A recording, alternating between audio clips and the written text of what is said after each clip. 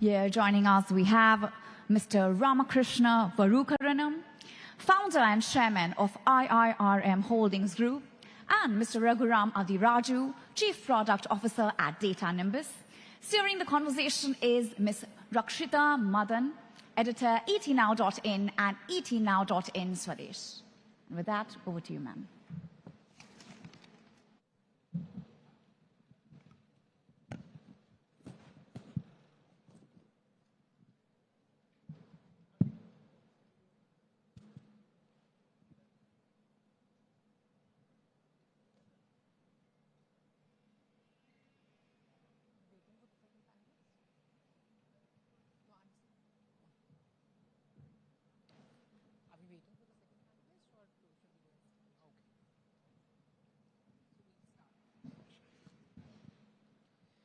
Good evening, ladies and gentlemen.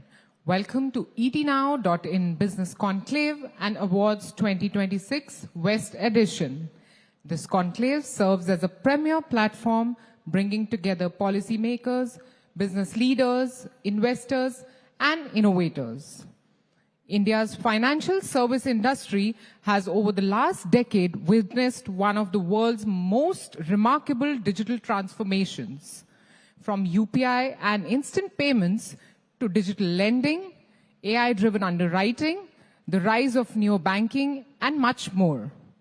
So today's topic of discussion is the future of finance, reinvesting BFSI for a digital India.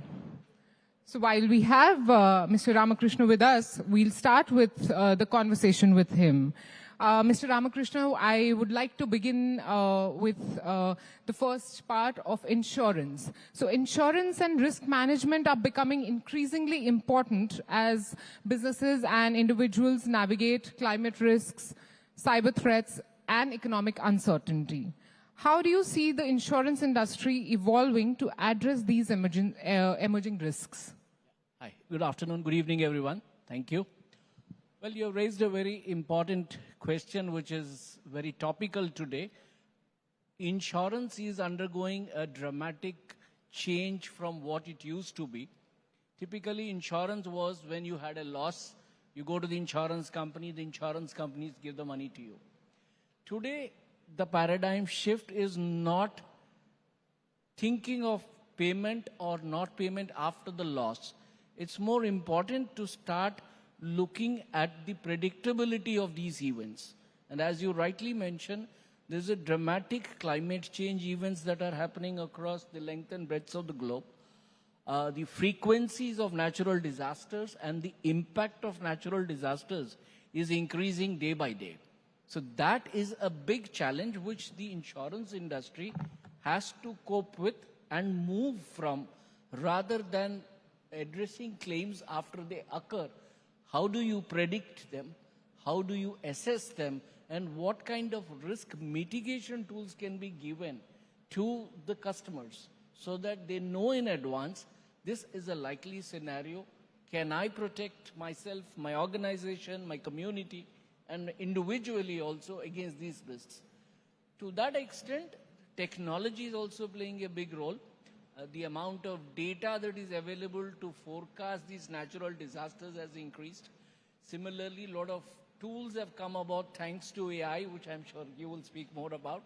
And these tools are also helping analyze the past and predict the future. So this kind of moves the whole industry to be far more responsive to customer needs as they emerge rather than reacting to events. Right. My next question is, India's growing middle class and expanding investor base are creating significant opportunities for wealth creation.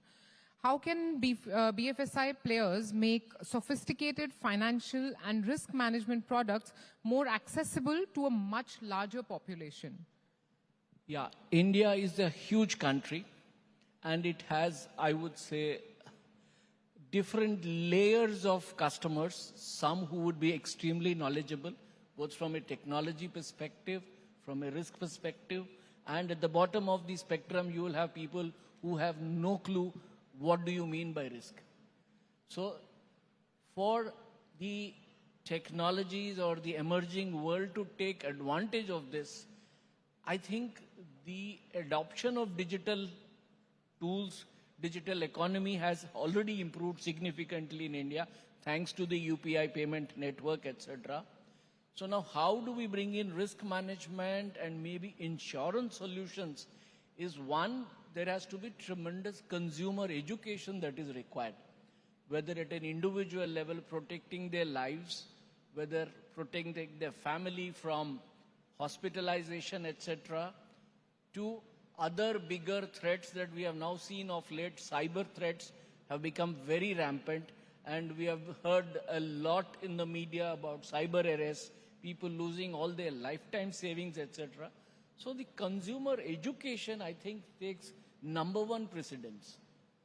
Then the solution providers, be it the insurance companies, be it the technology companies, need to earn the trust of the consumer. Right. Because you are asking for people to part with a lot of data. People today are worried about data breaches. There are a lot of people who are very hesitant in putting their Aadhaar card numbers for these payments or whatever it is. So we need to educate and strengthen the security network and convince people that this data is fairly safe and there are enough guardrails to prevent it from being misused. Only then I think this digital transformation can translate into risk management and insurance solutions. Right. Actually, inhibitions, I mean, you know, they're coming from the right place, because there have been lately so many rampant cyber frauds. There have been so many times that, you know, we ourselves have seen cases where people have got stuck and their money has been siphoned off. Yes. So I guess the inhibition comes from a right place, but what you've said is absolutely correct, that we need to have that kind of education where people don't get stuck in the wrong place. So they know what is the right way to do it. Absolutely. And what is also more important is that when such incidents happen, how does the industry respond to them, be it banks, be it financial institutions or the insurance companies? How quickly do we go out? How do we reach out? And how do we educate people? What also happens is, typically in most insurance cases, customers lodge claims, claims get rejected, and then the perception gets built that hey, insurance is a fraud. They just collect money, but when I really need it, it doesn't get paid. It's because at the time insurance is being sold, enough education is not happening. So the whole paradigm shift is not trying to sell something, rather than to make them aware what is the protection they need and are they buying the protection that is they really needed. And that is a very advisory in nature and not a transactional nature. You just can't buy off the shelf and say, I bought something, it should protect me. No, most people don't even know what They don't buying. even know what they they're They have buying. no idea what they've bought. Absolutely. So just don't go by price. Please do your homework wherever you can with the knowledge available on the web or consulting advisors to get the right advice before you buy a product. Right. Mr. Raghuram, I would like to bring you into the conversation now. The rise of embedded finance is blurring the boundaries between traditional finance institutions and technology platforms. How will this change the competitive landscape of BFSI in India? Thanks for the question. To me, you know, if we look at how the evolution of payments has happened, especially in the B2B payments world, right? We've gone from what the needs are of a customer, the customer coming to us or the banks asking for whatever the need is, to the banks or the technology partners or the fintechs going out saying, you know, this is what could help you in a given situation, right? So to me, it's not really about blurring lines, but to me, it is about the partnership potential, right? To me, it's a world where both the banks and the technology players can partner together and drive the future together. To me, it's the technology players that kind of bring in the context, right, that a specific corporate would need. You know, if you look at the ERP players or the P2P systems, they kind of know what's happening with your business.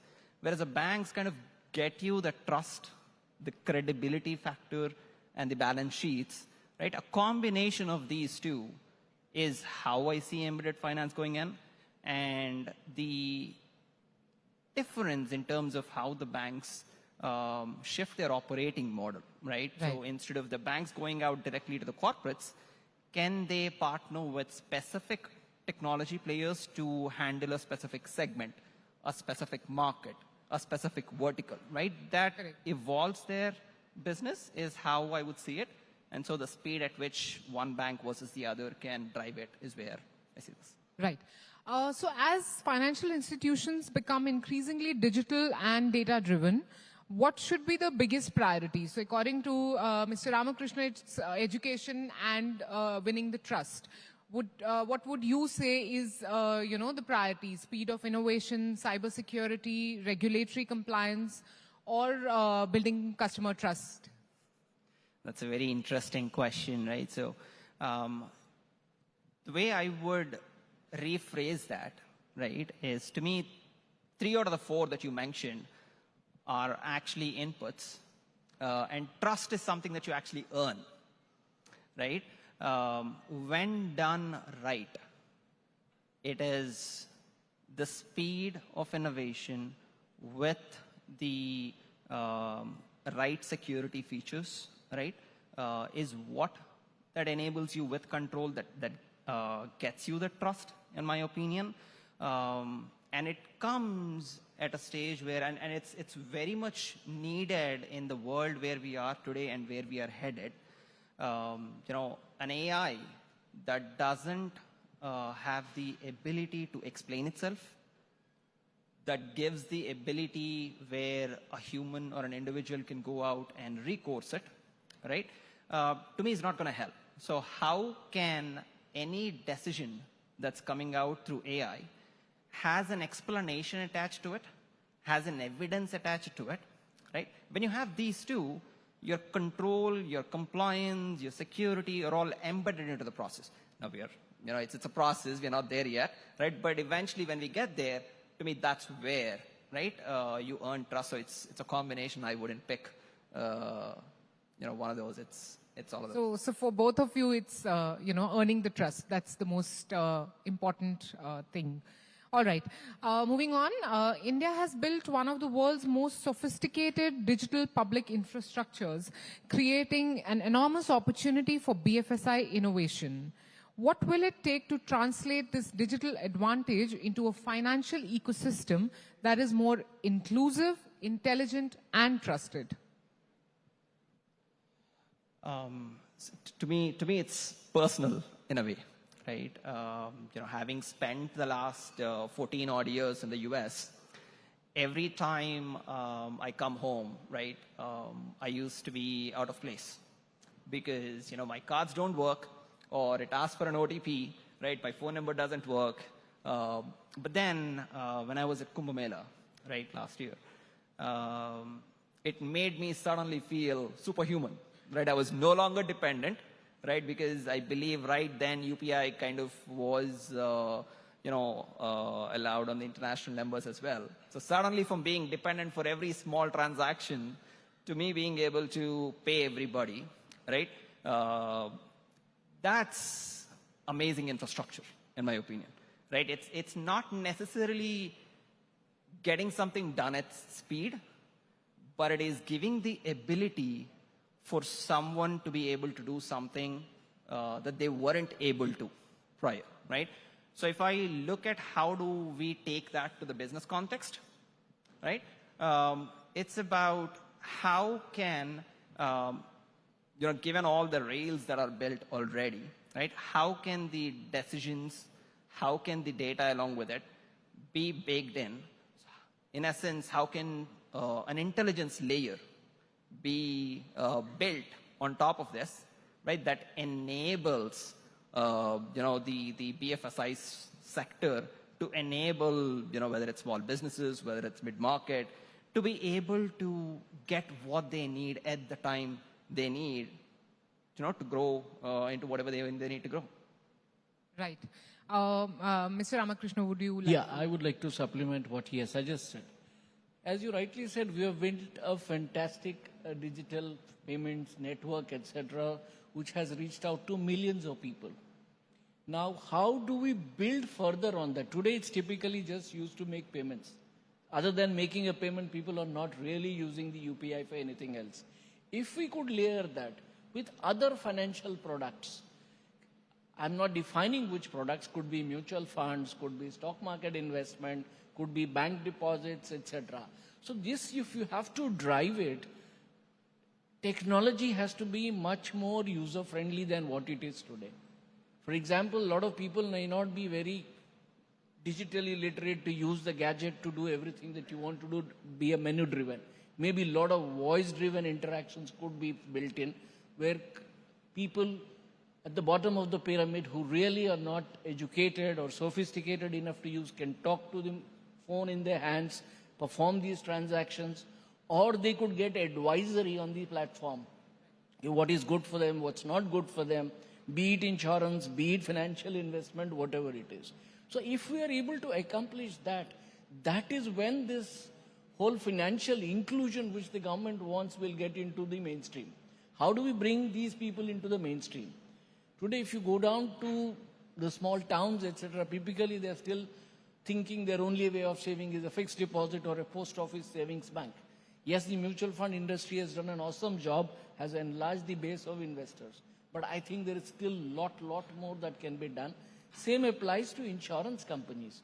If they can bring in micro products, do not ask a consumer to pay 10,000 rupees or 20,000 rupees upfront.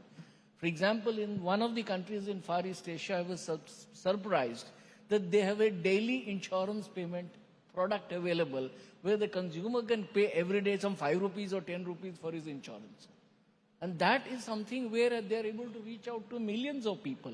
So the dream of the government for insurance for all by 2030 can only be accomplished if these technologies and all evolve and are foolproof and fail-proof for the consumer to win their trust and grow the industry. Right.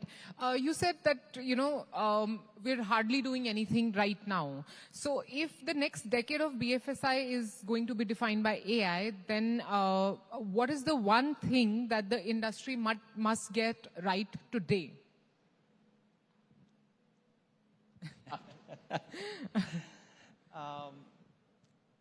To me, I would say the way we involve humans, right?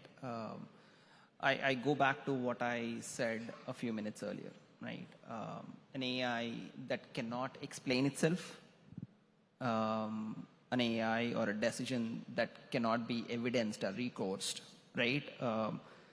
For that to happen, right, we should be able to bake in the ability of evidence and explainability as part of the process, right? When we look at how the human is being involved in the process, if we are just having a human, for the lack of a better way to put it, to rubber stamp it, right, after a decision is made or after a recourse is done, right, then, it may not be truly impactful, right? So how can we bake it into the process where someone can actually look into it, it can be evidenced, it can be explained, right?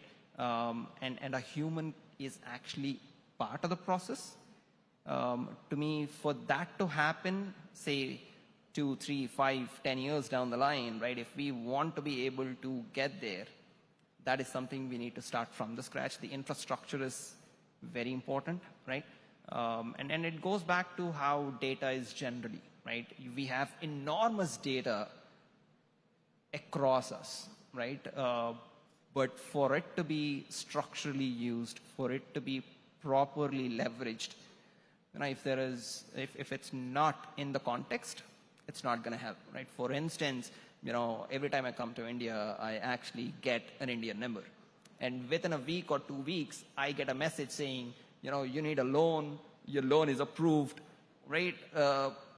It could be fantastic. It could be, useful for somebody, right? Had it been a loan or a mortgage for me in, back in US, sure, right? But for that to come here, right, that's a context miss, right? So how can we build it today is what's going to define it. Right. I would say two things in my mind are very important. as he rightly pointed out, the transparency of what AI is bringing must be known to the consumer or the user. Second thing that I would say is vernacularization of the technology is very important. Just a Hindi or an English is not enough. If you really want to make and reach out to the millions in our country, you really need to get into all the languages that are spoken in our country. And that's when you think you really will have reached the optimum potential. I agree. In fact, voice has become very important these days. More than text, voice has become more important.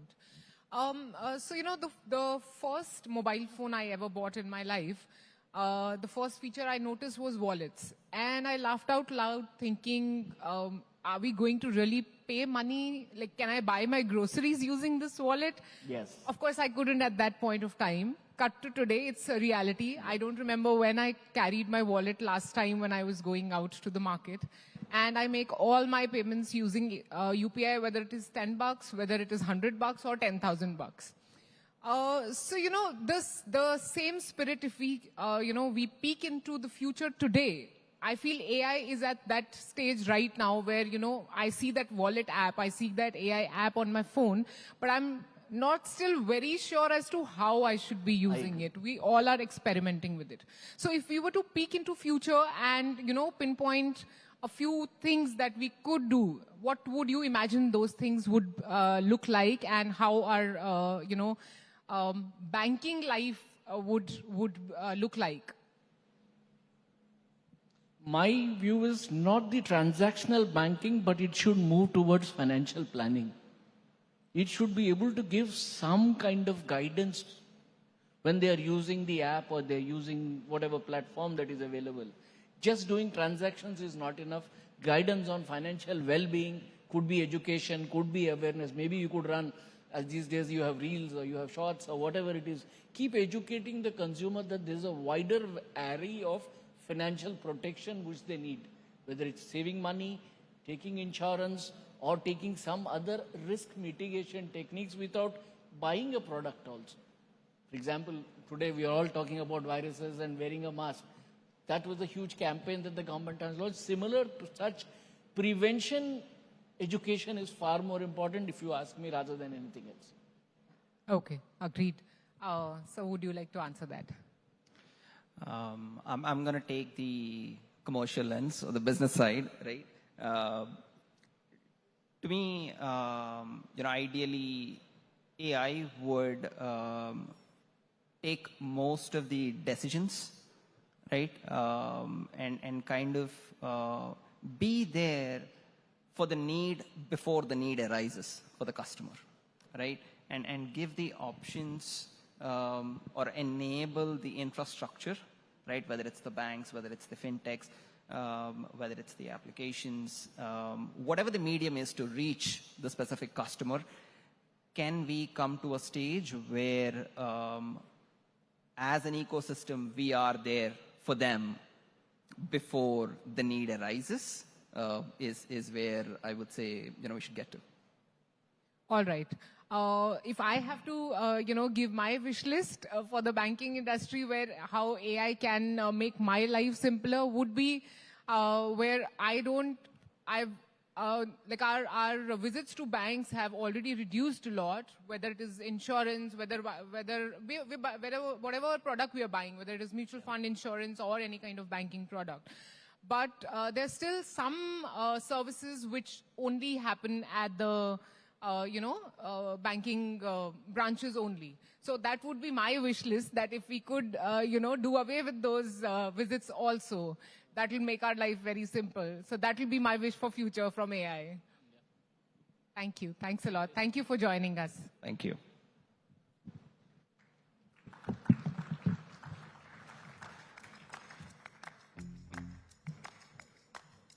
Ladies and gentlemen, can we have a bigger round of applause for this absolutely wonderful panel? I request our speakers, the panelists, to please be on stage. We'll have a group photo opportunity, post which I request ma'am to please hand over our token of appreciation to them.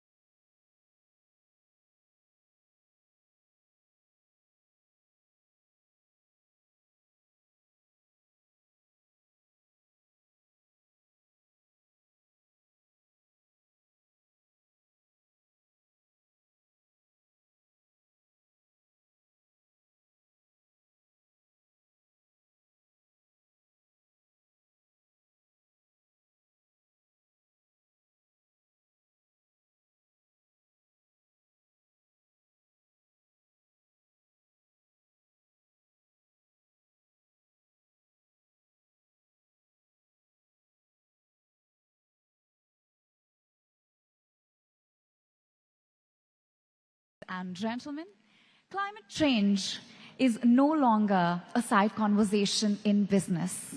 It is business. A few states carry that responsibility and that opportunity quite like we do here in Maharashtra.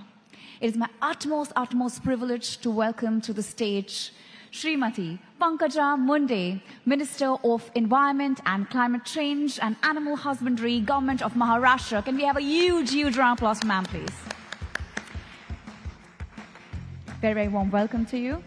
She'll be in conversation with Ms. Priya Singh, Senior Producer, Times Network Digital. Can we have a huge round of applause for Priya, please? Very warm welcome to both of you.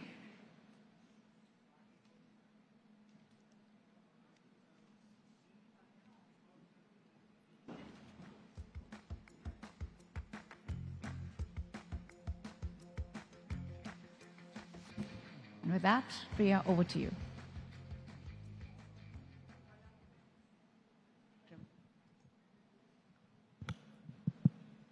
बहुत बहुत स्वागत है आपका पंकजा मुंडे जी हमारे इस कार्यक्रम में। एक बार फिर से जोरदार तालियों से स्वागत कीजिए।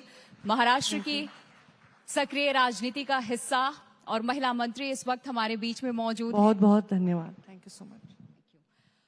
तो अभी एक बार फिर मैं यहाँ बता दूं कि महाराष्ट्र सरकार में पंकजा मुंडे जी मंत्री हैं और she is serving as a cabinet minister of environment and climate change and animal husbandry. तो इन मुद्दों पे हम बात करेंगे जो आज हम जिस तरीके से आगे बढ़ते चले जा रहे हैं, लेकिन कहीं ना कहीं क्लाइमेट चेंज से हम जूझ रहे हैं, एनवायरनमेंट को लेकर के हम बात करते हैं, पशुपालन को लेकर भी हम बात करते हैं। जो कुछ चीजें हैं, खास करके हम मुंबई की बात करें तो मुंबई जैसे शहर में इस पे भी ध्यान देना बहुत जरूरी है और ये मंत्रालय आप इस वक्त संभाल रही हैं। तो अब तक आपको क्या लगा कि इस दिशा में क्या कदम उठाने चाहिए थे, खास करके एनवायरनमेंट क्लाइमेट चेंज की हम बात कर रहे हैं, क्योंकि जो उद्योगपति हैं अगर वो अपना काम शुरू कर रहे हैं तो उनकी पहली पसंद होती है कि हम ऐसे शहर में जाएं जहां हमें बहुत ज़्यादा स्ट्रगल ना करना पड़े, हमारा काम चल पड़े। तो ऐसे में ग्रीन क्लियरेंस के लिए भी उन्हें बहुत चक्कर लगाने पड़ते हैं दफ्तरों के, सारी चीज़ें डिजिटल होती चली जा रही है। तो इन सारी चीज़ों को एक प्लेटफॉर्म पे लाने के लिए आपकी सरकार क्या कर रही है या आप क्या कर रही हैं? देखिए, बहुत वास्ट विषय है। उद्योग के लिए, इंडस्ट्री के लिए ईज ऑफ डूइंग बिजनेस में मुझे नहीं लगता कि महाराष्ट्र से आगे कोई भी स्टेट है। We are doing wonderfully in ease of doing business in single window for all the industries to take their decisions. पर ये एक अलग मुद्दा रहा जहां हम इंडस्ट्रीज को इनवाइट कर रहे हैं। पर इसके आगे जाकर हम सोचें आज तो एनवायरनमेंट एंड क्लाइमेट चेंज ये एक मिनिस्ट्री के तौर पर, इसको पहले मिनिस्ट्री बनाना है सबसे बड़ा चैलेंज है, क्योंकि इसके रोल्स क्या है, इसका काम क्या है, इसके बारे में बहुत सारी क्लैरिटी है ही नहीं। हम लोग का वो काम है जैसे कोई सिग्नल तोड़ता है, अब तो वो भी नहीं होता, अब सब डिजिटल हो गया है। पहले सिग्नल तोड़ते थे तो एक हवालदार सीटी बजाते थे, ट्रैफिक हवालदार। तो वो काम था आज तक एनवायरनमेंट डिपार्टमेंट का कि कोई इरेगुलरिटी कर रहे हैं तो उनको नोटिस दो और उनको कहो कि ये इरेगुलरिटी ना हो।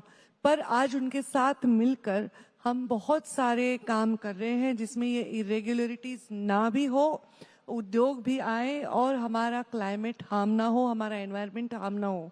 और ये अब पूरी दुनिया के लिए एक इम्पॉर्टेंट इशू है climate change. It is not only India, it is world wide matter of concern. मतलब हिमालय से लेकर इंडियन ओशन तक, हमारे ईस्ट से लेकर वेस्ट तक, हर जगह क्लाइमेट चेंज ये बहुत बड़ा मुद्दा बन चुका है। हमें उद्योग भी चाहिए क्योंकि हम लोगों को काम देना चाहते हैं, इंडस्ट्रीज को बढ़ाना चाहते हैं। पर आज से उद्योग को सिर्फ उद्योग नहीं कहा जाएगा। It would not be only called industry, it will be called sustainable industry.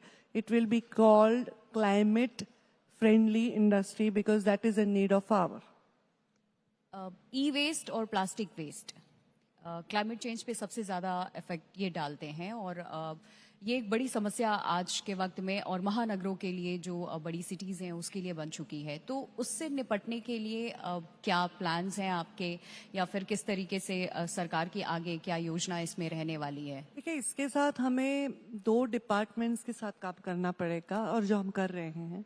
एक सबसे बड़े तो हमें इंडस्ट्री के साथ हमें काम करना पड़ता ही है. दूसरा अर्बन डेवलपमेंट और रूरल डेवलपमेंट, इन दोनों ही डिपार्टमेंट के साथ हमें कॉन्वर्जेंस में we have to work. Because हम देख रहे हैं urbanization is so fast it is happening. If you see cities decade ago, 20 years back and now, the kind of crowd we have, the kind of population we have, kind of infrastructure we are seeing, we could not even imagine a decade ago how Mumbai would look like. Imagine the flyovers, the bridges and the coastal highway. All this development is so welcoming and so nice. But at the same time, we cannot compromise on environment. So we have to work on air pollution, we have to work on water pollution, we have to work on a lot of things. So we are working with urban local bodies and rural local bodies to reduce this pollution, and urbanization also should be reduced. So we are working on rural entrepreneurs concept where we want people to have work, job, earning facilities in their own area so that we do not have more load on cities and we can then make them sustainable cities.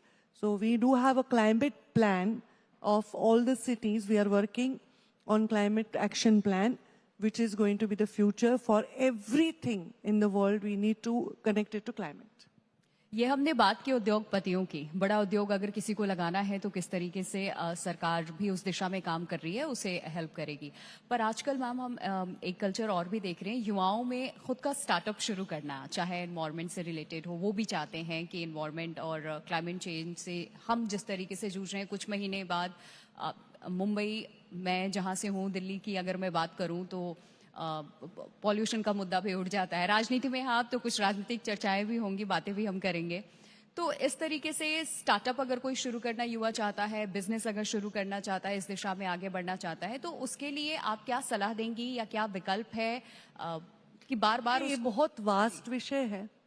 मैं युवाओं को सलाह देने के role में हूँ कि नहीं मुझे नहीं पता, क्योंकि आज के युवा बहुत इंडिपेंडेंट हैं. दे whether they need suggestions or advices, I don't know, because they're very equipped, they know a lot of things.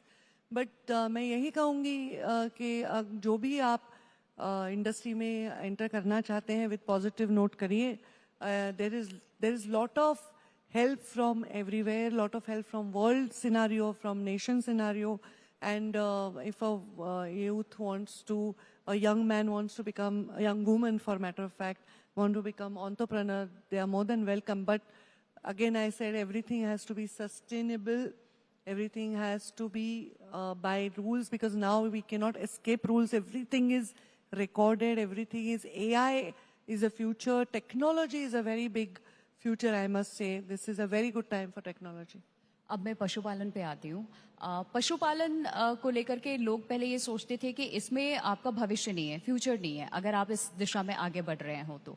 लेकिन आज अगर पशुपालन को हम देखें, कई ऐसे केसेस भी सामने आए, एग्जाम्पल्स भी हैं कि जो युवा हैं वो लाखों का पैकेज छोड़ करके अपने घर वापस जा रहे हैं.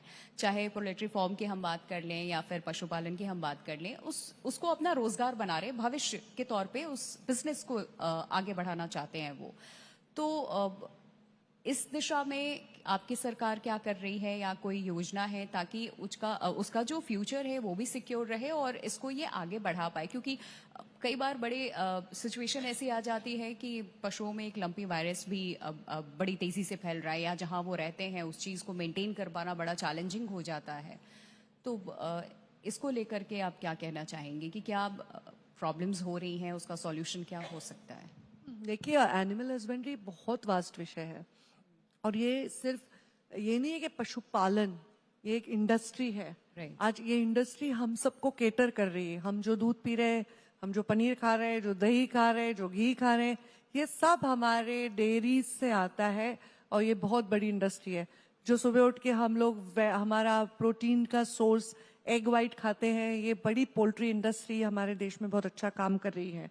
There is not only dairy and poultry, there is goatery, there is piggery, there are lot of अलग अलग एंगल इसके हैं जिसमें एक उद्योग भी बन सकता है, और ये बहुत बड़ा केटर कर रहे हैं पूरे वर्ल्ड के लिए. तो it's a very big department. It has allied business also and इसको सिर्फ रूरल तौर पे नहीं देखा जा सकता, पर ये रूरल इकोनॉमी को स्ट्रेंथन करने के बहुत काम आता है। रूरल इकोनॉमी को स्ट्रेंथन अगर करना है तो पशुपालन या एनिमल हस्बेंड्री को एक अप्रोच इंडस्ट्रियल देना पड़ेगा, जिसको हमने दिया है। अभी हम लोग एनिमल हस्बेंड्री में जो भी पोल्ट्री, पिगरी, गोटरी ये व्यवसाय या डेयरी में जाना चाहते हैं, उसको 50% सब्सिडी महाराष्ट्र सरकार दे रही है। इस स्कीम को हम लोग रूरल एंटरप्रेन्योर स्कीम कह रहे हैं महाराष्ट्र में। मराठी में इसे मुख्यमंत्री पशु एक उद्योजक योजना कह रहे हैं। हम चाहते हैं हर युवा उद्योजक बने और उसके खुद के बैकयार्ड में उसकी अपनी पोल्ट्री हो, उसकी गोटरी हो और इसका एक क्लस्टर तैयार हो, उनको ट्रीटमेंट मिले, उनको फैसिलिटीज मिले और best quality meat, best quality milk में बेस्ट क्वालिटी प्रोडक्ट्स हम लोग ह्यूमन कंजम्पशन के लिए काम करें। और ये बहुत साइंटिफिक डिपार्टमेंट है, इसमें सब लोग पोस्ट ग्रेजुएट्स है, साइंटिस्ट है, क्योंकि हम लोग जेनेटिक्स पे बहुत काम करते हैं। हमारे जो वंश है, गोवंश है, हमारे जो अलग अलग लाइक मुर्गियों में, भेड़ों में अलग अलग ब्रीड्स है, उनको हम लोग प्रिजर्व करने की बात करते हैं। हम क्रॉस ब्रीड्स तैयार करते हैं, हमारे खुद के वैक्सीन हम खुद बनाते हैं और हमारे पशु को ज़्यादा से ज़्यादा सेफ रखने की कोशिश करते हैं। और इसमें बहुत साइंटिफिक अप्रोच है and it's a very vast department and we are doing wonderful. Of course there are diseases coming like how it comes in human also and we do take care of it. We can at least express, animals can't. So we really have to have extra care and extra sensitivity towards handling them. अब इसी से जुड़ा एक और सवाल है छोटा सा, जिस डिजीज की हम बात कर रहे हैं, कई बार ऐसा होता है कि लोगों को वक्त रहते पता नहीं चलता और वो बहुत बड़ी बीमारी बन जाती है। तो आज डिजिटल के ज़माने में, क्योंकि हर चीज़ डिजिटल होता चला जा रहा है, तो ऐसे में कोई अवेयरनेस कैंप डिजिटल प्लेटफॉर्म के माध्यम से, ताकि जो किसान दूर भी है, एक छोटे से कस्बे में, गांव में है, वहाँ पे भी अगर वो काम कर रहा है, पोल्ट्री फार्म है उसके पास या एनिमल पशुपालन से जुड़ा हुआ है, तो उसको नॉलेज मिलती रहे, ऐसा कुछ प्लान? एक तो हमारे देश का किसान जो है ना, वो शायद उसके पास कोई डिग्री नहीं है, उसको इतनी नॉलेज है। हमारे इनबिल्ट हमारे कल्चर में बहुत सारे इलाज हमारे घर पे है, बहुत सारे नुस्खे हैं, कभी कभी तो वही हमें बता देते हैं कि ये करो। ये मैं उनको प्रेज कर रही हूँ, बट एज ए डिपार्टमेंट हमारी एक हेल्पलाइन है जिससे फोन करके वो अपने पशुओं के इश्यूज बताते हैं। मैंने खुद वो हेल्पलाइन का इनॉग्रेशन जब किया तो मैंने बहुत सारे किसानों से मैं खुद उनसे बात करी हूँ। अच्छा कनेक्शन है, मोबाइल ऐप है, उसके ऊपर वो अपने कनेक्शन उनका डिपार्टमेंट से रहता है, they can ask questions and हम आगे जाके what I want to do is कोई बड़ा एनिमल को उसके सेंटर तक ले जाना मुश्किल हो जाता है, तो हम उन तक जाएं, ये हमारा प्रयास है। तो हम लोग ऑनलाइन क्लिनिक्स का भी बहुत बड़ा हमारा प्लान है, हम कुछ पायलट तौर पर कर भी रहे हैं। हमारे बहुत सारे व्हीकल्स है जहां डॉक्टर मोबाइल क्लिनिक लेकर गांव-गांव कस्बों में जाते हैं और वहां के लोगों को इलाज वहां के पशुओं को देते हैं। और हमारे अभी हम लोग ये हमारे जो फर्स्ट सेंटर्स हैं जहां लोग आते हैं, जैसे PHCs होते हैं ह्यूमन के लिए, वैसे हेल्थ केयर सेंटर्स है, हम उसको अपग्रेड कर रहे हैं। इसमें भी बहुत सारा टेक्नोलॉजी हम यूज कर रहे हैं, तो कोई भी जानकारी उनको उनके मोबाइल तक पहुंचती है और कोई भी रोग शुरू हो जाए जो कंटेजियस है, इमीडिएटली हमें उसे रोकने के लिए हमारे कदम उठाने पड़ते हैं और हम काफी उसको उठाने की कोशिश करते हैं। एक आखिरी सवाल, एक महिला मंत्री, युवा चेहरा, एक नेतृत्व जिसको आपने सालों से संभाला है, उसमें आप आगे भी बढ़ी हैं। बहुत कम ऐसे राज्य हैं जहां पर महिलाओं की भागीदारी राजनीति में है, या फिर अगर है भी तो प्रभाव उतना ज्यादा नहीं है। और ये मैं दावे के साथ यहाँ कह सकती हूँ, और आप सभी भी जानते होंगे कि सक्रिय राजनीति का हिस्सा पंकजा मुंडे जी रही, और दबदबा भी बहुत ज्यादा है राजनीति में। तो राजनीति और विकास के बीच में एक महिला मंत्री होने के नाते संतुलन बना पाना कितना मुश्किल है? देखिए, विकास और विश्वास जहां बात आती है तो महिलाओं पर ज्यादा लोग विश्वास कर सकते हैं, because they are very overall हम लोग जेनेटिकली कमिटेड लोग हैं। महिलाओं, अगर मैंने देखा है, महिला ब्यूरोक्रेट्स होती है, महिला मंत्री होती है, महिला राजनीति की होती है, जब वो कुछ बातें कहती हैं तो उससे मुकरना उनके लिए बहुत मुश्किल हो जाता है, क्योंकि वो अपने कमिटमेंट को बहुत मायने देती है। जैसे हम देखते हैं रिलेशंस में भी एक महिला जब कमिटेड होती है तो वो बहुत ज्यादा समर्पित अपना रिलेशन, हर रिलेशन निभाती है। तो वैसे ही वो अपने काम के साथ भी वैसा ही रिश्ता रखती है और वैसा ही निभाती है। मैं एक नेता हूं तो दबदबा होता है, जब जननेता होते हैं तो दबदबा होता है, पर जब मैं अपने मंत्रालय में कदम रखती हूँ तो वो दबदबा बाहर होता है मंत्रालय के। मंत्रालय में मैं बहुत ही एकेडमिक लीडर की तौर पर जाती हूँ, बिकॉज मुझे लगता है कि जनता का भाव और हमारा एक अभ्यास का प्रभाव, जो एकेडमिक प्रभाव होता है, वो दोनों का जो जब तक हम मिश्रण नहीं करते, क्योंकि बहुत जनता का प्रभाव है पर एकेडमिक अप्रोच नहीं है मिनिस्टर का, तो कोई फायदा नहीं है। और बहुत एकेडमिक अप्रोच है पर जनता से कोई लगाव नहीं है, तो कोई फायदा होता नहीं है। ये दोनों चीजों का कॉम्बिनेशन ही हमें संवेदनशील योजनाओं के लिए प्रेरित करता है। कंपैशनेटली हम काम कर सकते हैं, तो ये कॉम्बिनेशन हर एक में होना जरूरी है। महिलाओं में मुझे लगता है 99% होता ही है। अरे वाह, मतलब ये बहुत अच्छी बात है कि महिलाओं में ये कॉम्बिनेशन होता है और वो हमेशा संतुलन बनाकर चलती हैं, और बताया इन्होंने कि इनका अनुभव क्या कहता है। पंकजा मुंडे जी, कोई एक ऐसा फैसला जो आप अपने कार्यकाल में, अभी लंबा सफर है आपका, लेकिन चूंकि अभी हम मिले, अभी हम बात कर रहे हैं, आप लेना चाहेंगी जो महाराष्ट्र के लिए वरदान साबित हो, एक मिसाल बने, या फिर कुछ ऐसी चीज आपके जहन में जो आज आप यहाँ से संवाद करना चाहें, जिस पे शायद हमने बात ना की हो, कुछ छूट गया हो? मुझे मेरे पिछले टर्म में rural development, women and child welfare ministry, water conservation ministry पे काम करने का मौका मिला, और इवन एम्प्लॉयमेंट गारंटी, ये भी मिनिस्ट्री मेरे पास था। तो ये 4 मिनिस्ट्री में मैंने जो भी योजनाएं की, उन योजनाओं के लिए हमें प्रधानमंत्री के तरफ से भी अवार्ड मिले और उसको बहुत सराहा गया। तो हमने बहुत सारी चीजें ऑनलाइन की है ट्रांसपेरेंसी के लिए। जैसे मैंने, मेरे सारे ट्रांसफर्स मेरे डिपार्टमेंट के हैं, काउंसिलिंग से मैं करती हूँ, तो कोई मेरे ऑफिशियल्स को एक्सटॉर्शन ना हो उनका, ये मेरा हमेशा अप्रोच रहा है। तो मैंने ऑनलाइन टीचर ट्रांसफर किया, जो कोर्ट ने भी उसको बहुत अच्छे से, हाई कोर्ट ने सराहा। और मैंने जलयुक्त शिवार, मेरी डिपार्टमेंट की स्कीम है, ऑफकोर्स हमारे मुख्यमंत्री जी का उसमें मार्गदर्शन हमेशा ही रहा है। फिर हमारे अनाथ जो बच्चे हैं उनको 1% आरक्षण देने का स्कीम भी हमारे डिपार्टमेंट से उस समय मैंने किया। मुख्यमंत्री ग्राम सड़क योजना का भी जन्म मेरे मंत्रालय के कार्यकाल में मैंने किया। तो इनसे मैं बहुत सारे रूरल डिसीजंस को अंजाम दे पाई। ऐसे स्कीम्स में बहुत बता सकती हूँ, पर अभी जो मेरे पास 2 डिपार्टमेंट्स है, उसमें मेरे एनवायरनमेंट में मैं रिवर रिजुविनेशन कर रही हूँ, और ये गेम चेंजर रहेगा महाराष्ट्र के लिए। हम रिवर रिजुविनेशन अथॉरिटी कर रहे हैं, कर चुके हैं, हम उसका कंपनी कर रहे हैं जिसमें ग्लोबल फंड्स आएंगे, और हम 2000 करोड़ का कॉर्पस हमारे डिपार्टमेंट के थ्रू, हमारे एमपीसीबी के थ्रू उसमें हम जमा करके पूरे महाराष्ट्र के जो सबसे पोल्यूटेड रिवर्स है वहां से शुरू करके हर रिवर को रिजुविनेट करेंगे साइंटिफिकली। और हमारे अकाल जो पड़ रहे हैं या वाटर जहाँ ज्यादा हो रहा है, फ्लड्स हो रहा है, इनको भी उसमें बहुत फायदा होगा और हमारी नदियां फिर से पुनर्जीवित होंगी। नमामि गंगे के तौर पर हम पूरे महाराष्ट्र में ऐसे काम कर रहे हैं, ये गेम चेंजर होगा। और मेरे पशुपालन जो मेरा मंत्रालय है उसमें ये रूरल एंटरप्रेन्योर्स जो स्कीम है वो एक बहुत बड़ी स्कीम साबित होगी, जिसमें हम सब्सिडाइज कर रहे हैं उनके इलेक्ट्रिसिटी के रेट, उनके लोन के इंटरेस्ट सब्सिडाइज कर रहे हैं। और ये हमारे रूरल यूथ के लिए बहुत ही मुझे लगता है ये स्कीम के लिए महाराष्ट्र बहुत खुश रहेगा और थैंक्स कहेगा सरकार को।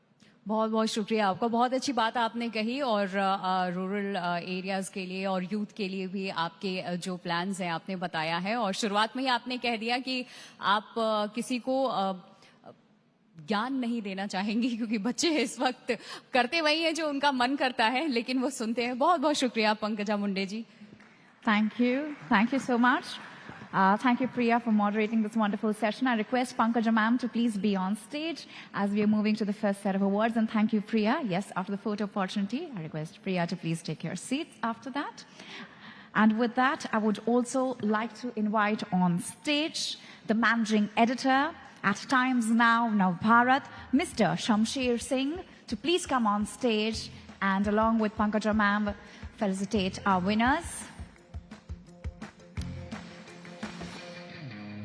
Very warm welcome. Can we have a huge round of applause, please?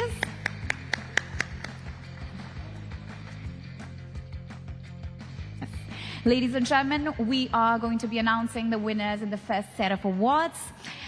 The first category is Award Excellence in Responsible and Sustainable Manufacturing Global MSME 2026. And the winner is HP Cotton Textile Mills Limited.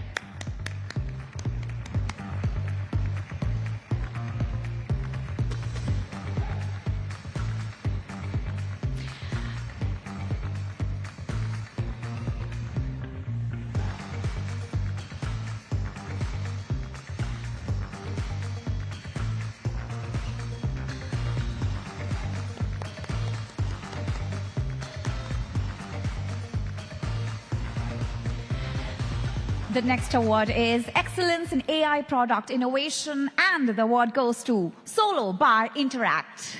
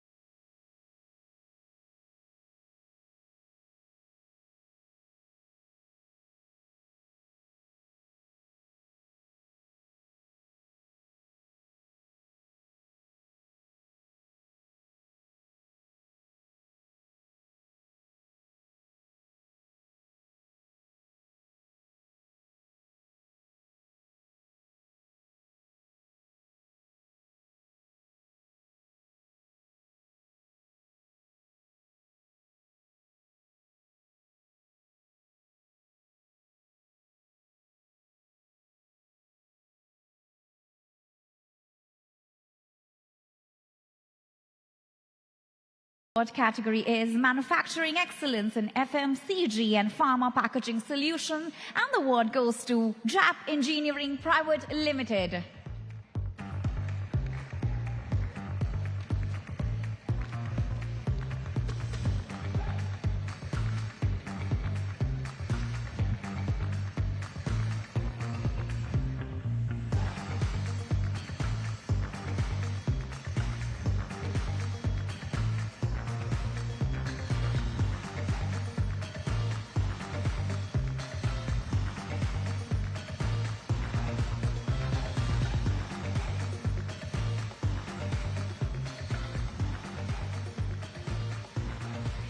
The next award category is Lending Life Cycle Excellence Recognition Program, and the award goes to Axis Bank Limited and Simsol Technologies and Services Private Limited. Let me tell you, this is a joint recognition.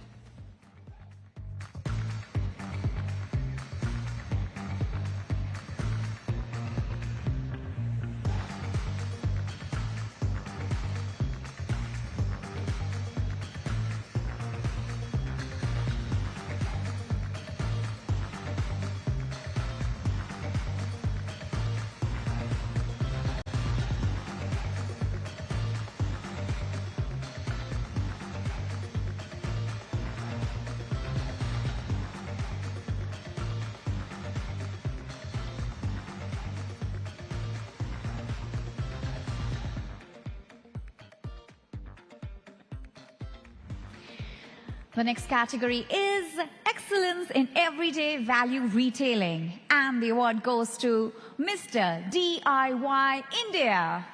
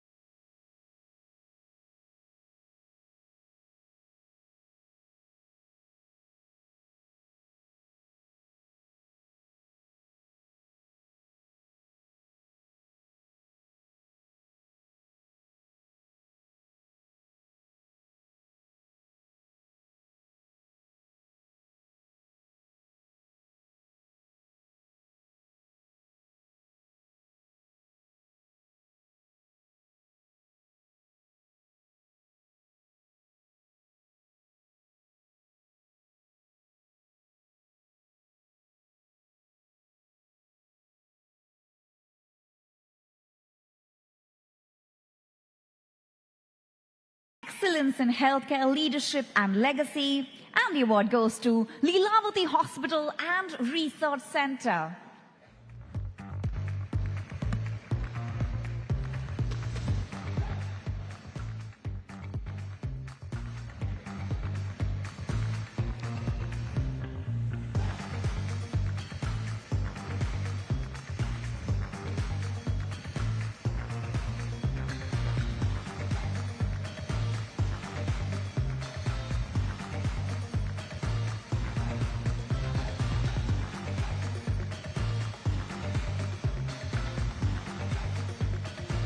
And the final category in this award section is Icon of Construction Chemical Industry. And the award goes to Gate Waterproofing Solutions Private Limited.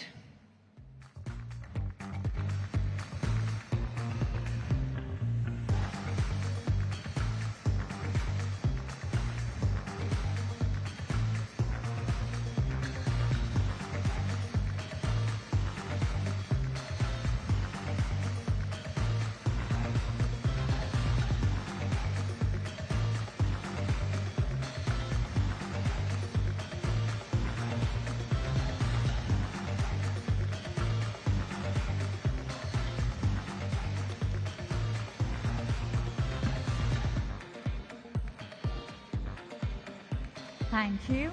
And with that, I also request Mr. Singh to please present a token of appreciation to Pankaja ma'am, please.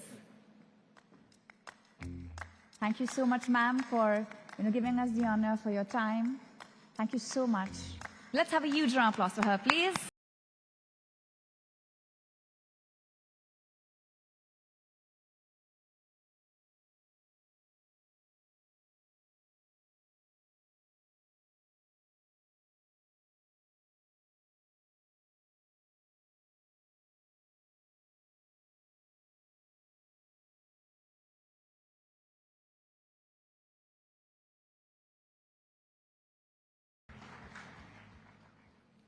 Ladies and gentlemen, few names are as synonymous with the story of Indian real estate and urban infrastructure as our next guest. So ladies and gentlemen, please join me in welcoming the Managing Director at Hiranandani Group, Dr. Niranjan Hiranandani. Let's have a huge round of applause for Dr. Niranjan Hiranandani, ladies and gentlemen.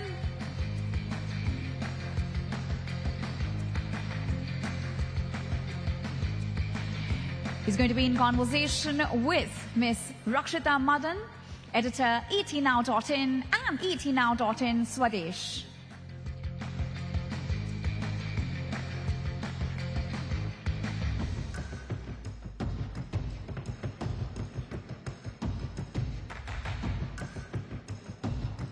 Here we have with us Dr. Hiranandani. We're going to have a fireside chat on what it takes to build India's next great gateway for business, logistics, and urban growth. Ladies and gentlemen, can we have once again a huge round of applause for Sir, please? Very, very warm welcome to you, sir. And with that, over to you, Rakshita ma'am.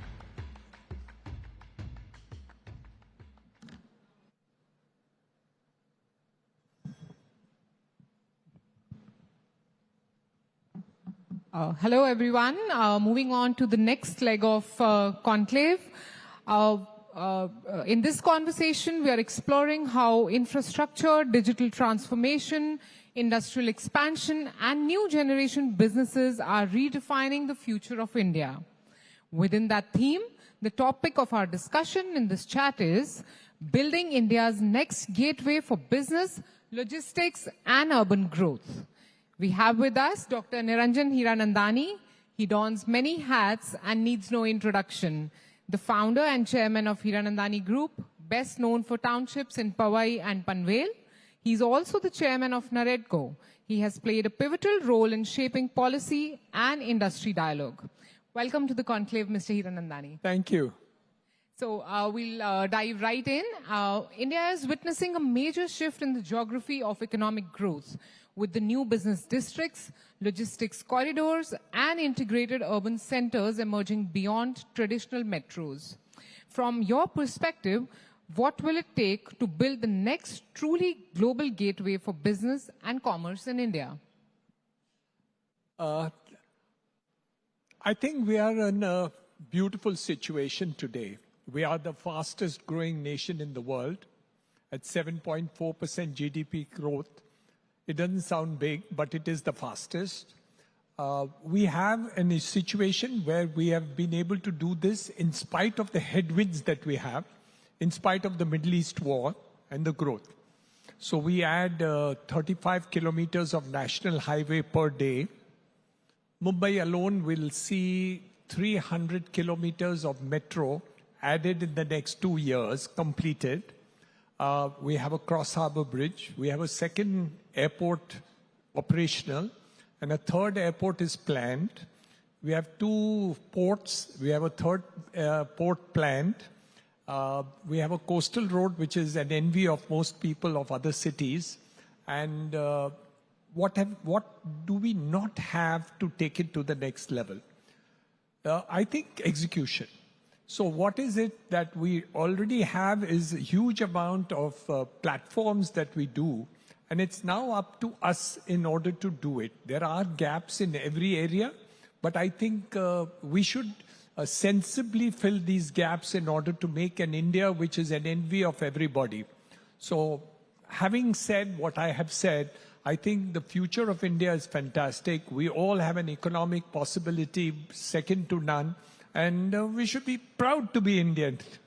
Absolutely. So with the Mumbai metropolitan region undergoing a massive transformation through projects such as Navi Mumbai International Airport, and you listed many more in your earlier conversation, the new connectivity corridors, logistics infrastructure, how do you see this reshaping the region's role in India's next phase of economic growth? It's a beautiful question, but Mr. Devendra Fadnavis has answered it very well. He just mentioned it, that I want to make it the Mumbai 3.0, which is where the infrastructure is headed, into a $1 trillion economy in the next 7 years. What does it mean? India today is a $4 trillion economy for the whole of India. And we are targeting just to get Mumbai 3.0 to be $1 trillion economy. So obviously, the target is to create an economic growth, an opportunity second to none. So whether it is in terms of creating IT centers, whether it is data centers, whether it's going to be hospitality, whether it's going to be new town centers that we talk about, housing that we need to do, all this and more. I think also the fact that we are going to have like an Aero City in thing. We have Alibag as a corridor of Mumbai 3.0 extension. We have the Karjat Panvel corridor. So all in all, the areas just across the harbor, as you cross the Atal Bridge, is going to see a growth story second to none in the world. If it happens the way Mr. Fadnavis has designed it and executing it, I think it looks like a beautiful story in a fast forward. Right. So as we build the new urban centers around infrastructure and economic corridors, how do we ensure that we are not just creating commercial hubs, but genuinely livable, sustainable, and future-ready cities that can compete with global business destinations? I think with the Middle East war, we have an opportunity. And we shouldn't lose this opportunity. Because at the time when we are creating new cities, we know what is not sustainable. We understand the congestion of Mumbai, inadequate roads, inadequate water supply, all the other aspects of it in terms of schools, colleges, and others. We have the support services, but we don't have the quality of infrastructure, and we missed it all these years. What is needed to do Mumbai 3.0 is really to lay the entire infrastructure up front. If you do the roads, if you make the hospitals, if you make the schools, we are getting foreign universities to come over there. All these aspects of it had to be put up front. And if we can do that really, and they're investing into it, but if they can do it fast enough before the actual development takes place, the quality of the infrastructure, the quality of life of the persons, and the sustainability is going to be maintained. So I think all you have to do is, instead of as earlier you would put the buildings first and create the infrastructure afterwards, we hope that the infrastructure will come up front and the buildings construction will be later. I think we need to put the horse before the cart instead of the cart before the horse. I think that would also make for better planning of the cities and better infrastructure and, better civic amenities. Absolutely. Yeah. So, another thing that I want to talk about is the data centers. So with the next leg of technological development, data centers are at the center of any kind of conversation that we have today. So what is the kind of scope we have for data centers in the coming days? And also, how do you plan to expand? You yourself have YOTA under your umbrella. So how do you, plan to monetize that? How do you plan to expand that? So data is the new oil. India now produces more data than China and the United States put together. And they are not stored in India. So the opportunity of data centers is there. Number two, the way we are growing in terms of use of data, I think is probably also among the fastest in the world. So, and now cap it all with the AI, and with all the other factors, I think in the next couple of years, the need for data centers, the need for support services in terms of doing all that, we are already having a lot of implementation like UPI, the Aadhaar card and others, which is already AI oriented. And we have the IT back end, which is really taking care of it. If we can actually create products like you have the Google, like you have the Apple phone, which is India-oriented over the next 5 years, I think we can be ahead of the world instead of being of service to the world. And we are able to do it because of the data center capability and the IT capability that we already have. So I think these two things are there. YOTA is, of course, doing extremely well. It's probably amongst one of the fastest growing data center companies in the country. And we can be proud of it. We have the largest number of NVIDIA chips in India. and it takes care of a large amount of AI processing in India. Many, many congratulations on that, Mr. Hiranandani. I would like to dwell upon some of the points that, we had earlier in the conversation. So this, when you compare India or Mumbai to any other global city, especially to China, there's a marked difference, and that difference very clearly is the infrastructure. It's how the cities look. What do you think it will take for India to reach there? Too much. We are far behind China as far as development is concerned. I think the dictatorial society has used it in a positive manner to create infrastructure, industry, development, probably the best in the world. And we have a huge amount of catch-up we do. But we have to understand we are a democratic country, and we have to cater for all the other aspects of it, which in the earlier stages, China did not have to do. Now, having achieved a sense of balance and a growing middle class, and also expectation that we are able to reach the poorest of poor in terms of direct money transfers, in terms of subsidies, in terms of gas and other things, I think now time has come where government has to plan. We also have to educate properly. One of the gaps in education that we have today is skilling. I think we have a lot of education which is there, but many of the skilling jobs we are not able to do. Let me give you an example. In my construction industry, we are today 2 million construction workers short. 2 million. And if anybody, and what kind of jobs? Carpenters, fitters, plumbers, electricians, wiremen, bar benders, etc. And any unskilled worker who is skilled for 6 months will get 3 times the wages from an unskilled to skilled in 6 months' time. And we don't get it. So a company like L&T CEO mentioned about 8-9 months ago that there were 25,000 skilled construction workers short today at that time. So the gaps in education is a problem. Medical education. We had this problem in Delhi. We have 2 million people, students, applying for 1 lakh jobs, 1 lakh seats. Now, we have private hospitals and others. They should be allowed to open more medical colleges. So these gaps of skilling, the gaps of this, and the last, appropriate jobs which we need to do it. We are educating a lot of people, but many of the people being educated are not getting appropriate jobs for what they've been coached. So I think this gap between education, skill sets in the colleges and schools, the skill sets at the ground level, and opening more institutions like medical colleges, nursing, etc., needs to be done more with the private sector, which has not been done. So I think unless we don't do that, I think we'll have trouble. And these are the problems where AI has no solution to.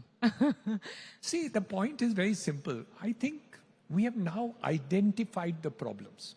For example, affordable housing is a challenge. We know the answers. So earlier we weren't clear what is the solution to the problems. Quality infrastructure. Look at some of the new roads which are made. They're beautiful. While some of the earlier roads made were horrible and they required to be constantly done. So I would say that today you can blame the government, the bureaucracy and the contractors if they make bad quality, because now they know how to do good quality, how they must do the right thing is known to people. And they should be hanged if they put bad quality on any of the items of work that is done. And I think that should percolate from top to down and down to up both. Nobody should tolerate bad quality anymore. Right. Bringing back to the education. So, education cities and logistical hubs are being developed in India at a very fast pace. And even Budget 2026 laid out the vision for that. So how can that lend to business growth and urban development? Also, can we expect an influx of foreign students with that happening? I think the National Education Policy 2020 was very clear.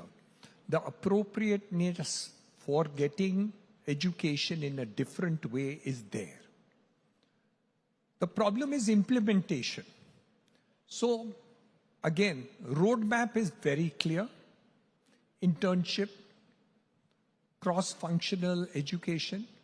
So as science students can learn finance. An engineer can learn economics. With the cross-functional training and improvement of skill sets, students can be made appropriate for the various challenges that we have in the economy. For instance, AI. How can you have any education now without AI being a part of it? The pedagogies of teaching and learning need to be changed.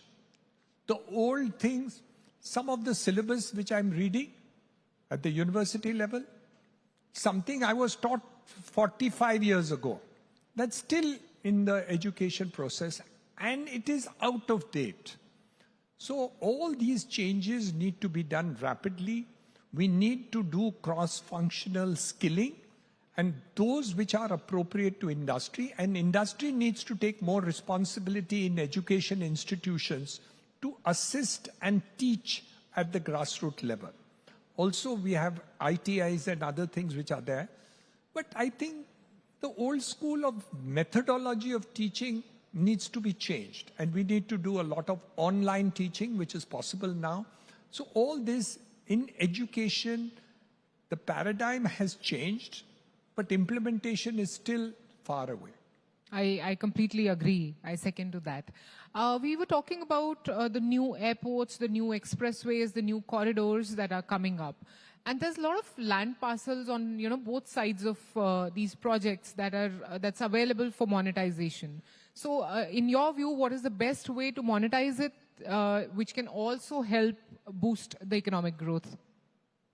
I think both the government and the private sector understand this very well. You can see the kind of monetization the government is doing.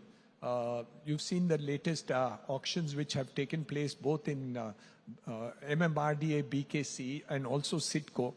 They have got the highest prices in the world, which are happening in BKC, and in CITCO, a huge amount of price rise. So monetization is taking place.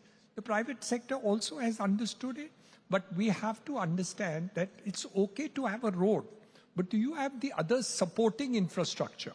You just can't have a road and try to create this. You need schools, you need hospitals, you need police, you need fire brigade, you need water supply, you need other type of this thing, you need public transport. So I think master planning and execution of master plan responsibility has to be taken very seriously now in the future. We had good reason to say the British made Mumbai, and hence we are still stuck with a lot of old things that are there. But in the new places, we have no excuse left. You better do it right now, otherwise you're going to be blamed for it, that we as Indians, as Bharatis, we did not do something right where we were creating new things. So it's our bigger responsibility today, and you have nobody else but ourselves to blame for it. So I think we should do it well, and I'm sure we will. Our Chief Minister is actually working very hard.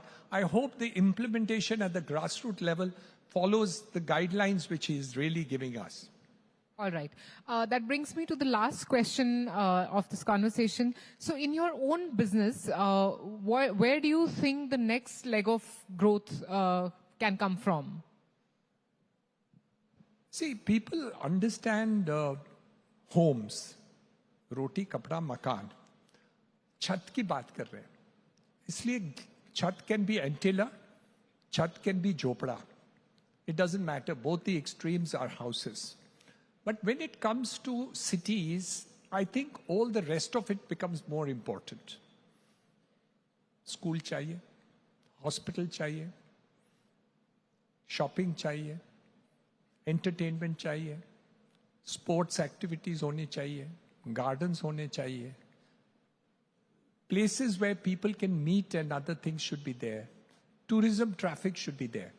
All this is part of real estate.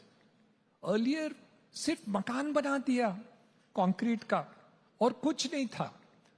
Now when we make townships, when we make all these factors are taken into consideration. We did it 37 years ago in Powai and then Thane and Panvel and other places. But now I think every project which is there needs to think in those terms. The government, of course, in new areas need to do it. Some are being planned. I'm only worried in many places execution is weak. And I hope that the focus on education of the plans, so it's not just upar ka plan and actually bad execution. We need to do it. And again, I'll repeat, quality is not being enforced to the extent it should, both in the private sector and the government sector. Nobody should tolerate bad quality anymore in India. We are Bharat, we are India, so it has to be good quality. In the good old days, when you used to get a Chinese product, I'm talking about 45 years ago, you used to know that it's not good quality. Today, even a Chinese cheap product is good quality. So we need to emphasize on quality throughout the domain that we have in every aspects of productivity that we do, housing, infrastructure, manufacturing, product creation and other things. We really need to do it well. Education, health, all these things need to do, and there is a possibility of doing it well. And don't forget, I'll repeat again, AI has to be a part of everything that we do. Otherwise, we'll be out of date very fast. So I'm taking away three main points here. One is execution. Second is the quality of construction that we do. And of course, not to forget AI. Thank you. Thanks a lot, Mr. Hiranandani. Thank you for joining us. Thanks. Thank you so much, and I request Rakshita ma'am to please felicitate sir. And thank you so much, sir, for sharing your valuable thoughts, your insights with us. Such an honor always to listen to you, sir. Sir, I request you please be on stage as ma'am would like to felicitate you with a token of appreciation.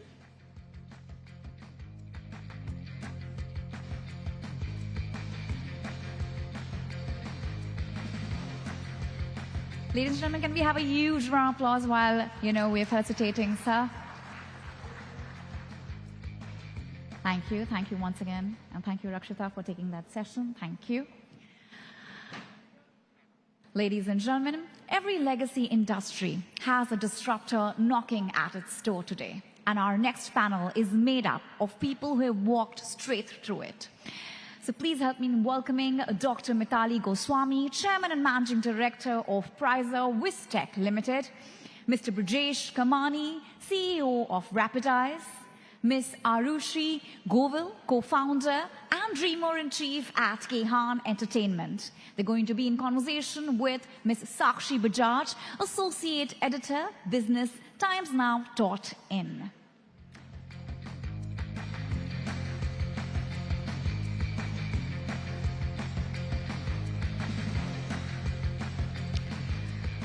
We have with us Dr. Mitali Goswami, Chairman and Managing Director of Prizer Wistech Limited, Mr. Brajesh Kamani, CEO of Rapidize, Ms. Arushi Govil, co-founder and dreamer-in-chief at Kehan Entertainment. Very, very warm welcome to all of you. And with that, I hand it over to ma'am.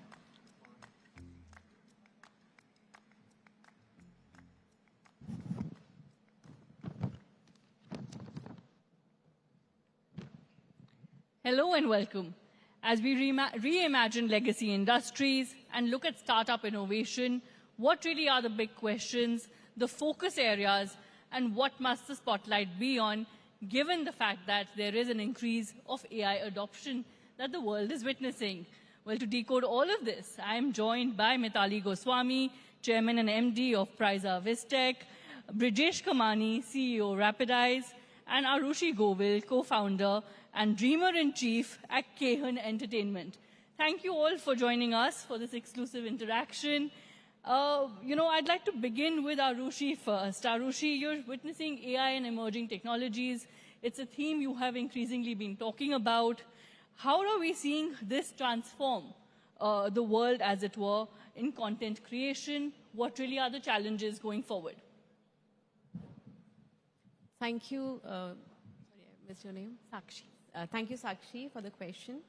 And may I quote an example here? Sure. So this resonates with me. I heard it somewhere that if you'll give a piece of paper and a pencil to a renowned artist and ask him to draw one line, they might not be able to draw a straight line. But if to a kid you will give a tool, a piece of paper and a pencil, that kid making a straight line will be a piece of cake for the kid. And the tool is scale. So in the same fashion, we are using AI in Kehan Entertainment, and this is a very personal topic to us because every day we sit at the cross of the technologies and the creativity, and we always sit at the crossfit that how do we justify to embrace the technology and do justice to the storytelling.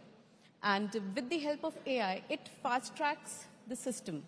For example, if we have to create a concept with the help of AI, it can be done in an hour's time. But in older days, full month used to go in creating the concept and then taking it to the execution.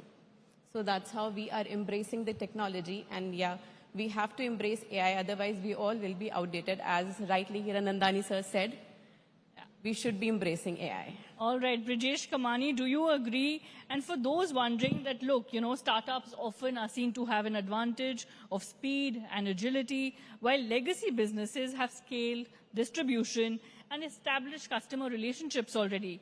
So how can these two ecosystems really collaborate going forward? Yeah, first of all, good evening to everyone, and thanks for the opportunity as a panel discussion here. So I think this is a very important question, what you asked, that, being a startup, there's a great agility, there's a great momentum is there. And being a legacy or enterprise customers, they do have a different way of moving things forward. So I would say that there's a learning on the both side, and the approach that in the current time that everybody should take is in collaboration between both. So the agility is great, but scaling from agility, specifically in the technology field, to a next level, and how the enterprise actually think, how their enterprise customer thinks, right? So that is something that startup has to learn from them.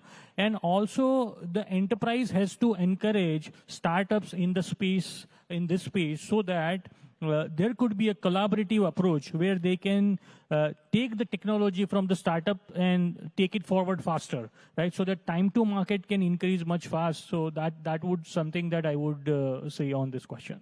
Right, Mitali, do you agree? And from your experience, really, what is the biggest challenge then in maintaining, like he said, and looking at collaboration and balancing technology and AI, as Arushi was mentioning? So how can we really look at a balanced growth going forward? So मैं तो CCTV industry से belong करती हूँ, सो मैं उसका ही एक आपको example देना चाहती हूँ. जैसे सीसीटीवी कैमरा जो पहले का आता था, वो सिर्फ वीडियो रिकॉर्डिंग करता था. सो अभी जैसे एआई आया है, तो उसके बाद वो एआई की वजह से, जैसे पहले कुछ भी इंसिडेंट्स बनता था तो हमको घंटों तक सीसीटीवी का फुटेज देखना पड़ता था. सो अभी एआई की वजह से जैसे हम लोग उसमें कुछ भी कीवर्ड डालते हैं या फिर वो अपने को अलर्ट देता है, सो उसकी वजह से जो घंटों का काम है वो काफी कम मिनटों में खत्म हो जाता है. सो AI is very important from my side. Right. Arushi, if I were to look at just the entertainment business and ask you that, look, if you were to start something from scratch today, what would you do differently, from the traditional industry models that I'm sure you have also witnessed? And what lessons can legacy sectors really learn in the times we are living in? So if I have to start my business from the scratch, I will be firstly building a distribution network, and then I will focus more on the consumers, like what they actually want from an IP. And we want to shift our focus that Kehan Entertainment is a IP-driven company, and we want to change the entertainment business from the service providers to the IP creators.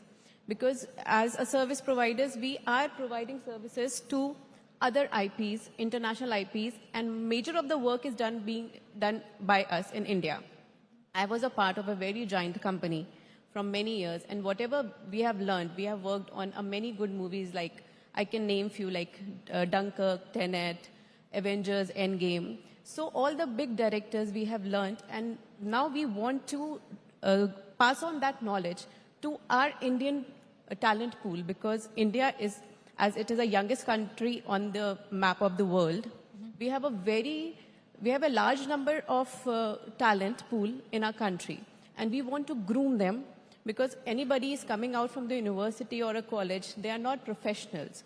So we want to groom them. That is what we are doing at Amakra. We are grooming them, and on hands, we are giving them expertise and their hands-on experience on the ongoing projects. Our 4 IPs we have launched so far, that is Chota Tara Ka Bada Gadar, and Fab 5, Shivloke Kundaka Mundaka, and Smart Kids. And I'm really proud to say, and this stage is like been really lucky for us.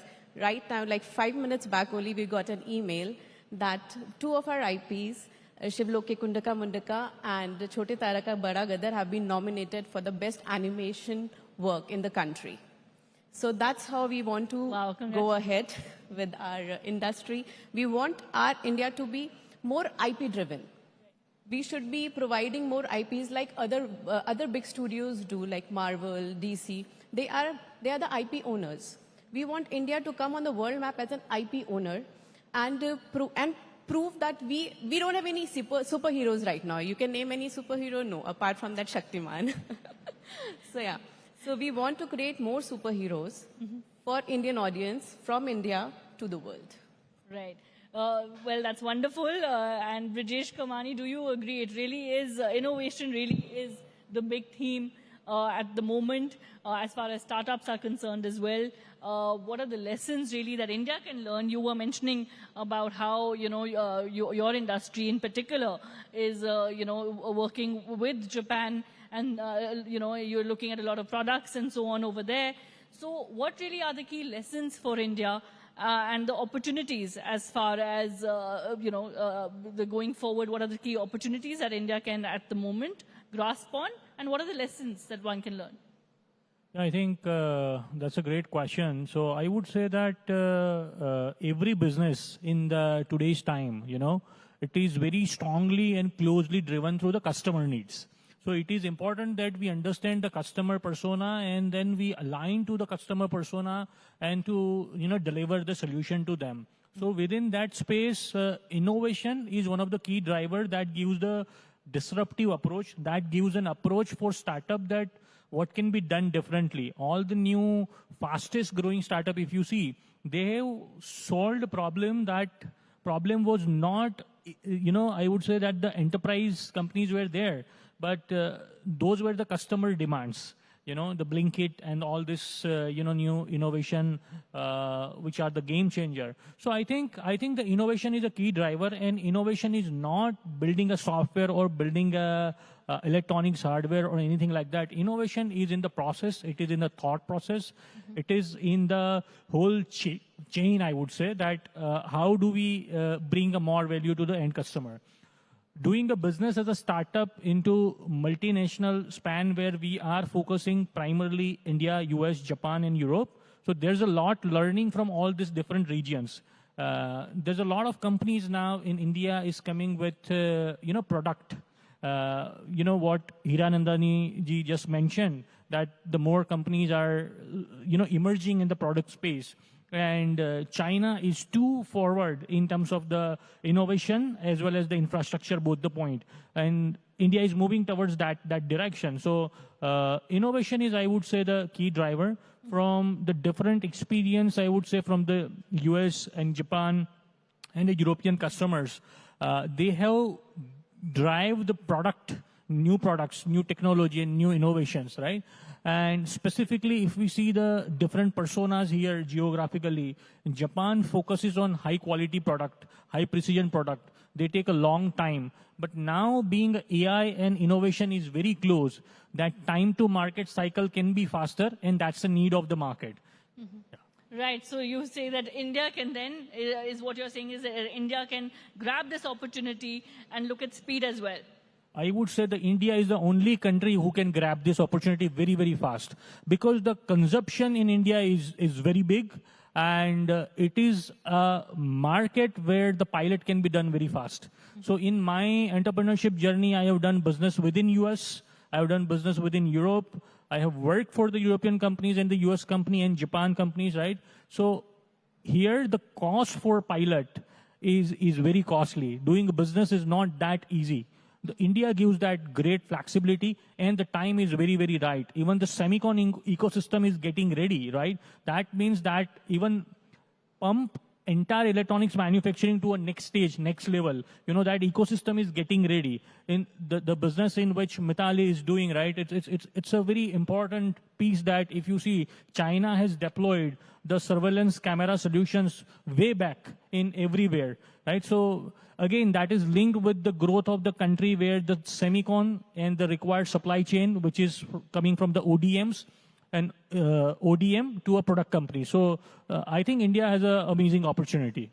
Right, India has this big opportunity to grab. Mitali, do you agree? And how can technologies really, such as AI and advanced analytics, move beyond being just innovation buzzwords, as it were, and look at measurable outcomes for established industries?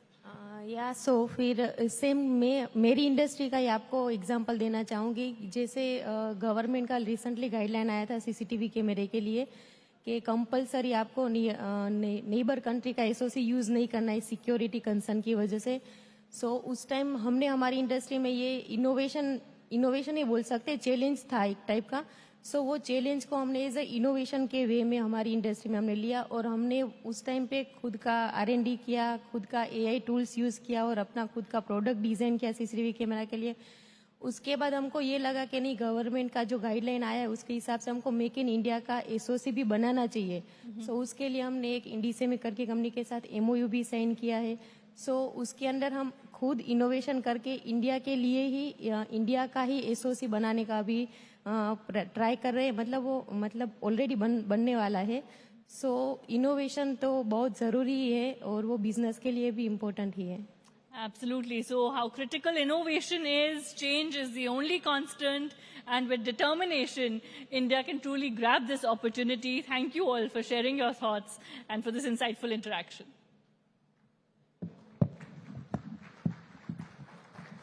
Thank you so much. And with that, I also request Shakshi ma'am to please facilitate our panelists. And thank you so much to our speakers for sharing your valuable insights with us and for that absolutely invigorating session. Thank you so much. Can we have a big round of applause for them, please?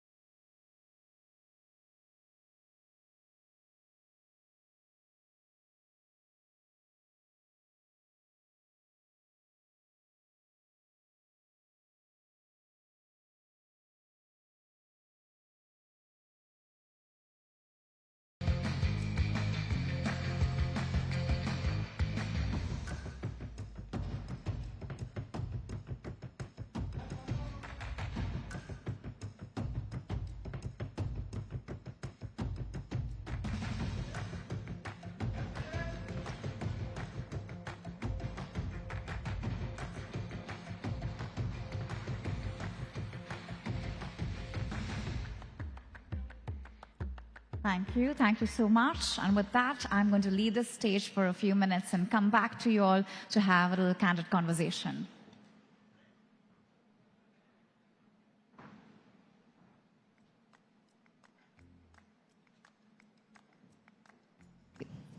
So here we are, and as I can see now, it's a complete full house. And I'm going to come to you all and just have a little conversation about you, which industry you belong to. And I am seeing sir is very, very engrossed in our conversation. Hi, sir. So what's your good name? My name is Zoeb. Hello. If I may ask, what kind of conversation you were having with ma'am? Were you discussing about the panel that we just had? No, we just missed the panel that you all just had. So we were discussing how not to miss the next one. Okay. So, sir, where are you from? I'm from Mumbai. You were in Mumbai. You missed the panel. How come? Yeah, that's very wicked of me. No, not at all. It's okay. I understand. So, tell us, what are you looking forward to, like today? Any session that you're very, very excited about? I think the focus on innovation and the AI conversation seems to be very interesting. So I think that is going to be the most engaging part of the event today. And I wanted to ask, from which field do you belong to? Which industry are you a part of? I'm from the glass packaging industry. I'm the global design head for PGP Glass. So we are into glass packaging for most of the brands all over the world. We do almost 80% exports to all the premium perfume brands, cosmetic brands, the specialty liquors all over. Oh, that's an interesting one. So could you tell us since how long you've been part of the industry? More than 35 years. Wow, that is more than 3 long decades. So any piece of advice you would like to give, like, people who've just started out in another industry, what keeps you going for such a long time, and what would you like to share with us? I think if you love the job that you do, for me, I'm lucky. It's been a creative field. So every day is different. There's no repetition. Yesterday doesn't exist today. But if you're passionate and you love your work, then you don't know how time flies. And you learn along the way. And I think we are all poised for a lot of knowledge, learning, growth, and investment in new technologies and innovation. So I think this is the place to be. I see. And the final thing I want to ask you is, you have been there for such a long time. In the past 5 years, what changes have you seen in your industry that you would like to share? There's a lot of focus on sustainability and awareness of the environmental impact that we have. We are a highly energy-intensive industry. We are also EcoVadis Platinum, so I think that's a very big challenging thing to get. So I think the focus is on sustainable development. Great. Thank you so much. Thank you for having conversation with us. Thank you. And I'm not letting you miss any other panel, sir. All right. So I'll be coming on stage and inviting our next speaker.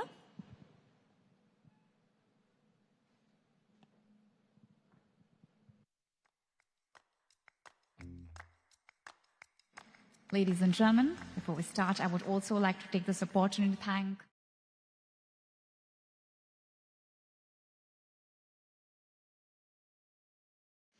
One Extel Communications, with Simca as our out-of-home partner, LIC as our insurance partner, and Times Pro as our skilling partner. We would like to thank each and every one of them for extending their support to us.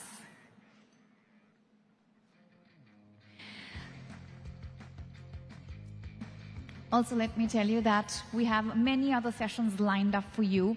The next is also a very important one, and post that we'll also be having our award segments. And as I can see, a lot of excited faces. You're really looking forward to that segment as well. So in between, our panels and our addresses, we'll be having our awards as well. So with that, ladies and gentlemen, it's my cue to invite our next speaker. But before that, also let me tell you that here we are in the commercial capital. I just want to ask you a few questions before we move ahead. And this is not going to be for 1 or 2 people. It's going to be like a show of hands, okay? So I just would like to request the audience that whatever question I ask you, I just want you to raise your hand, okay? So the question 1 is, how many of you think that AI is going to be a big market disruptor? Please raise your hand if you think that AI is going to be a big market disruptor. Yes. And I would also like to tell you all to see around the room, yes, when I do that. Okay, only 2 to 3 hands. Okay, all right. Who believes that AI is going to be the next, AI is going to give more jobs than take more jobs. AI is going to be the more, Yes, we have only one in the room who thinks that AI is going to give more job. Why I'm asking this question is that, because a few years ago, when computers came into working, and everybody was very worried, and Bill Gates had said that computers is going to generate more jobs than take. And that's what happened with time. So I think Sir is looking forward, and maybe that could happen, could be otherwise also. Also, could you also tell me with a show of hands, how many of you think that we here have the power to have $1 trillion economy by the year 2030? India is going to be $1 trillion economy by 2030, like more than $5 trillion is what I'm talking about. Yes, can you show me show of hands? Oh, wow, I'm loving the vision. That's lovely. That's so nice. And the last two questions. One is the way India is moving towards, what do you see? I mean, the question is, what is the next? I want somebody to give me some answers. Which industry, which field you think is going to be a very big disruptor in India? Like, which field is going to be the biggest disruptor in India? Can I just have some words? Which field do you think will be the biggest disruptor in the country? Yes, did you say tech? Anyone? All right, my final question is, now that we also spoke about the environment, how many companies you think by 2030, more than 40% of companies you think are going to be, we have Sir here, and I'm going to save that question for the last. All right, so ladies and gentlemen, with that, moving forward, let me tell you that economic growth means little if it doesn't reach every citizen. For our next address, please help me in welcoming Shri Sanjay Pandurang, Minister of Social Justice, Government of Maharashtra. Can we have a huge round of applause for Sir, please?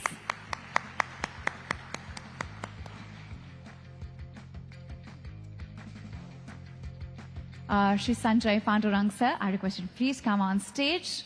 Very, very warm welcome to you. And he will be addressing this August gathering from the podium. Sir, over to you.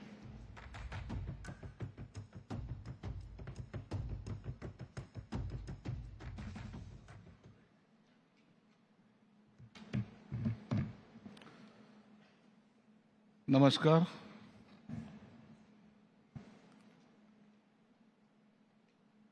आज इस कार्यक्रम में मैं बड़े accidentally आया हूं। Subject अभी मुझे बैठते बैठते बताया गया है, इसलिए जो भी गलती है वो ऑर्गेनाइजर की है।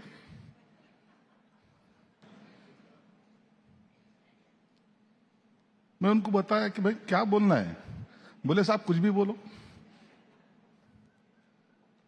जो भी आपसे बन सकता है बोलो, बाद में अवार्ड देना है।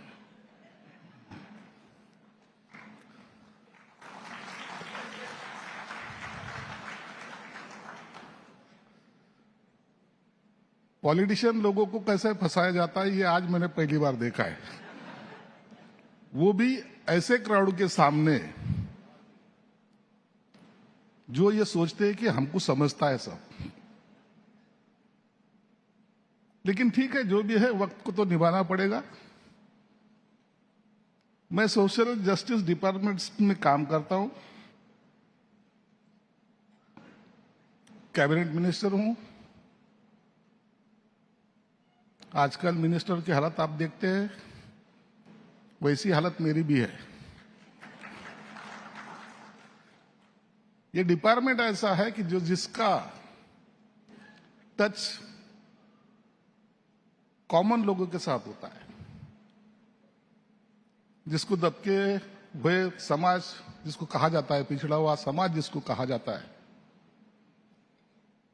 वहां काम करते वक्त प्रशंसा कम और गालियां ज्यादा मिलती है। वजह यह है कि जिसको समाज ने ऊंचे स्तर पे आने से कई हद तक रोका है, उसको उठाने का काम हमारे डिपार्टमेंट से किया जाता है। जिसको चांस मिलता है वो खुश होता है, और जिसको चांस नहीं मिलता या तो आगे बढ़ने का संधि हम नहीं देते, वो नाराज रहता है। बाकी और सारे डिपार्टमेंट है जो डिपार्टमेंट में सेलेक्टेड लोग जाते हैं, जैसे कि गृह निर्माण हुआ, MIDC हुई, यहां कॉमन लोग नहीं जाते।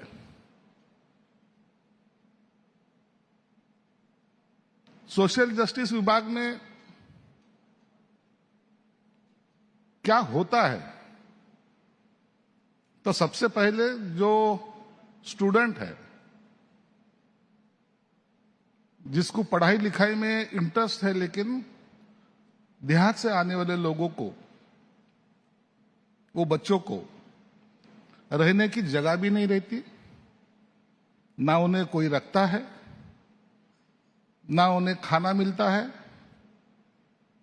तो ये देहात से आने वाले बच्चों का करना क्या है? पढ़ना तो चाहते हैं, आगे बढ़ना भी चाहते हैं। पिताजी कहीं खेती में मजदूरी करते रहता है, अगर किसके पास थोड़ा खेत है तो वो कमाते, आप किसानों की हालत आप देखते हैं कि कैसी है। तो वो बच्चे जो शहर में आते हैं, उनको पढ़ाने का काम हम करते हैं, उनको रहने की व्यवस्था, उनके खाने की व्यवस्था, इवन दो जो भी आउट ऑफ कंट्री जाना चाहते हैं, उसको भी पढ़ाई का काम, शिक्षा देने का काम मेरे डिपार्टमेंट से किया जाता है।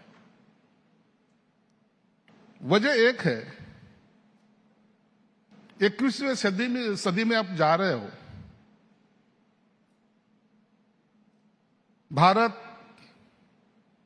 देश की इकोनॉमी 5वां नंबर आज है, वो 3रे नंबर पे जाएगा, ऐसी बड़ी बड़ी बात आप करते हो, लेकिन जो ग्राउंड रियलिटी है, ये बच्चे, लड़का हो या लड़की, जब तक समाज उसको आप पकड़ के सहारा देके आगे जब तक बढ़ाता नहीं, जब तक देश कितना भी स्ट्रांग हो जाए, उसको शांति नहीं मिल सकती, जब तक नीचे के दबके हुआ वर्ग का विद्यार्थी जब तक बढ़ेगा नहीं। मेरे डिपार्टमेंट से करीबन ये साल 1200 करोड़ रुपए, लास्ट ईयर भी कोई 1500 करोड़ रुपए, ऐसे बहुत सारे खर्चा करके हॉस्टल बनाए जाते हैं। आप दादर में देखेंगे, इंदू मिल के पास जहां इंदू मिल थी, वहां भी एक बाबा साहब आम्बेडकर जी का एक 350 फीट का स्टैच्यू हम खड़े कर रहे हैं, जो देश के लिए गौरवपूर्ण होगा। आज जो भी ये मेरे विभाग से किया जाता काम, कोशिश यही है कि बच्चे अच्छे पढ़े, हर एक को जीने का सहारा मिले, और ज्यादा बात न करते हुए आपसे भी उम्मीद है, हम आज जो स्टेज पे है, खुद को जो अपन आज समझते कि मैं सेटल हो गया हूं, मैं बड़ा हो गया हूं, मेरी इंडस्ट्रीज है, मेरा घरदार है, मेरा व्यापार है, तुमसे भी रिक्वेस्ट करूंगा कि उन बच्चों की तरफ भी आप देखें जिनके पेट में आज भी रोटी नहीं है। अगर उनको संभालने की कोशिश आप करेंगे तो ये देश की तरफ किसी की टेढ़ी नजर करके देखने की हिम्मत भी नहीं होगी। ये अपना सबका काम है, ये मैं मानता हूं।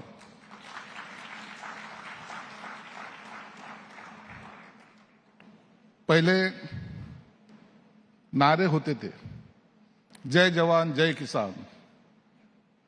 अब वो नारों का आज के दौर में देखेंगे तो इसका सब मीनिंग बदल चुका है। इसलिए आज अपनी संस्कृति को भी मद्देनजर रखते हुए अपने को एक अच्छे सा काम करने का मुझे लगता है चांस इसी देश में मिला है। और इसी देश ने मुझ जैसे, आपको पता नहीं है मेरा बैकग्राउंड, बहुत गरीब, जहां मेरे पिताजी कभी एसटी ड्राइवर हुआ करते थे, आज तुम्हारे सबके दुआ से इस मंच पे खड़े रहने की ताकत मुझे मिली है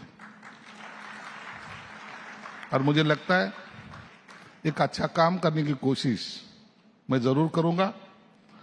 आपकी शुभकामना भी हमारे साथ में रहेगी। इस उम्मीद के साथ यहाँ रुकता हूं। धन्यवाद। जय हिंद, जय Maharashtra.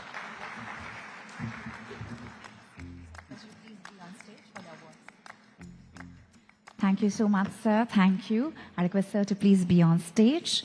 And I once again invite Mr. Shamsher Singh to please come on stage to join sir for our next award segment.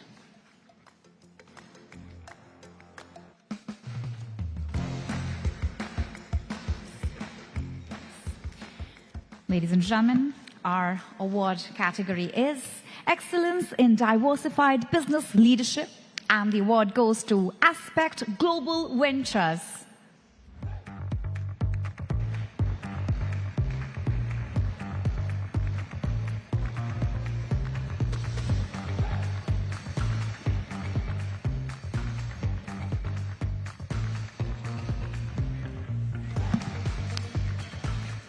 The next award category is Changemaker in Real Estate, and the award goes to Norton Das Realty.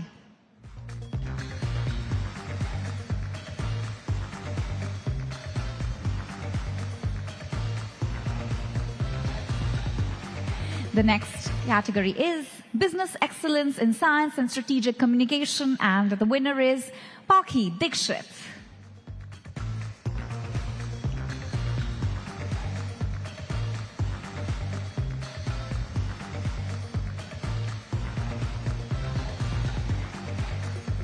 The next is Excellence in Skill Development and Workforce Transformation, and the award goes to Mosaic Work Skills Private Limited.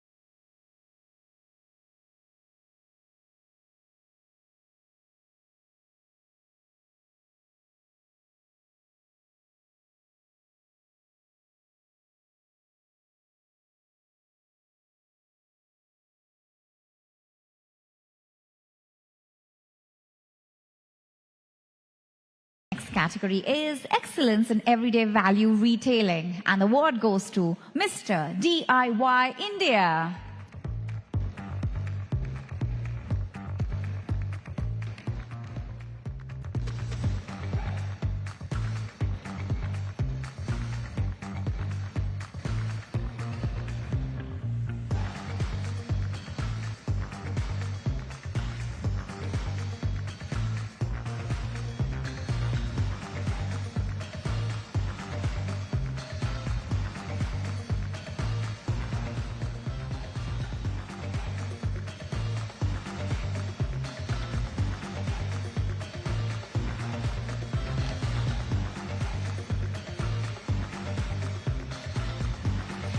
The next is Excellence in Business Process Management, BPM, and the award goes to Datamatics Business Solutions Limited.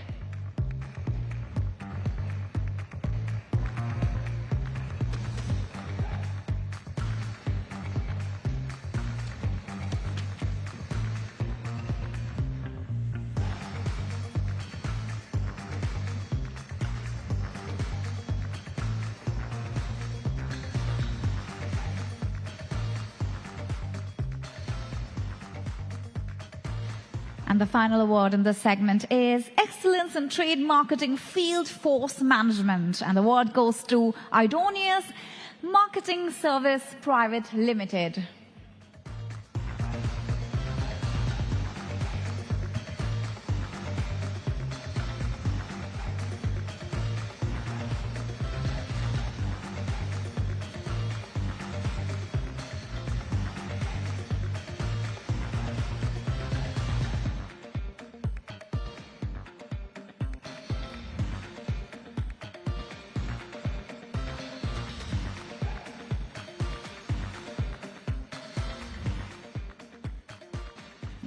And with that, I request Mr. Shamsher Singh to please felicitate Sir with our token.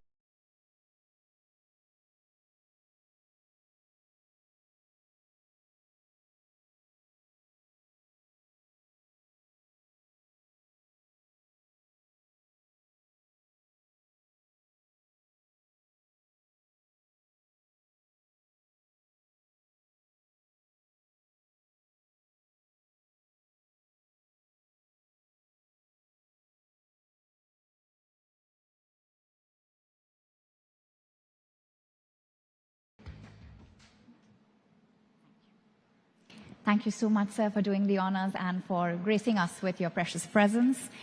And with that, ladies and gentlemen, before moving forward, I think we will be continuing what we were doing earlier. But I think this time we're going to have a little bit more fun, lighter questions because, of course, we are moving to the evening tea time, and I'm going to do some interesting questions. Okay, so before we have our next speaker, our next session, we will be doing that. All right, we started with a couple of questions. Okay. Who over here has had more than 2 cups of tea or coffee today? Raise your hands, please. All right, you, me, ma'am. All right, ma'am, why did you have more than 2 cups? Are you like traveling from far? Yes. All right. From which place, ma'am? From Pune. Oh, a lot of people from Pune. How cool. Very nice. I think it's also very good weather to travel because it's raining, it's drizzling, it's nice. Okay, the next question is, we're talking a lot about AI. Who over here, because I know my father is, so I'm sure a lot of us are right now, who over here is an AI addict? Like for smallest and for biggest thing, you all ask AI a question. Ma'am is like so excited. Yes, over there, ma'am. Who else is like an AI fan here? Yes, so over there. So how many questions do you ask AI? Yes. 3 a day or an hour? In 1 hour? In 1 day? In 1 day, you ask 3 questions. That's reasonable. That's reasonable. Ma'am over there who raised, ma'am with the specs, sorry to describe you like that, but ma'am in specs who raised her hand. How many? Countless. Is it about, what is it about? It's about, if just I may ask, it's about more work-related questions or like if somebody is really like, yes? Work-related. Oh, that's interesting. Anybody else over here in this side who is an AI fan, who is asking a lot of questions on AI? Yes.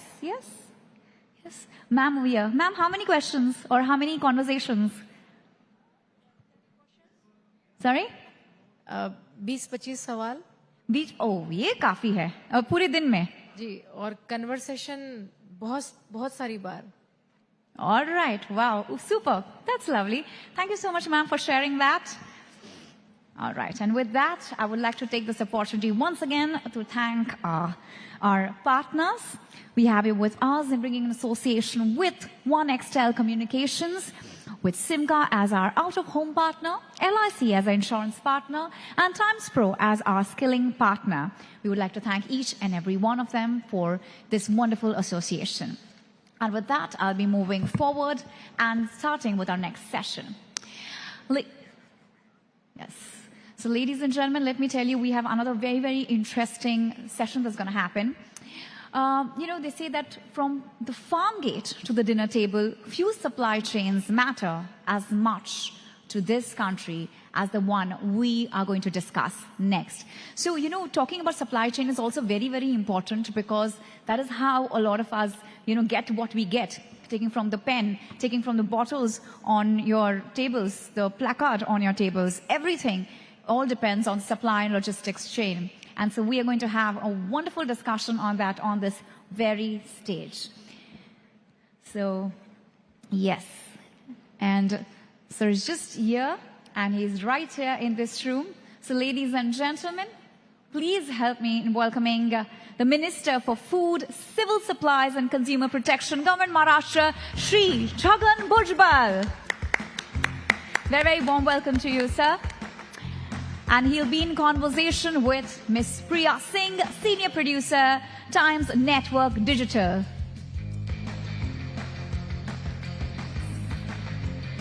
Very, very warm welcome to you, sir. Very, very warm welcome, Priya ma'am.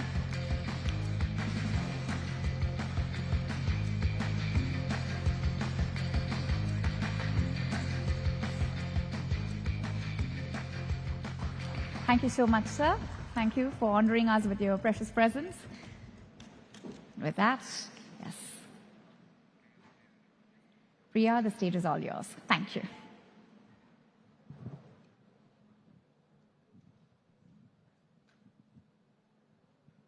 जोरदार तालियों से एक बार फिर बहुत स्वागत मंत्री जी का हमारे साथ में। महाराष्ट्र की राजनीति को दशकों से समझते आए हैं वो राजनेता इस वक्त मौजूद है जिनसे हम विभिन्न मुद्दों पर बात करेंगे। छगन भुजबल जी, बहुत बहुत स्वागत एक बार फिर आपका इस मंच पे। चूंकि आप food and civil supplies consumer protection से जुड़े हुए हैं, तो सबसे पहले चर्चा की शुरुआत में मैं आपसे जानना चाहूंगी महाराष्ट्र का स्वास्थ्य इस वक्त कैसा है, और one nation one ration card की भी हम बात करते हैं। कुछ बयान आए थे आपकी सरकार की तरफ से भी, तो महाराष्ट्र में कितना फायदा लोगों को इससे मिल रहा है, और खास करके दूसरे राज्यों से जो आने वाले मजदूर हैं उनके लिए कितना कारगर साबित हो रहा है, व्यवस्था कितनी दुरुस्त उनके लिए की गई है? देखिए, महाराष्ट्र में भी ये तो दूसरे राज्यों से तो लोग आते हैं काम करने के लिए, तो बात सही है जी, मगर एक जिले से दूसरे जिले में भी जाते, जैसे कि ये गन्ना शुगर के काम के लिए जो है एक जिले से दूसरे जिले में लोग जाते हैं, 2-2, 3-3 महीना वहाँ काम रहता है। दूसरे राज्यों के भी लोग आते हैं। अभी तक जो है अपने महाराष्ट्र में जो है 27 लाख लोगों ने जो है इसका फायदा उठाया है, और जो मुझे जो मालूमात है सारे देशों में, सारे राज्यों में मिलकर जो है हर महीना 10 लाख लोग जो है इस योजना का फायदा उठा रहे हैं। क्योंकि इसके पीछे यही कहना है कि हमारे देश का नागरिक जो है जहां भी वो काम करने के लिए जाए रहे, तो उसको जो है वो गरीब है तो उसको अनाज मिलना चाहिए, रेशन मिलना चाहिए। ये नहीं कि बस वो अगर बिहार से आया तो यूपी से आया तो अभी यहाँ नहीं मिलेगा, ये नहीं होगा, उनको भी जो है दिया जाएगा। तो मेरे ख्याल से जो ये बहुत अच्छी जो है योजना है, ताकि हर गरीब आदमी को जो है इसका फायदा मिलता है। आज हम सब यहाँ इकट्ठा हुआ है, बात हम एआई की भी कर रहे हैं, आर्टिफिशियल इंटेलिजेंस। डिजिटली सारी चीज़ें शिफ्ट हो रही हैं, और डिजिटली जब हम शिफ्ट हो रहे हैं तो पारदर्शिता बहुत ज़्यादा चीज़ों में हमें देखने को मिल रही है। कालाबाजारी रोकने में कहीं हद तक हम सक्षम हुए हैं। तो महाराष्ट्र की राशन व्यवस्था को डिजिटल बनाने से क्या ये ब्लैक मार्केटिंग, कालाबाजारी या जो बिचौलिए होते थे, जो चीज़ें घूम फिर के लोगों तक 1 रुपए के बजाय 25 पैसे या 10 पैसे पहुंच पाती थी, उसमें सहायता मिली है? चाहे बायोमेट्रिक सिस्टम से सही व्यक्ति तक राशन पहुंच रहा है? क्या कुछ आप लोगों ने सुधार किए हैं, चेंजेस अभी तक हुए हैं? ये सही बात है कि महाराष्ट्र में जो है ये रेशन देने वाले जो दुकान हैं गरीबों को, वो है 54,000 और ये तो बिल्कुल साफ है कि हर दुकान के ऊपर कुछ ना कुछ कभी इधर कभी उधर गड़बड़ होती है। तो भारत सरकार और सारे राज्यों ने जो है, हम लोगों ने जो है ई-पॉस मशीन लगाया है, वो आधार कार्ड से मिलता है, सारी उसकी मालूमात वहाँ रहती है। तो बस वहाँ जाए, ई-पॉस मशीन पर वो अंगूठा लगाए, और उसका जो है जितने लोग हैं उनका जितना रेशन उनके लिए वो हकदार है उतना रेशन उनको मिलता है।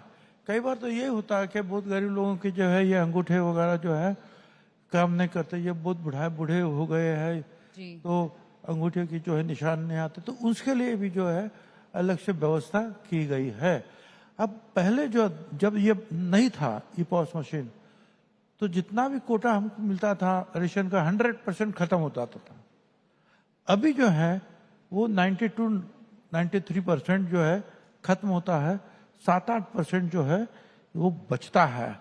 और जो बचता है तो हम जिनके पास रेशन कार्ड या उनको नहीं मिल रहा है रेशन, ऐसे लोगों को ढूंढकर हमारे फिर एमएलए है या सामाजिक कार्यकर्ता है, वो ऐसे नाम जो हमको देते हैं उनमें हम जो है उसको बांट देते हैं। तो ये अच्छा हुआ कि, और ये सारी जो बातें जो है रोजाना महाराष्ट्र और डायरेक्ट दिल्ली उनके वहां तक जो है सारी बातें जाते हैं कि कितना राशन जो है आपने दे दिया है लोगों को, कितना बचा है। कौन सी टेक्नोलॉजी का इस्तेमाल कर रहे हैं जिससे इस पे रोक लगा है या फिर ये पता चल रहा है? ऐसा क्या किया? बाकी राज्यों को भी सीखने की जरूरत है फिर तो महाराष्ट्र से, अगर ऐसी व्यवस्था यहाँ पर है। मेरे ख्याल से तो बहुत सारे लोगों ने जो है ये रास्ता अपनाया है और भारत सरकार ने भी इसके ऊपर जो है काफी कड़ी भूमिका जो है ली है कि नहीं ये करो, ताकि जो है ये रेशन ठीक जा रहा है गरीबों के लिए या नहीं जा रहा है, ये इसका सारा ब्यौरा जो है वो रोजाना दिल्ली के जो है लोगों को मिलता है। त्योहार का सीजन आने वाला है, बात हम राशन की कर रहे हैं। हमने देखा है कि त्योहारी सीजन आते हैं, कई बार चीजों के जो दाम है वो बढ़ जाते हैं। राशन की हम बात कर रहे हैं, चाहे दाल तेल दूसरी जरूरी चीजें जो हैं उनके प्राइस बढ़ जाते हैं। तो कीमतों को काबू में रखने के लिए भी सरकार क्या कदम उठाती है? बैकअप प्लान आप लोगों का क्या रहता है कि त्योहार के सीजन में लोगों को राशन मिल जाए, वक्त पे मिल जाए और उसी कीमत में मिले जो पहले मिल रही है, कीमतों पे असर ना हो, उसका प्राइस ना बढ़े, खासकर फेस्टिवल के टाइम पे? जिनके पास रेशन कार्ड है और जो हमको कोटा दिया है उसे जो है कि 44,000 रुपया जो है गाँवों में देहात में, और कोई जो है उससे ज़्यादा कुछ 59-60,000 रुपया जो है वो शहरों में, तो वहाँ तक जो है सारे लोगों को ये जो है रेशन मिलता है। ये नहीं कि नहीं मिलता है, कभी कभी जो है लोगों के पास, और ये फ्री है सब, तो ये भी नहीं कि भाई हमारा सैलरी नहीं हुआ नहीं ये नहीं हुआ, इसी बात ये सब फ्री जा रहा है, तो फ्री में ये जो रेशन मिल रहा है सबको, तो मेरे ख्याल से जो एक बहुत बड़ी सुविधा जो है फूड सिक्योरिटी एक्ट के माध्यम से जो है गरीबों को मिली है। अब हम ऑनलाइन शॉपिंग कंज्यूमर एक्ट की भी बात कर लेते हैं। ऑनलाइन शॉपिंग बढ़ने के साथ साथ मेरे ख्याल से यहाँ जितने भी लोग बैठे हैं सब ऑनलाइन शॉपिंग करते होंगे, या 100 में से एक बार किसी न किसी के साथ कुछ ना कुछ फ्रॉड हो जाता है। आप कितने भी एक्टिव रहें लेकिन कई बार आप गलती कर बैठते हैं। तो ऑनलाइन फ्रॉड और गलत सामान की शिकायतें लोगों तक पहुंच रही हैं, डुप्लीकेट आइटम्स जो होते हैं वो।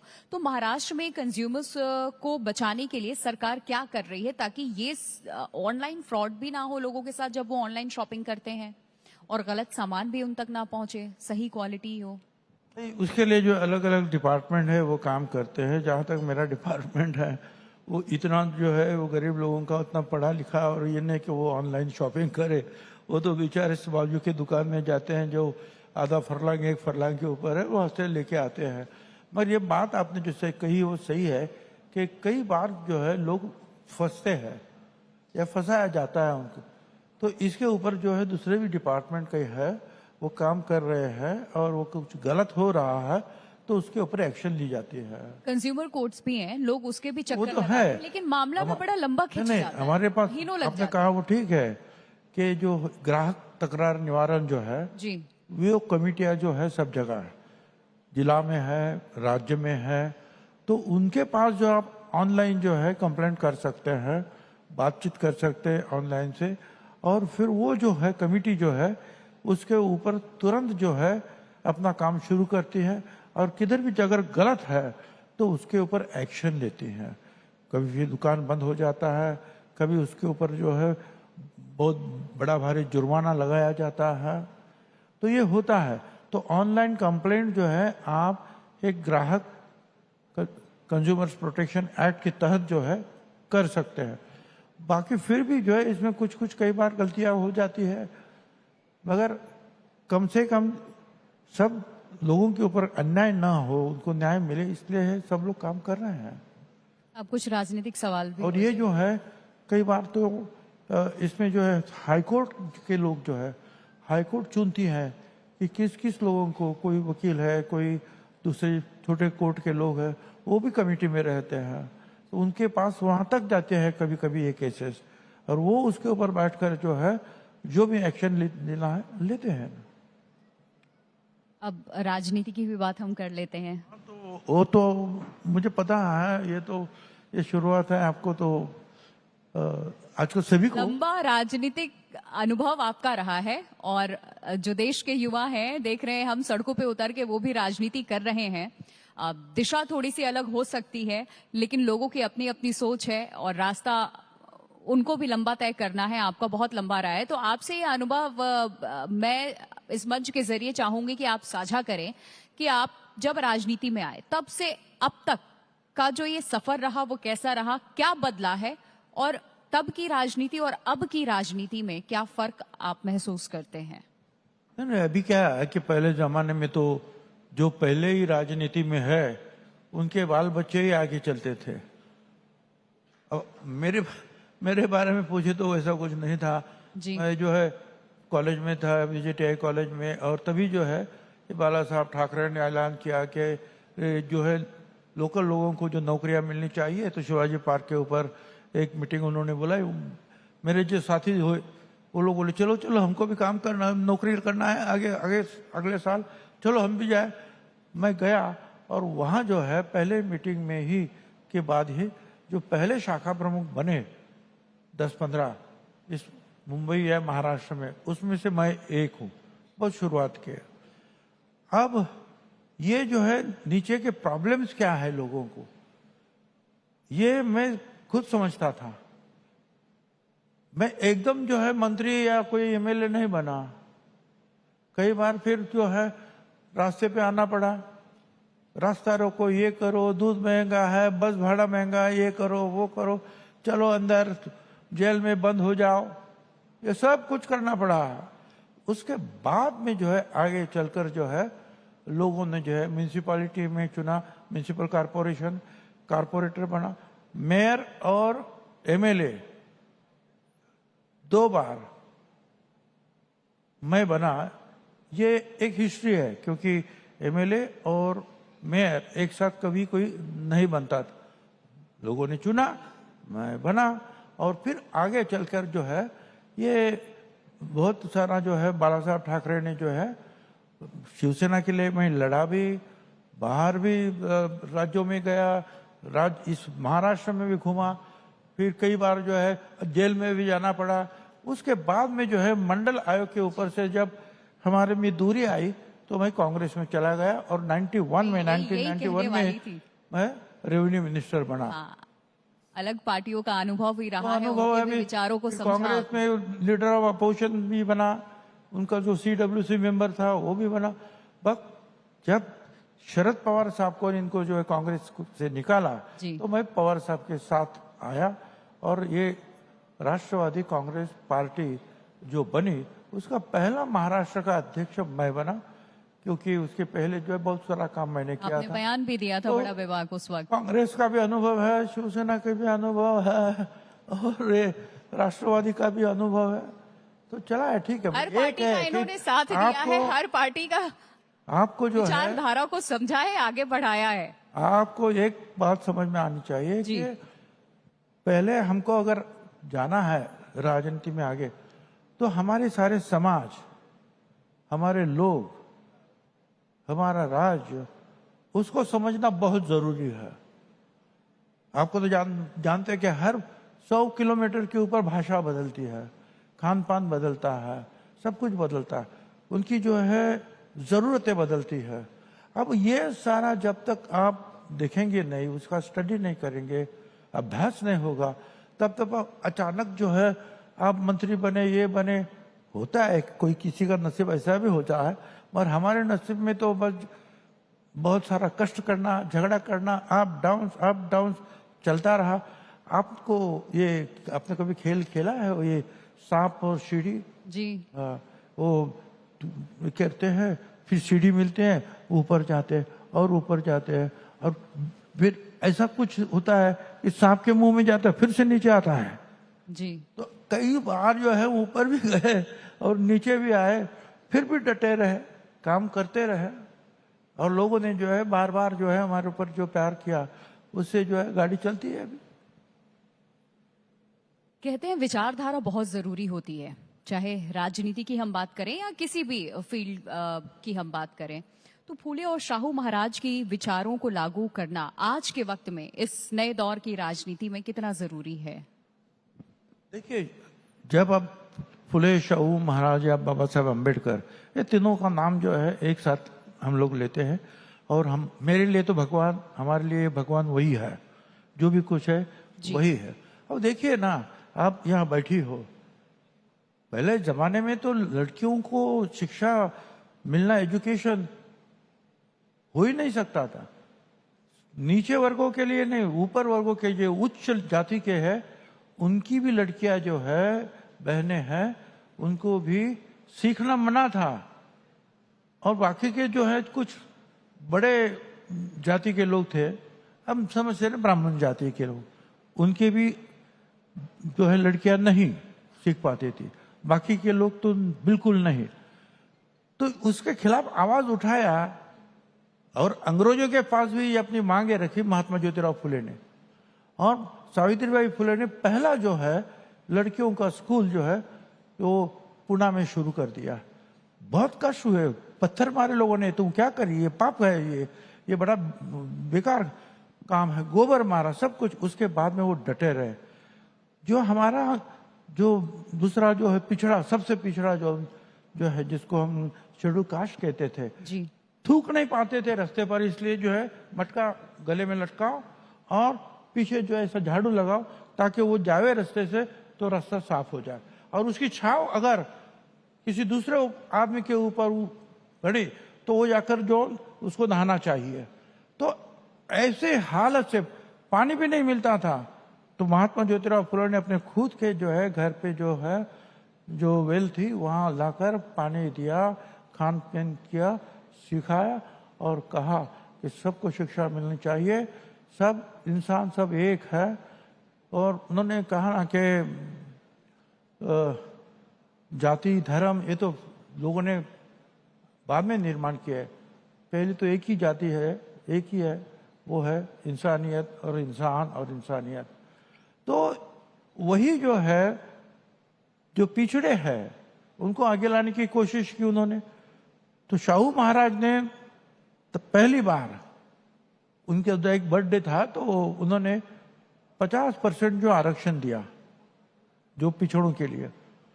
अब ये सारी बातें जो है जब चांस मिला ये तुम्हारा संविधान लिखने का, तो बाबा साहब अम्बेडकर ने लिख दिया कि सब समान है, स्त्री को भी एक वोट, पुरुष भी एक वोट, सबसे बड़ा होगा टाटा बिरला एक ही वोट देगा, और जो झुग्गी झोपड़ी में रहेंगे वो भी एक वोट दे। तो सारे लोगों का हक सरीका है, शिक्षा का हक है, बोलने का हक है, लिखने का हक है, अपना मत प्रदर्शन करने का हक सबको है, और यही है डेमोक्रेसी। बिल्कुल। और आज भी हमारे सामने ये एग्जाम्पल है, जो देश जाति धर्म में बटा हुआ है, जो इसी की लड़ाई अभी लड़ रहा है, वो कहाँ पर है, वो एग्जाम्पल आप सभी के सामने है। और इनसे ऊपर उठ करके जहां सिर्फ विकास के बारे में सोचा गया, सिर्फ इंसानियत रही, डेमोक्रेसी जहां लागू है और उसको लोगों ने अपनाया है, वो देश कहाँ है, वो हमारे सामने ही है। एक आखिरी सवाल, क्योंकि आपने जब ये जिक्र किया है तो मैं पूछना चाहूंगी आपसे। केंद्र सरकार ने आगामी जनगणना में जातिवार आंकड़े जुटाने का फैसला लिया है, केंद्र सरकार की तरफ से कदम उठाया गया। इस फैसले से देश की सामाजिक और साथ ही आर्थिक स्थिति को समझने में कितनी मदद मिलेगी? ये जो फैसला लिया है सरकार ने, आप इसे किस नजरिए से देखते हैं? अच्छा है, बुरा है, इसका कुछ आउटकम निकलेगा या नहीं? मैं समझा नहीं, सॉरी। आप जरा ज़्यादा फास्ट बोलती है और हम दूर ही है, और आप वहाँ मुंह कर कर बोलती है तो मेरे समझ में नहीं आता, कैसे वैसे आपको समझने की कोशिश कर रहा हूँ भाई, बताइए। चलिए, अगर आप समझ नहीं पा रहे, मैं एक बार फिर अपने सवाल दोहराती हूँ। केंद्र सरकार ने आगे केंद्र सरकार, हाँ, मैं चाहूंगी कि ये सवाल मैं आपको सीधा दे दूं, आप एक बार सवाल पे नजर डाल लें। केंद्र शासन ने सवाल मैं आगामी आपके लिए जनगणना, लेकर आई थी कि ये जाति सवाल मुझे जनगणना आपसे का पूछना ही है। आंकड़े जुड़ाने का फैसला किया है। इस फैसले को देखकर कैसे सामाजिक आर्थिक स्थिति को समझने की सही बात है ना, ये जो बात है। क्योंकि इस पे आप वक्त पे बयान देते रहे हैं, आपके राजनीतिक जी जी चर्चा में रहे, तो मैंने चाहा देखो, एक बार यहाँ से भी मैंने जो है ये पिछोड़ की काम करने के लिए 1991 में जो है महात्मा फुले समता परिषद की स्थापना की, और उसके बाद में जो है दिल्ली में रामलीला मैदान हो, पटना हो, बिहार में या जयपुर में, अलग अलग सारे राज्यों में जो है बड़ी बड़ी रैली हुई पिछड़ों के लिए कि जो पिछड़े हैं उनको हक मिलने चाहिए। मगर जब भी हम कुछ हक देने की बात रही, अगर मैं उसको उदाहरण दूं तो सुमित्रा ताई महाजन ये लोकसभा की अध्यक्ष बनी, उसकी पहले जो है उसके नेतृत्व में 16 एमपीज की एक गठन हुआ, कमेटी हुई, और उन्होंने देखा कि ये ओबीसी जो है अदर बैकवर्ड क्लास, उनकी हालत क्या है, तो उन्होंने स्टडी किया, कहा कि हालत बहुत बदतर है, मगर इसका डाटा हमारे पास नहीं है। तो उन्होंने जो सेंसस कमिश्नर को लिखा कि ये डाटा जो आगे वाले सेंसस में आप जमा कीजिए। नहीं हुआ। फिर मनमोहन सिंह जो हमारे प्राइम मिनिस्टर बने, उसकी कमेटी में शरद पवार चिदम्बरम थे, वही हाल हुआ कि देना तो चाहिए, बहुत हालत बहुत बुरी है, पर डाटा नहीं है, डाटा हमको दे दीजिए। अब ये डाटा के लिए हम क्यों झगड़ते हैं? इसके लिए सिर्फ पॉलिटिकल कारण नहीं है। हम चाहते हैं कि, और बाबा साहब अम्बेडकर ने ये 340 कलम में जो है लिखा है, 341 और 42 जो है वो शेड्यूल ट्राइब के लिए 340 कि ये बहुत बड़ा तबका है और ये बहुत गरीब है, उसकी जो हेल्थ के बारे में, शिक्षा के बारे में, घरों के बारे में बहुत पिछड़े हैं। उसके लिए कमीशन बनाया जाए, डाटा जमा कर दिया जाए और उसको फिर मदद की जाए। तो हम चाहते हैं कि ये डाटा अगर कुछ भी अगर कोई गवर्नमेंट देती है तो ताबड़तोड़ कोई भी तो कोर्ट में जाता है, फिर कोर्ट के पूछते तुम्हारा कितनी संख्या है आपकी।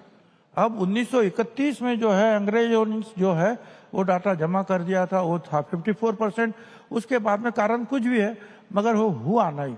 तो फिर से हम 2011 में सुप्रीम कोर्ट में भी गए, फिर जो है समीर भुजबल करके वो हमारे जो भांजा है वो एमपी थे, तो मुंडे साहब भी उसके पास, उनके साथ बाकी सारे लोग, और 100 एमपी ने कहा कि हमको डाटा चाहिए, इसका जमा करो 2011 के ये जो सेंसस में। मगर वो नहीं हुआ क्योंकि सेंसस कमीशन ने नहीं किया, वो और अपने जो स्टेट पे छोड़ दिया उन्होंने। तो गलत जो सही बात सामने नहीं आई। तो हमने पहली बार जो है, मैं आभार मानता हूँ मोदी साहब का और इस मंत्रिमंडल का, भारत सरकार के, उन्होंने जाति गणना करने की जो है बात जो है तय की है। राहुल गांधी जी ने भी उसकी मांग की थी, सभी मांग कर रहे, ताकि हम कितने हैं, उनकी हालत क्या है, ये सारी बातें अगर आएगी सामने तो लोग शिक्षा में, घरों में, हेल्थ के लिए जो मदद चाहिए पिछड़ों को, आज भी भुजबल एक दिखता है, करोड़ों लोग दूसरे ऐसे हैं भुजबल की जाति के, उनको जो है शायद 2 दिन का खाना नहीं मिलता, या मुंडे एक है, ठीक है वो कैसे भी आगे हम लोग लड़ते आए। मगर ऐसी बात जो है सारे देहातों में, सारे देश में नहीं है, और इसलिए इसकी आवश्यकता है। हमको कोई आवश्यकता नहीं, हम नहीं ले रहे हैं, हमने कभी भी आरक्षण नहीं लिया है, मगर दूसरे गरीब लोगों के लिए ये करना चाहिए। और जब तक आरक्षण, जब तक शिक्षा नहीं मिलेगी, जब तक नौकरी नहीं मिलेगी, वो तबका आगे कैसे जाएगा? तो इसलिए ये जो है जो हो रहा है, इसलिए हम उनको धन्यवाद देना चाहते हैं भारत सरकार को। बहुत बहुत शुक्रिया आपका, आप हमारे साथ जुड़े और इस मंच के माध्यम से आपने अपने विचार साझा किए हैं। Thank you so much sir. धन्यवाद। Thank you very much.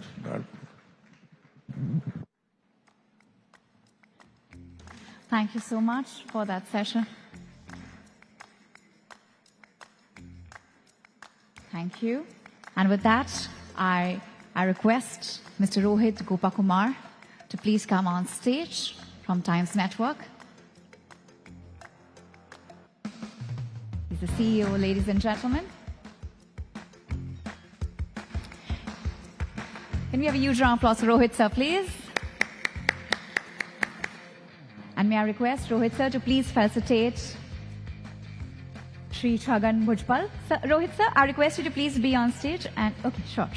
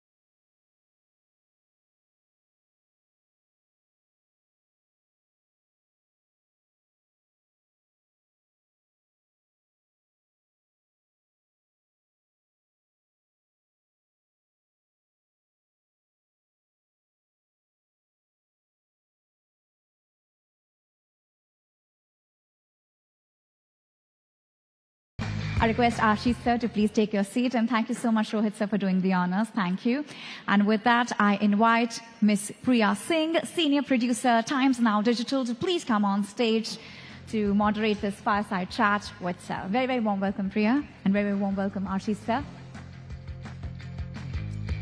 And with that, I hand it over to both of you. Thank you so much for coming here. Thanks for inviting me. It's our pleasure. So let's start. और एक बार फिर जोरदार तालियों से स्वागत हो जाए. हमारे साथ आशीष जी हैं जिनसे तमाम मुद्दों पे हम बात करेंगे, और क्योंकि आज हम सब यहाँ पर इकट्ठा हुए हैं और बिजनेस आइडिया को लेके भी बात हमने की है. एआई किस तरीके से काम कर रहा है, डिजिटल वर्ल्ड में हम प्रवेश कर चुके हैं, पूरी तरीके से उसे अपना चुके हैं, इसको लेकर के हमने बात की है, और इंडस्ट्री को लेके भी हमने बात की है.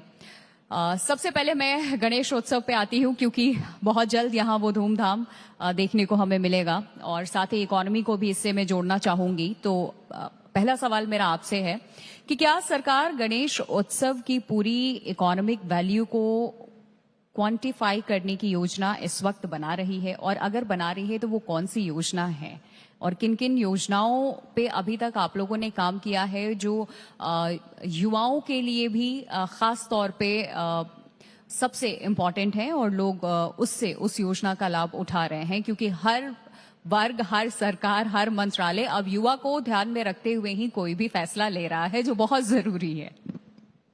नहीं, सबसे पहले तो मैं ये कहना चाहूंगा कि ये गणेशोत्सव, ये परंपरा बहुत बड़ी परंपरा है जी. महाराष्ट्र में इसकी शुरुआत लोकमान्य तिलक जी ने की, और उसका कारण भी सामाजिक राष्ट्रीय विषयों को लेकर था. तो महाराष्ट्र की सरकार गणेशोत्सव के इस आगमन पर उत्सव को सिर्फ इकोनॉमिकल दृष्टि से सोचना गलत होगा.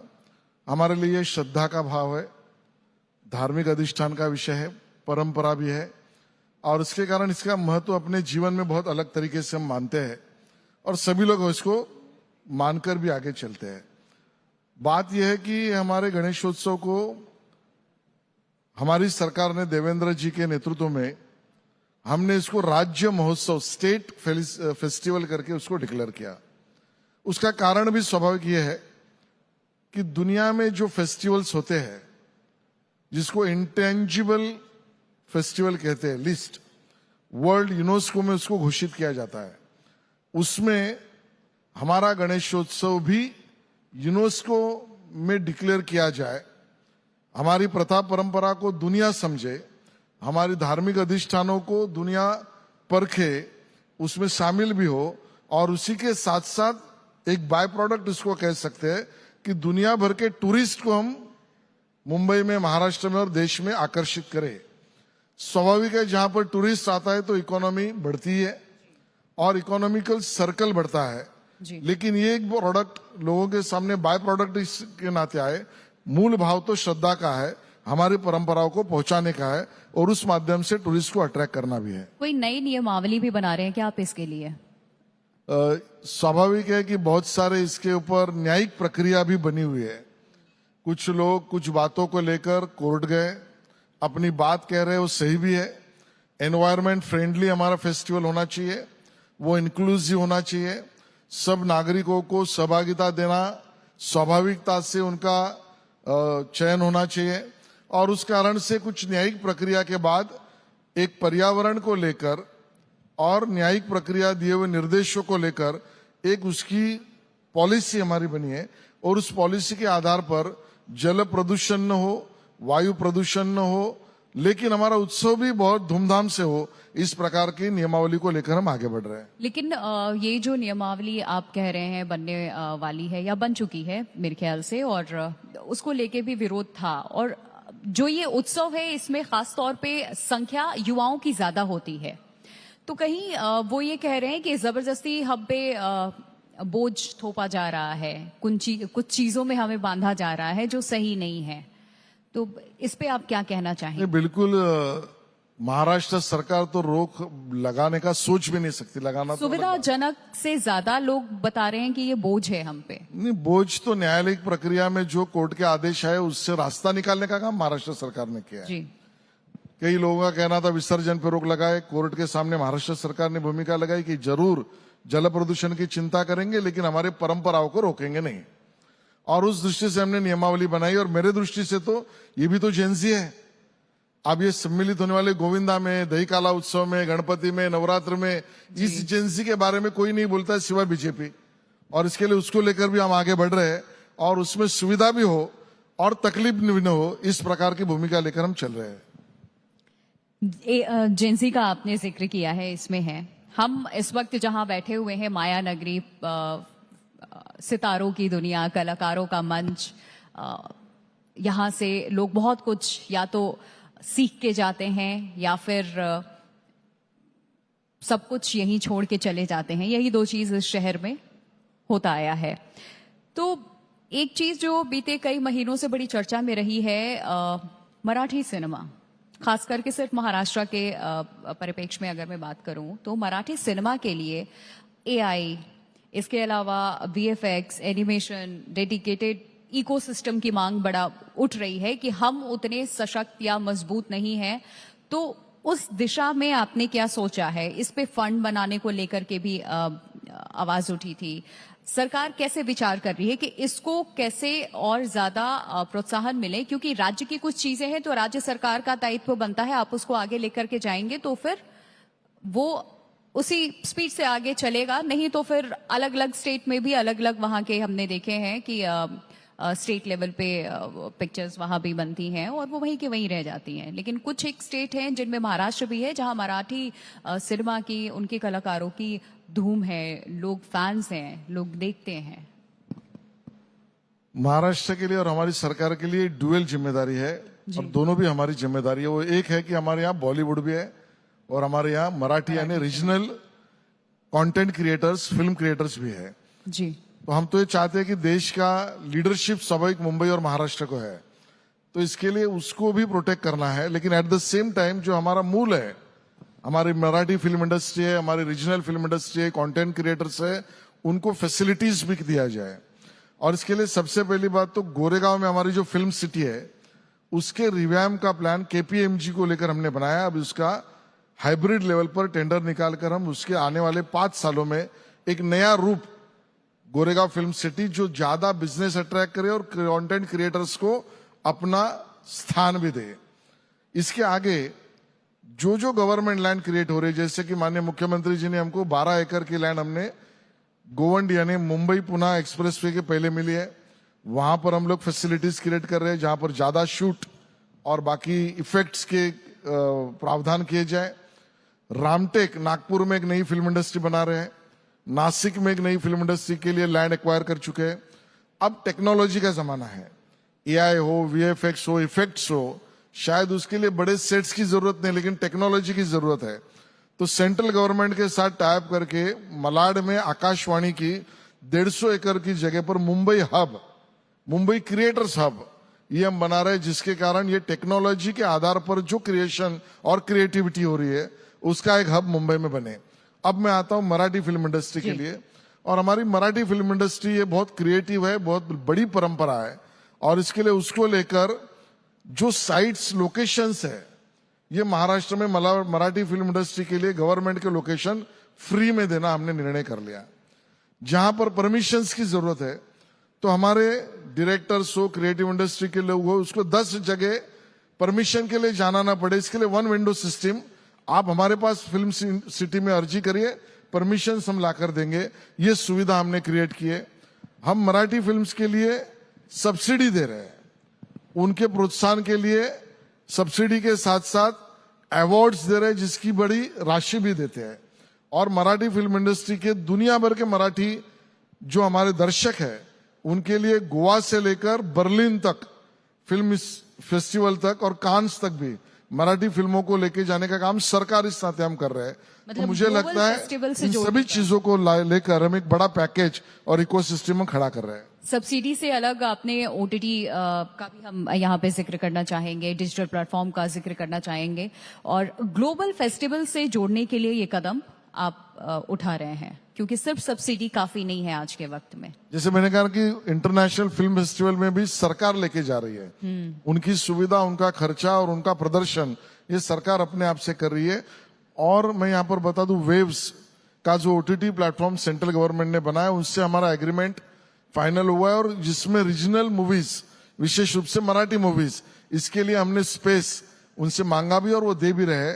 और अभी नेक्स्ट जनरेशन को अट्रैक्ट, जिसको करने के लिए एआई और इफेक्ट्स और वीएफएक्स के आधार पर मराठी फिल्मों का निर्माण करने के लिए प्रोडक्शन में हम लोग सरकार इस नाते अपनी राशि लगाएंगे और हम मराठी फिल्म्स प्रोड्यूस करेंगे। कोई एक ऐसी बात जो आप इस मंच के माध्यम से कहना चाहेंगे, जो आपके जहन में है, पाइपलाइन में है, जो आप आगे करने वाले हैं, कुछ नया बदलाव वहाँ पे देखने को मिलेगा, युवाओं के लिए कुछ कोई अलग योजना या किसी तरीके का कोई स्कीम सरकार लाने वाली है? देखिए, मेरे युवाओं को ही जरूरत है, स्वाभाविक उनका भविष्य सिक्योर रहे, उनका वर्तमान सेफ रहे और उनके एम्बिशंस को प्रोटेक्शन मिले। और इन तीन चीजों पर अगर मैं देखता हूं तो जिस डिपार्टमेंट का काम मैं करता हूं उसमें स्वाभाविक आईटी, एआई और इलेक्ट्रॉनिक्स डिपार्टमेंट का भी काम आता है और कल्चर का भी आता है। हमने हमारे युवाओं के एंटरप्रेन्योरशिप को और बढ़ावा मिले, इकोसिस्टम खड़ा हो, इसके लिए महाराष्ट्र में एआई पॉलिसी ये हमने बनाई। स्वाभाविक है उसमें 10,000 करोड़ का निवेश अट्रैक्ट करे, उस प्रकार के सेंटर ऑफ एक्सेलेंस बने, 20,000 से ज्यादा एआई वॉरियर्स क्रिएट किए जाए और इसमें जो एमएसएमईज और स्टार्टअप्स एआई के आधार पर बिजनेस करना चाहते हैं उनको डायरेक्ट सब्सिडी दी जाए, नंबर 1। नंबर 2, अनमैन्ड पॉलिसी, जिसमें ड्रोन और बाकी सब चीजें हवा में भी, जमीन पर भी और अंडर वाटर भी अनमैन्ड सर्विसेज के आधार पर की पॉलिसी पे इंडस्ट्री अट्रैक्ट करे, उसके लिए जगह देना, सब्सिडी देना, इलेक्ट्रिक से लेकर सभी इलेक्ट्रिसिटी से लेकर सभी सब्सिडियों को देना, सेंटर ऑफ एक्सेलेंस को क्रिएट करना, एंटरप्रेन्योर्स को ओरिएंटेशन देने के लिए इकोसिस्टम बनाकर यूनिवर्सिटीज से इनके लिए टाइप करके देना, ये पॉलिसी अभी हमने रोल आउट की है, इसके आधार पर हम आगे बढ़ रहे हैं।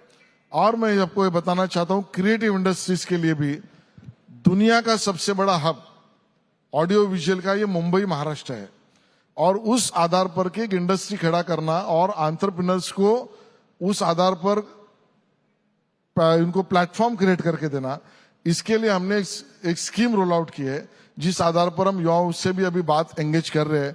मुझे लगता है इस प्रकार के क्रिएटिव और टेक्नोलॉजी दोनों आधार पर हमारे युवाओं को प्रोत्साहन देने का काम महाराष्ट्र सरकार करने वाली है। कल्चरल इकोनॉमी का आपने जिक्र किया, तो मैं आपसे जानना चाहूंगी, क्या कोई इसको विकसित करने का ऐसा कोई प्लान तैयार किया गया है, कोई टारगेट तय किया गया है आने वाले 4 साल या 5 सालों के लिए कि महाराष्ट्र में कल्चर को इकोनॉमिक सेक्टर की तरफ विकसित करें?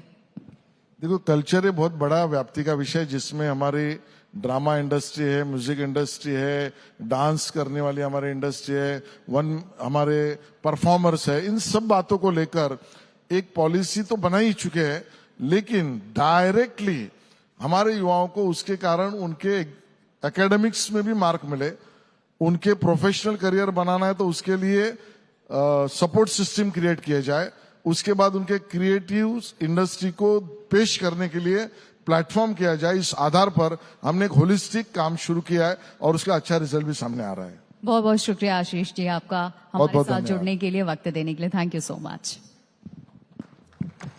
Thank you so much. Thank you, sir.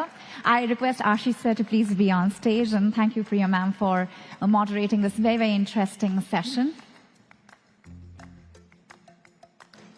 And with that, I invite Ashish sir, I request you please be on stage. Thank you, Priya ma'am. And to join Ashish sir on stage, I once again invite Mr. Rohit Gopakumar, the CEO of Times Network Digital, to please come on stage, as now we'll be having the award segment. The next award is, the category is Excellence in Data-Driven Retail Marketing for Everready, and the winner is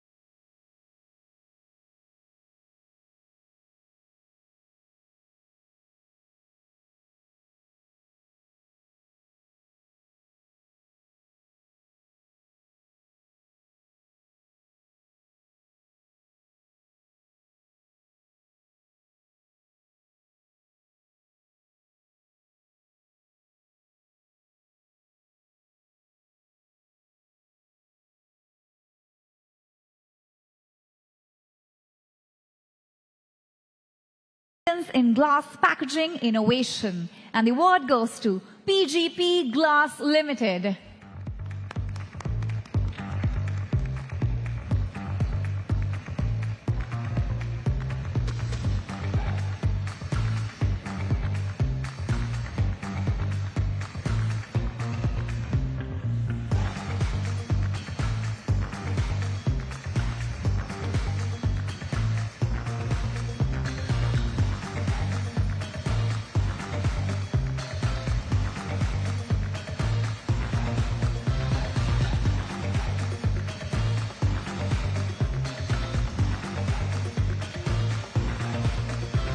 The next category, ladies and gentlemen, is Excellence in Compliance and Sustainability.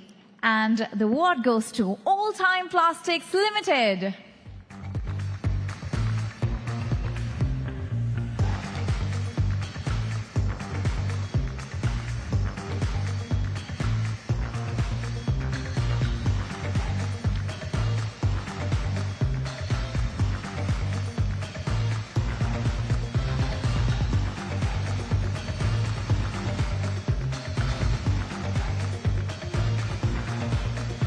The next category is Excellence in Global Mobility and Corporate Immigration, and the award goes to Lex Visas Private Limited.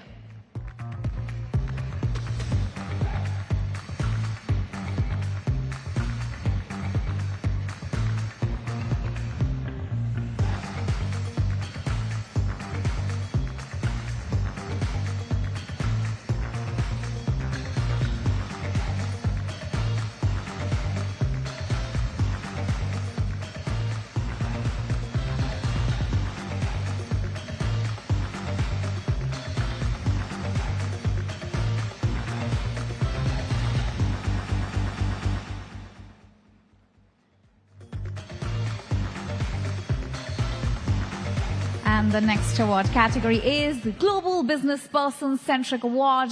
And the winner is Amit Doshi, Vice President, Global Business Advanced MedTech Solutions. Very warm welcome, sir.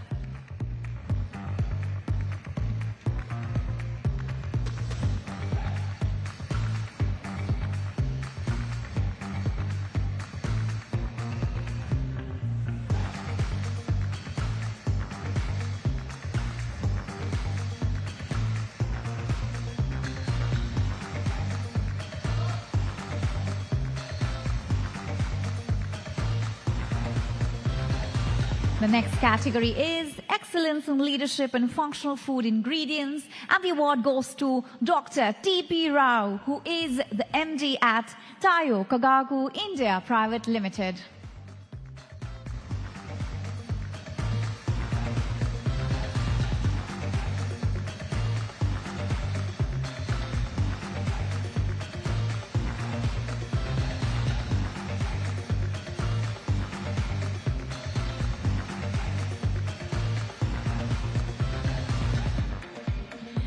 The next category is Excellence in Functional Food Ingredients, and the award goes to Tayo Kagaku India Private Limited.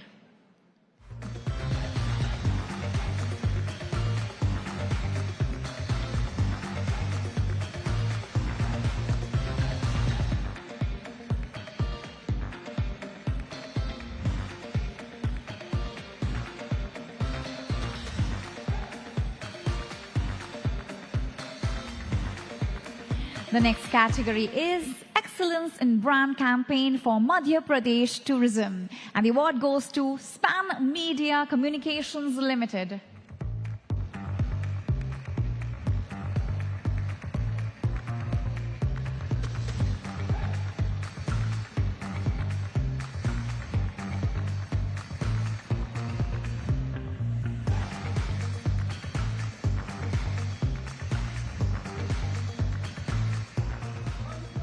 The next is Excellence in Decorative Paints and Surface Solutions, and the award goes to Shalimar Paints Limited.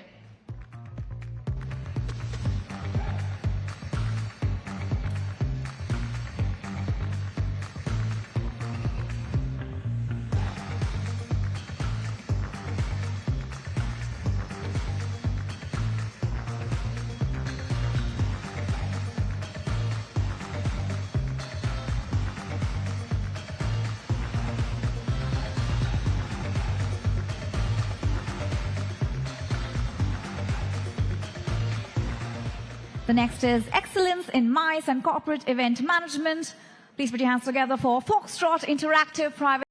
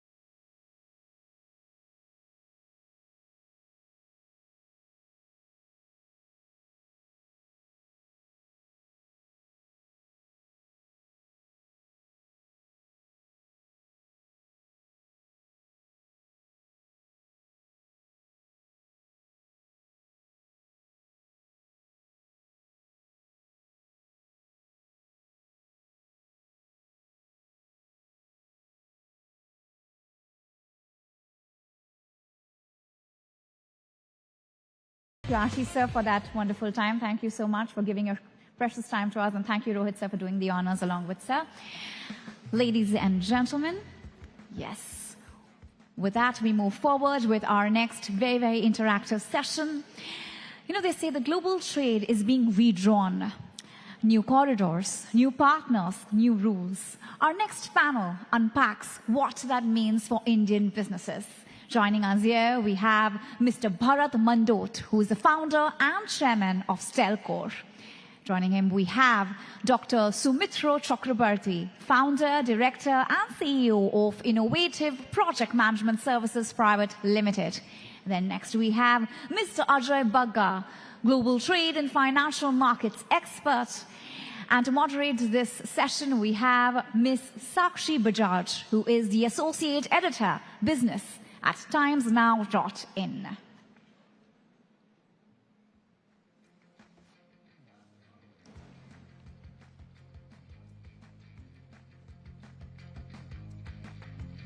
And once again, we have with us Mr. Bharat Mandot, Dr. Sumitra Chakrabarti, Mr. Ajay Bagga, and Ms. Sakshi Bajaj, who are in this panel.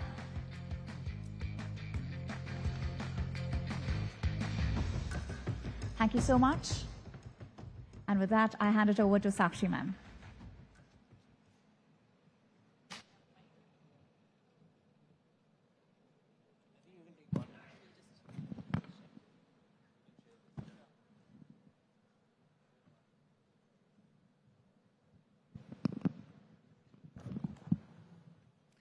Hello and welcome.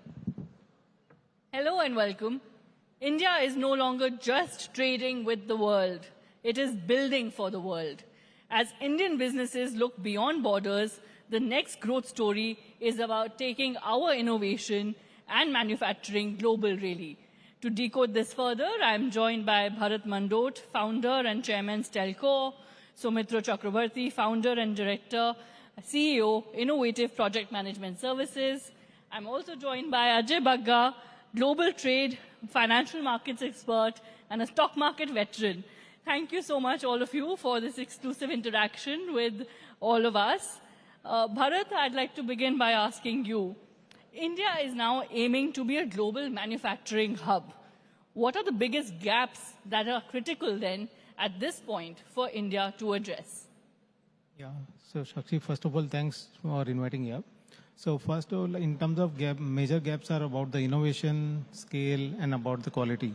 So where we are just lacking, and that where we have to improve a lot, so that we can just be more competitive against all the countries which is acting as a manufacturing hub at this point of time.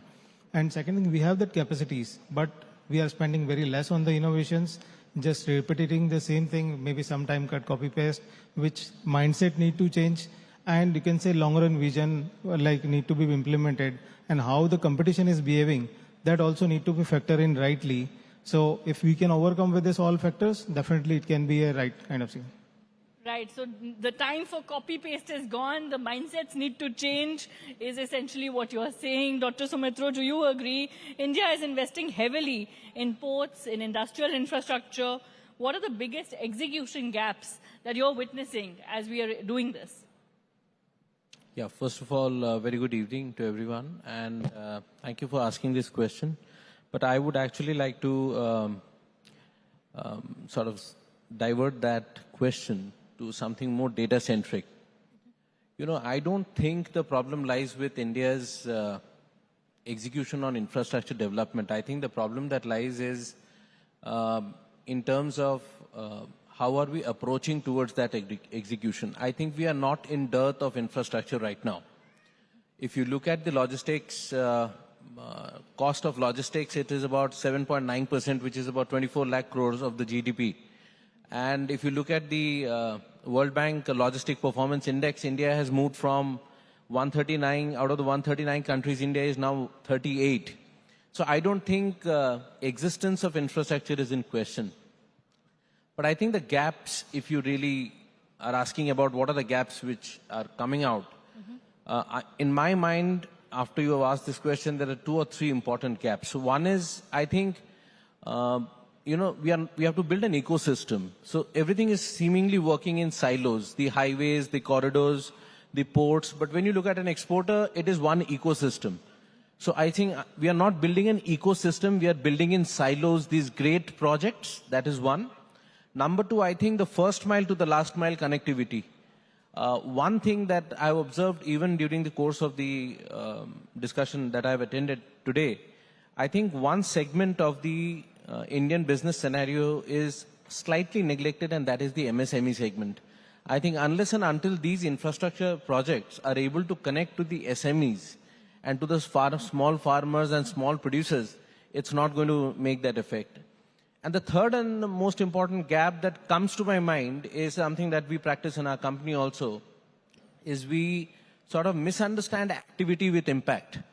I think a lot of, if we don't measure it properly, so in environment impact or in social impact, you have a reasonable, clear solution that, you know, input, output, outcome, and impact. So there is a clear line. I think if the infrastructure development starts sort of aligning with that paradigm, where input, output, outcome is to the impact, to the last mile connectivity, I think the gaps that you are talking about will stand resolved to a great extent, because I think GDP numbers and infrastructure investment numbers are like a scoreboard. But if you look at overall economic development, it will come only when you have this 146 crore population participant in that. That is the gap. Absolutely. So reframing and looking at everything as an ecosystem is what you're suggesting. Ajay Bagga, do you agree? And what really will determine India's success and establish India's role in global supply chain diversification then? No, I think there is a huge opportunity, but we must understand the opportunity. We are at $4 trillion of GDP. Rupee depreciation means we have come slightly lower than that. We had thought we would hit 5 trillion by now. We have not. 4 trillion US crossed in 1983. Japan crossed in 1993. China crossed 4 trillion in 2007. So if you just subtract that, we are like 43 years behind US economically. We are about 33 years behind Japan. We are probably about 19 years behind China. But China has moved from 2007, $4 trillion to $20 trillion today in 19 years. Will we hit 20 trillion in the next 20 years? That is one question we have to ask. I don't have an answer. You can do a spreadsheet and see the kind of growth it needs. I don't think anyone else can do that. Second, will we supplant China as the factory of the world? Very straight answer, no. Because when China joined WTO, when the West allowed China to come in and benefit from the rules-based order, which it went ahead to break, there was no other China in the world. Today, when we are stepping in, leave aside China, we have to focus on the China plus one.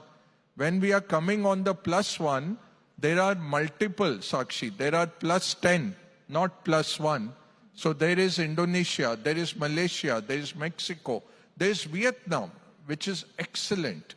Bangladesh, textiles, excellent. So when we come in, one, we should stop having aspirations, or we can have aspirations, but we should be realistic that that factory of the world is not going to change. Trump will not change it. European sanctions will not change it. India trying will not change it.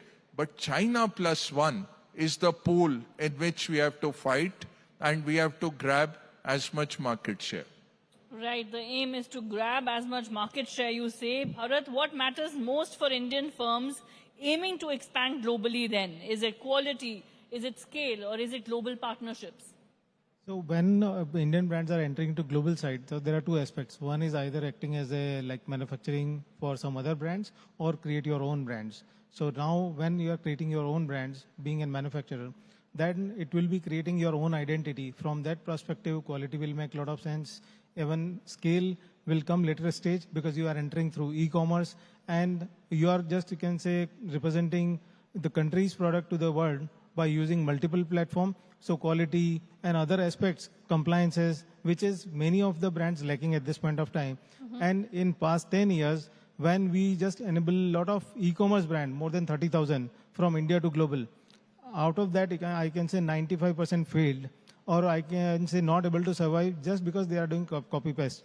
And when people are putting more effort on the right kind of quality, right price point, price is not a right competitiveness at this point of time in the global market. Because if your quality is good, customer is ready to pay. And entry point of view, focus should be on innovation and the quality and compliances. All right, then Dr. Sumitro, your thoughts on the most crucial reform that India needs then, whether to look at the $5 trillion economy aim or the $20 trillion economy aim, as Mr. Bagga was just suggesting. So what should India then do in terms of reforms? Well, I completely agree with Mr. Bagga on this front. I think, again, coming to some data points is we are around 4 trillion right now. Yeah. So reaching 5 trillion economy, I think what we have to now essentially think about is we just spoke, I think the minister just spoke about half an hour back that, we are one of the most youngest country in the global map, given the age group. I think we have to look for whether this kind of a development that we are talking about is actually holistic development, which is creating more opportunities for people. So we cannot deny one fact that we are 146 plus crores of people here in this country. But at the same time, is this development really connecting them with the jobs? Is it really going to the MSMEs? Is it enhancing the household incomes? So for me, if you ask me very frankly, we are a $4 trillion economy with a GDP of $2,700, per capita income of $2,700. Means is that a thing that should exist? Now the question is, what do you do with that $1 trillion? Because you're asking me a question about $5 trillion. We are right now $4 trillion. So the only question is about $1 trillion. What are we going to do with that $1 trillion is the question. Now, my understanding on the matter says, with limited capacity, is that unless and until we are able to connect the development directly to the MSMEs, to the small farmers, to the marginal groups, and create more job opportunities for the younger population, and then create a consumer-driven economy, this development will become only sustainable through that process. So for me, a container reaching one day faster is a logical achievement. But an SME hiring 10 jobs because of that container reaching faster is a much more holistic economic development, and they're just looking at the fact of, infrastructure development as such. So I think those are the things. Right. And I think efficiency in management, I think inclusion of women, financial inclusion, and transparency in governance are the three important reforms that can be brought about for development to really take that scale, from my point of view. Right, Ajay Bhagat, what should we do then? What reforms should we look at to really achieve that scale? What are the focus areas then to generate these kind of jobs? And if I were to ask you by 2030, what are the sectors you would look at most that are likely to benefit from global expansion altogether? Yeah, the second part is very easy to answer. First part, there is a utopian answer that government should do this. But they will lose elections. They won't get re-elected. So no use talking about that. There will be incremental reforms. There won't be labor reforms. There won't be land reforms that you can take for granted. We will have incremental reforms. What will happen is technology will leapfrog. So the entire session today is about business and technology, Sakshi. That's going to change our way of living. Technology will help us. We never had landlines. We had the mobile revolution. And straight away, once the per minute came down below 2 rupees, we just took off. When the handset came down to 2,000 rupees, our mobile took off. So that is what's going to happen. We will have an India-centric growth model. We'll talk about that some other time. We have 2 minutes left. But sectors which you should bet on, energy security is national security now after the Iran war. So renewables, power, grids, transmission, solar, anybody getting into energy security will do well. Defense is a global mega trend. The world is spending now $3 trillion a year on defense. And that's growing very fast. One of the fastest growing economy. The good news is India is not only doing import substitution, we are getting good at exports also. So defense will continue to do well. All the Europeans are having to realize that the nuclear umbrella of US, all of a sudden that's gone. So you have to, and they don't have conventional militaries. So they are rebuilding conventional militaries. Japan is rearming. China is modernizing. The Ukraine war has shown how drone swarms will really make, and Indian government was very far-sighted in that with this Agniveer schemes and all that they brought in. They had thought through of this. We need a younger force. We need a technologically savvy force. So defense will do well. Banking, coming from a banker, but I'm telling you, bankers always win. When we used to teach foreign exchange, you are confused which rate to take. We would say the bank always wins. So bankers will win. They will finance all of you. I was so happy seeing so many people, so many entrepreneurs getting awards today. That's the strength of the economy, and banks will always stay evergreen. NBFCs, capital markets, anything to do with finance. It's like mechanical engineer. There will be a motor, there will be an engine. You might say electric banaya, ye sab banaya, but wo do to chalega har jagah. So the civil engineers, mechanical engineers always will find jobs. Above that, telecom, I think anything to do with telecom, AI is going to disrupt everything. I don't have the answers, but just before you go to sleep today, think of this. 11 million people will come into Indian workforce every year for the next 20 years. We don't have those jobs. No government in the world can create those jobs. They have to be self-employed. They have to be given skills, what Dr. Shaumitro said. So I would say we will have to copy the Koreans of the 60s who skilled their population. We have to copy the Brazilians. 54 countries they went to, saw the best agriculture practice for 54 crops from each country, and their productivity shot up. If 66% of your population is sitting in rural India and just making 12-13% of your GDP, you have a very serious problem. You have a problem of consumption. You have a problem of equality, what Dr. Shaumitro said, and you have a problem for the future. I saw one immigration services company doing very well. I have 5 Russian companies that I advise. All of them need people. They are saying, find me any kind of people. I have Japanese companies who are saying, I want caregivers. That will be a booming industry again. I'll end there, Sakshi. I know you want to kill me, but I got carried away. Not at all. It is the time to redefine skill sets, like you said, and we need to innovate. We need to think out of the box and refresh mindsets altogether, as well as critical policy changes that you mentioned are the need of the hour. Thank you all for sharing your thoughts and for this interaction. Thank you.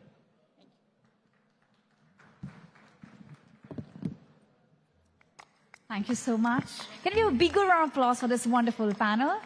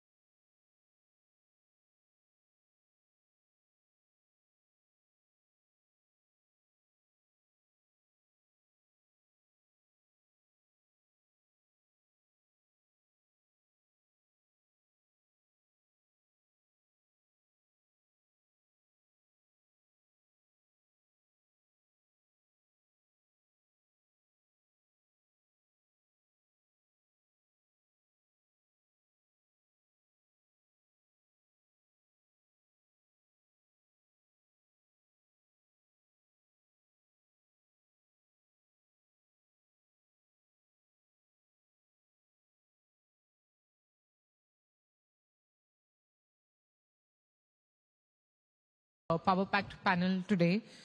Meanwhile, we wait for the other 2 guests, but I guess we'll get starting. So I'll start with you, Mr. Asad. So India's startup ecosystem has evolved from being funding-led to increasingly being focused on sustainable growth. What, in your view, will separate the startups that survive and scale from those that struggle in the next phase of the ecosystem? Firstly, thank you for having us here. It's a pleasure. I think, the startups that will emerge as victorious in the coming decades, etc., will focus less on funding and more on the fundamentals, which pretty much means that you build a product for your customers, something that they like and that you're solving a real world problem as well. The second part to it is, the startups need to be aggressive, move really fast, and adapt to new technologies like AI, etc. These are the ones which will come out as winners in the upcoming years. Right. So with AI becoming increasingly accessible, is technology lowering the barriers to entrepreneurship, or is it creating a new competitive divide between businesses that can leverage it effectively and those that cannot? I think a bit of both, right? I think, it's definitely with emerging technologies, AI, etc., is becoming so accessible. A lot of people who are thinking of starting up, a lot of founders, entrepreneurs, etc., have access to tools, that they didn't have. On the other side, we see enterprises and larger companies leveraging AI to the fullest.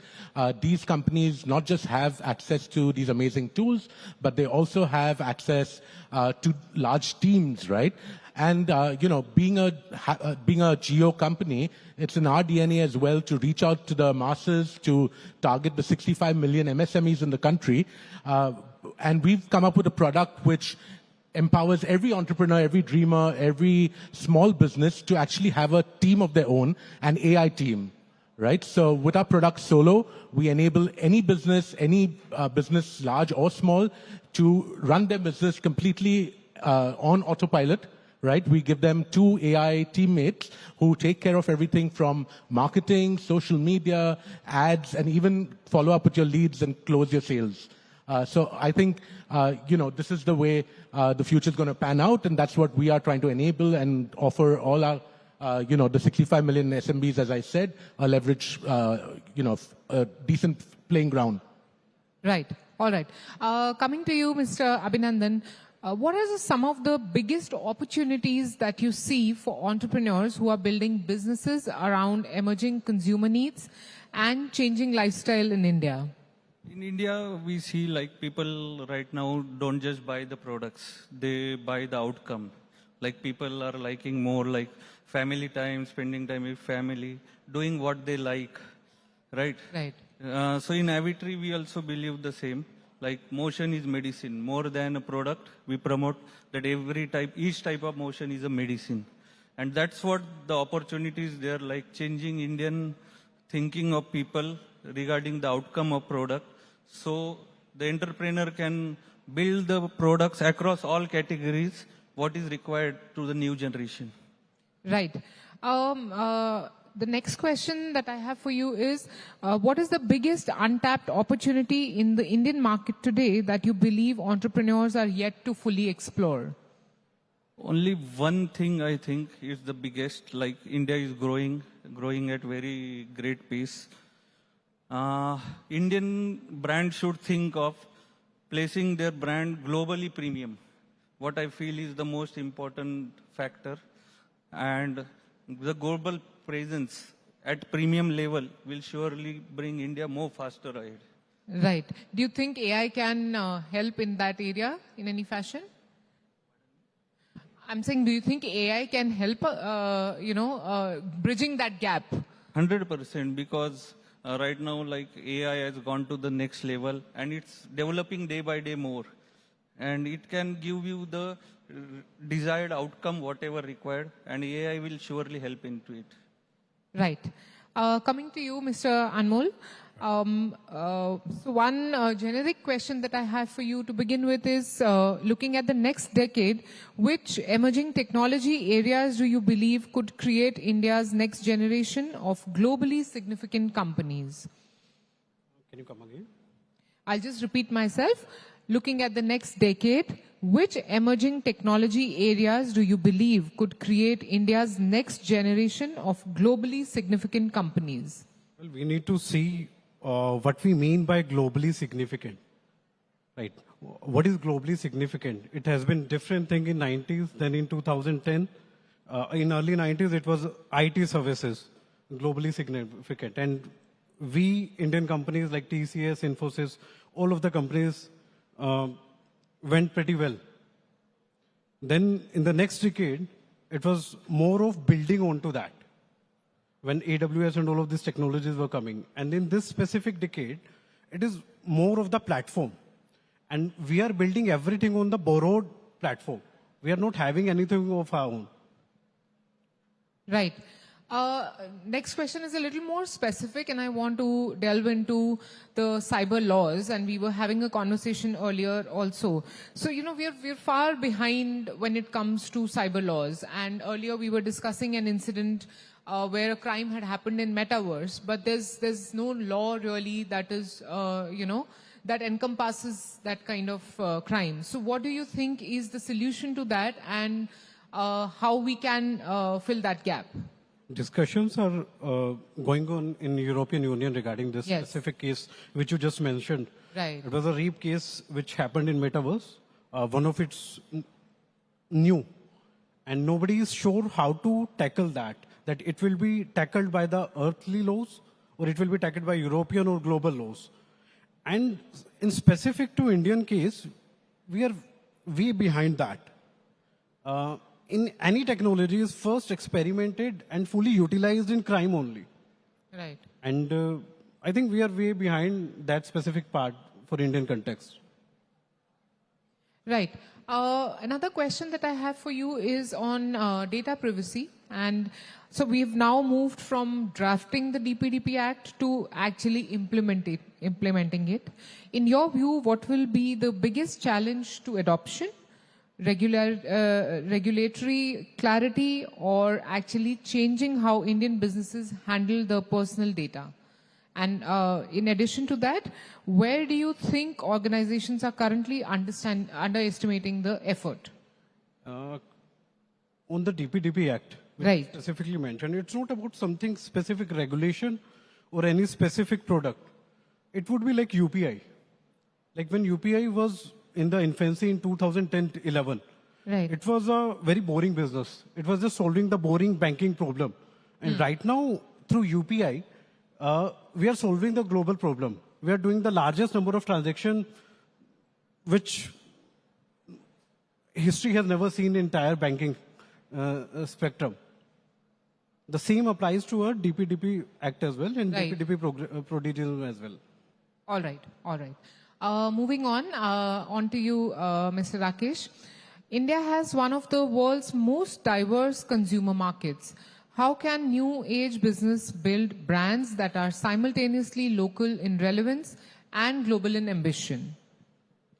I think the diversity of the country is our biggest strength, as it is a challenge, right? So if you are able to succeed in India, and India gives you all sorts of cohorts, and even small percentages of population representing those cohorts are big absolute numbers. So if you do something really well here, it actually opens your doors for global expansions. But how to succeed is something where the mindset plays a very big role. Yes, you need to have a global mindset, and localization should not mean translations. So we cannot just translate a brand philosophy from English into Hindi or Tamil or Marathi. The local context is very important. And I think that's where we can take advantage of a lot of these new technologies which we are coming. I'm a user of Interact for one of my startups, and I recommend that to a lot of my startups. They are doing a fantastic job in creating a platform in which even D2C companies, and when D2C companies are competing with big businesses, these kind of platforms play a huge role because you get the leverage of multilingual support as well as automations and AI. So I think that is the leverage which startups and new companies can use. Right. All right. So in an environment where consumer attention is fragmented, what will become the biggest competitive advantage for a new age business? Technology, creativity, or trust? I think technology is hygiene, and it's a commodity now. So for me, I think trust and communities will play the biggest role, because with so much of content available and so much of kind of homogeneity coming because of the use of AI, I think the trust will where it will stand out with creativity. Right. Okay. Ms. Sujata, Welcome to the panel. Thank you. So founders maintain entrepreneurial agility while creating a scalable organization, right? So how important is this agility? Founders have to move from being the heart of the operating system to building the operating system that exists without them. I've seen founders where decision making, everything has to be asked to the founder, and that can delay things. So I think there are two things. If you are scaling up and you have informality, you will not gain the trust of your customer. But if you become over process driven and over controlled, you'll become a bureaucracy. So how do you balance the two, I think is very, very important. My view is that organizations are building innovative products and services that are looking at 5-10 years, but they are building organizations with just the next few months in mind, and therefore there's a gap. I think Zerodha has done it well. They had very clear rules about how to manage the customer. Their governance processes were good. So they managed to be agile even though they have scaled up. Right. So what role can, mentors, professional networks and strategic advisory play in helping founders navigate the transition from a promising idea to a sustainable business? A great question. I think a mentor takes you to the balcony. So the mentor builds your perspective. The mentor tells you where you can go wrong because the mentor is not in your organization but outside the organization. The network actually helps you crunch time because it tells you what are the possibilities, what are the mistakes. And sometimes they say leadership is lonely, but if you have a network, you're not that lonely, okay? And if I look at strategic advisors, which is what I do in consulting, we're not required all the time. We're only required to be there during inflection points, when suddenly the new team is formed or succession has to take place or suddenly culture is dragging the strategy down. So I think the strategic advisors help you manage consequences. The network helps you find friends and possibilities, and mentors help you go onto the balcony and ask yourself questions so that you ask the right questions and you find the right answers. Right. So, what are the mistakes that founders can actually avoid? What are the mistakes that they're frequently making right now? So first of all, founders, when they scale up, see, when you have 30 people, you know everybody. When you have 300 people, you know the main people, the leadership team. But when you have 3,000 people, you don't know people. So you don't know everybody. So the mistakes founders make is, first of all, they hire people just like themselves. Everyone talks like them, walks like them. So the moment I see clones, I say, ye to gadbad hai. Yahan average mediocrity hoga. So that's number one. Number two, they reward loyalists more than people with capability. And the third thing is, at some point, even you have to get out of the way. You have to evaluate your strategy and your structure and see, am I the right person to lead it? Or is there someone better? Is my team, the team that built this, the right team to take it to the next level? And sometimes you have to get out of the way. So I think some of the mistakes they do is, for example, when you scale up, you say, in your company, you say, don't ask questions, just do it. That can lead to chaos going forward. Or you say, we are a family, which means no one takes accountability. So sometimes when we scale up, we must re-examine some of the ways of working and rules of the game and change them so that you have to put the company above yourself. You put nation above yourself, you have to put company above yourself. And at some point, you need to step back and let the right person lead. I think these are some of my observations. Right. I'll just now come to a question which I want to pose to all of you. So if India's startup story is no longer about just simply having that idea, but actually, sustaining a business model for a longer term, then what is that one ingredient that you need in the ecosystem? Is it capital? Is it talent? Is it policy support? Or is it innovation? Especially given the times where AI is supreme, and like you also said, we cannot operate without AI. So what is that one most important factor? I think more than one, I'd say three. Innovation, passion, and agility would go a long way.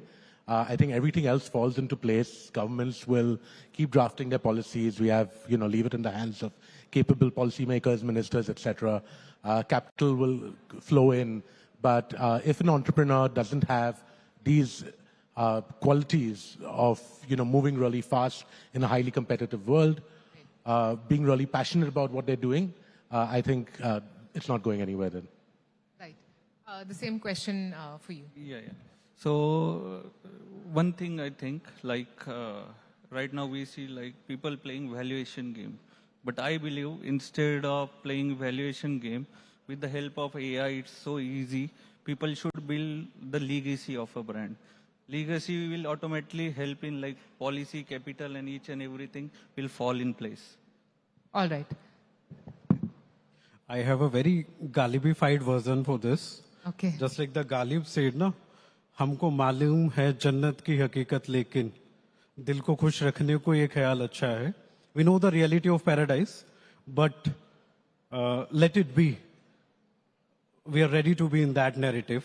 The same applies to our entire AI ecosystem, that we definitely know what exactly is in global sphere, and we just need to give us a reality check.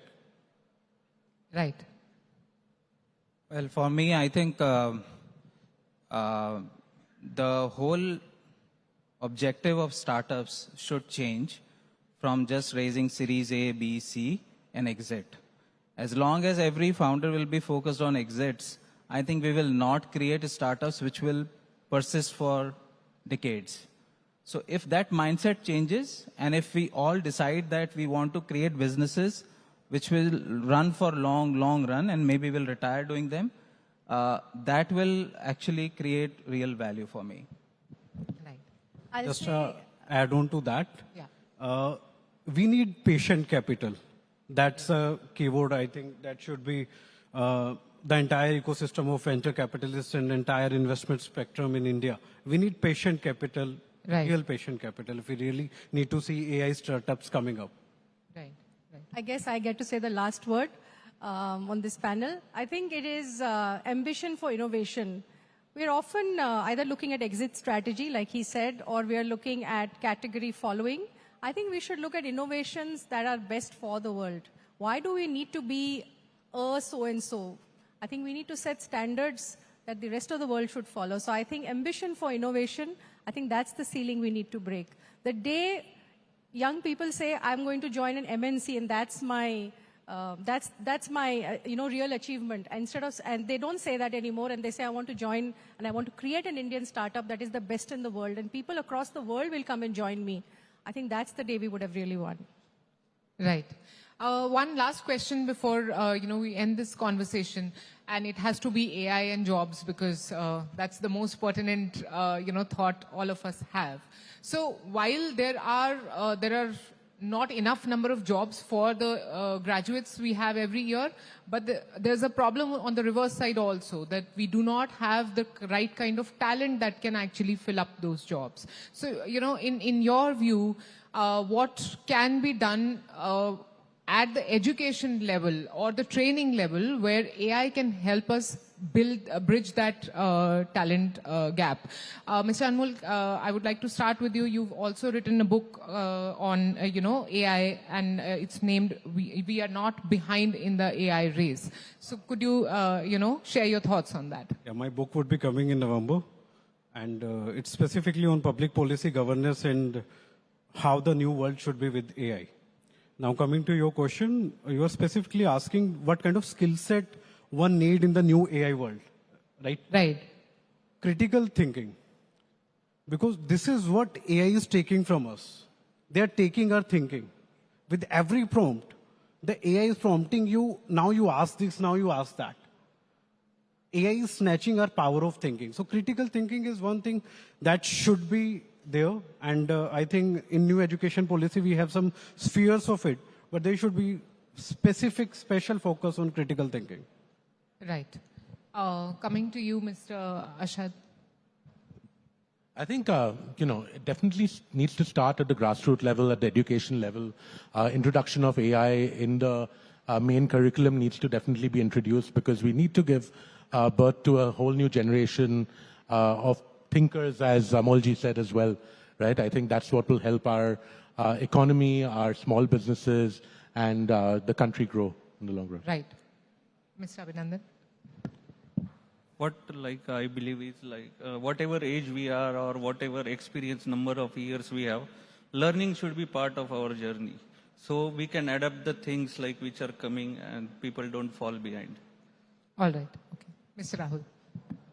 I think AI will not take away all the jobs. I am of a contrarian, view here, because jobs will shift. The primary companies which will face issues are the service providers, but jobs of people will shift from service providers to the companies who are paying to these service providers. So, people will not have big SaaS products because they will have capability of building similar products in-house by hiring people. So that's my viewpoint. And in education, again, I'm seeing extremely good, young, talented engineering graduates. I work with a lot of them. They are learning as early in their first year and second year. So I'm very hopeful of Indians in general. When we talk about AI, I think we need to also break down what part of AI are we talking about. Yes, we can't build foundation models without huge capital, but the derivatives of foundational models is something which I think there's an amazing good undercurrent in India right now. Even in non-engineering colleges, the kind of self-learning people are doing, kids are doing, and they're creating stuff. It's amazing. I'd like to say that education has to look at three things. One is real life learning. We don't teach people how to invest. We don't teach a lot of things in schools that is required for real life. That's number one. Number two, we don't have enough vocational focus. Unless there are people going to ITIs, there's no vocational focus. And third, we're not teaching our people to think. If we are able to teach people to think and create, then AI will be seen more as an enabler or as a tool to take it to the next level, as opposed to what it is, the fear of being replaced by AI. So I think the way to look at it is to fundamentally look at education so that we are prepared to use the tool in a more responsible manner and encourage our engineers to dream of creating instead of rushing to do an MBA because that's where the money is. I think that change has to happen. The scientific temper has to change. Entrepreneurship is already there in the blood. We just have to sort of ignite it. That's my view. All right. That was some great thoughts coming in. Thanks a lot for joining us. Thank you, all of you. Thank you. Thank you. Thank you so much. And with that, I request Rakshita ma'am to please felicitate our panelists. And thank you for that absolutely wonderful, invigorating session, and to all our speakers for sharing their valuable insights with us. Can you have a bigger round of applause for this very, very important session that we had, ladies and gentlemen?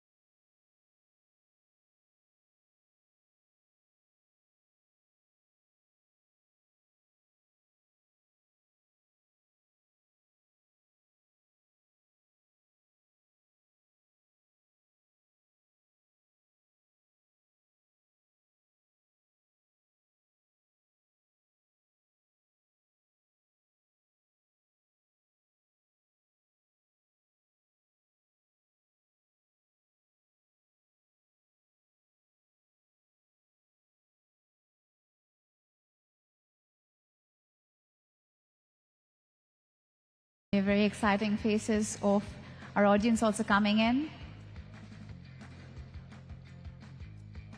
He's just walking towards the room, and you will be having him any second now.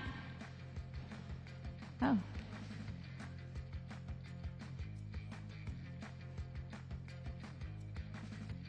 And I can see a lot of cameras outside. Everyone is super excited. I can see a lot of camera flashing as well. We have the whole team outside. Everyone is eagerly welcoming him here. And ladies and gentlemen, here we have the Honorable Deputy Chief Minister of Maharashtra, Shri Eknath Shinde sir. Can we have a thunderous round of applause for sir, please? And quickly I invite Mr. Rohit Gopakumar, the CEO of Times Network Digital, to please come on stage to felicitate sir. Can we have once again a thunderous round of applause for him, our DCM sir. Let's give a very, very warm welcome to sir. It is not every day we see such leaders on the stage. What an honor to have him here today for gracing us with his precious presence. And with that, let's have a huge round of applause for Shri Eknath Shinde ji. Thank you so much, Rohit sir. And yes, thank you, Rohit sir and Eknath sir. I'll be inviting you forward. Before you're coming on stage, just want to say one thing. We all know him as DCM, not only the Honorable Deputy Chief Minister, but he's actually known as the dedicated, common, the commonwealth person that he is. He is known to do so much for his people. So before I invite him, can we have a thunderous round of applause for sir as we invite him on forward to the podium to address this August gathering. So very, very warm welcome. बहुत बहुत धन्यवाद.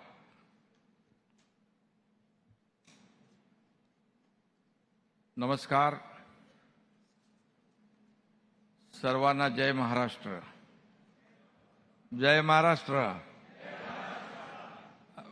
धन्यवाद.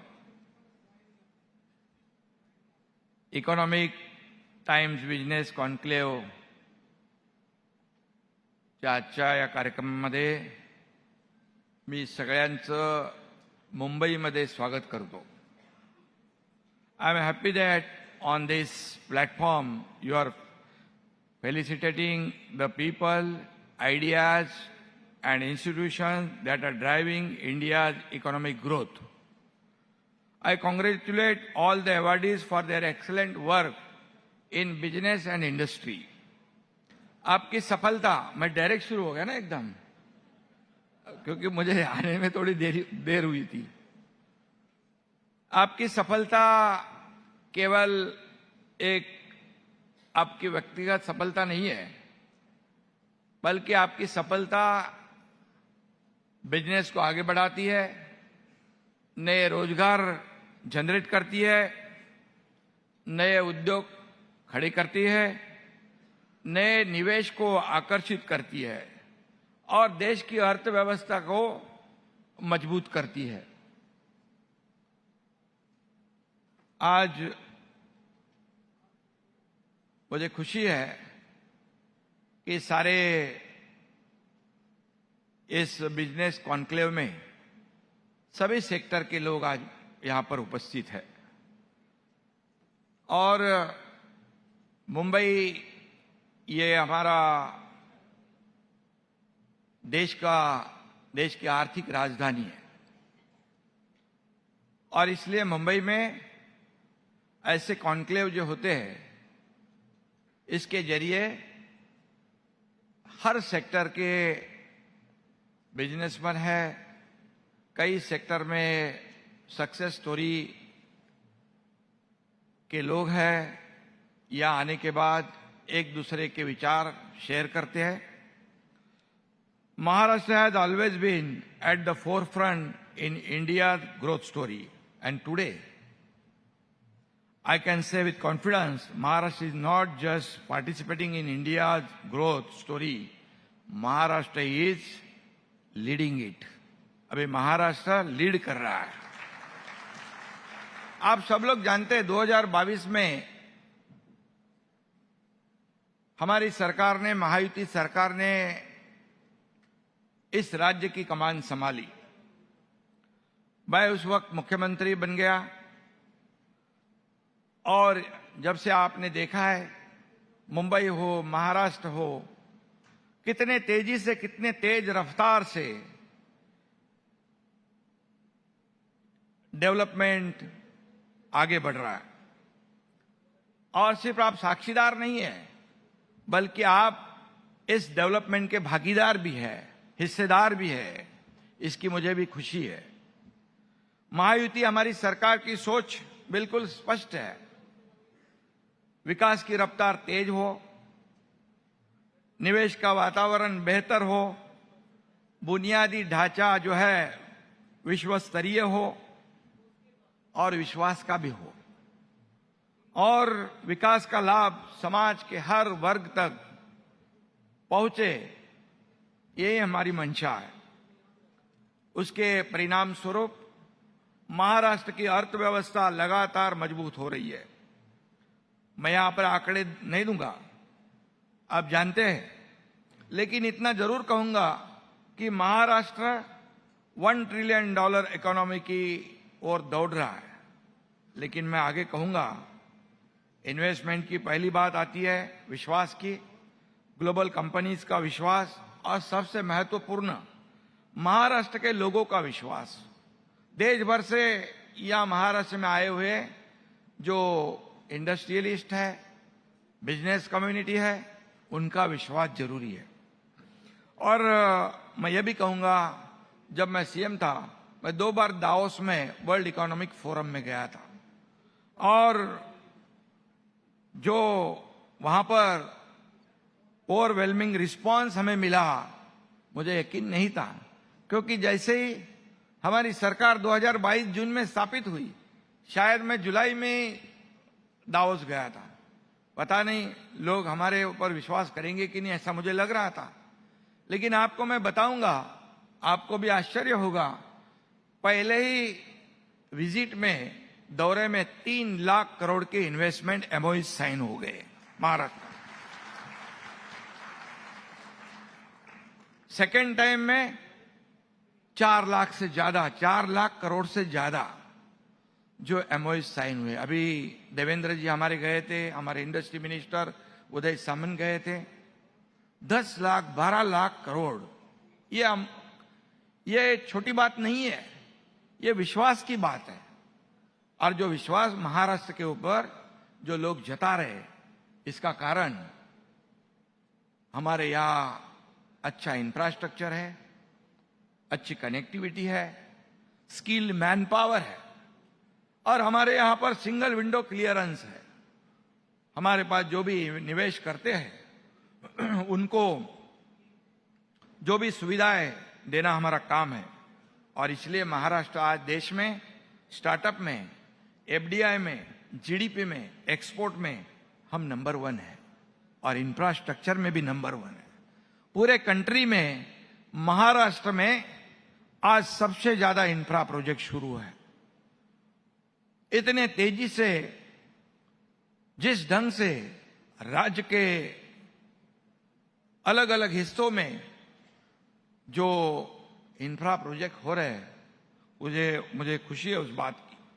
महाराष्ट्र के पास talent है, technology है, infrastructure है, financial services है, ports है, एयरपोर्ट्स है, मैन्युफैक्चरिंग, और एक मजबूत इंडस्ट्रियल इकोसिस्टम भी है, और ये जरूरी है।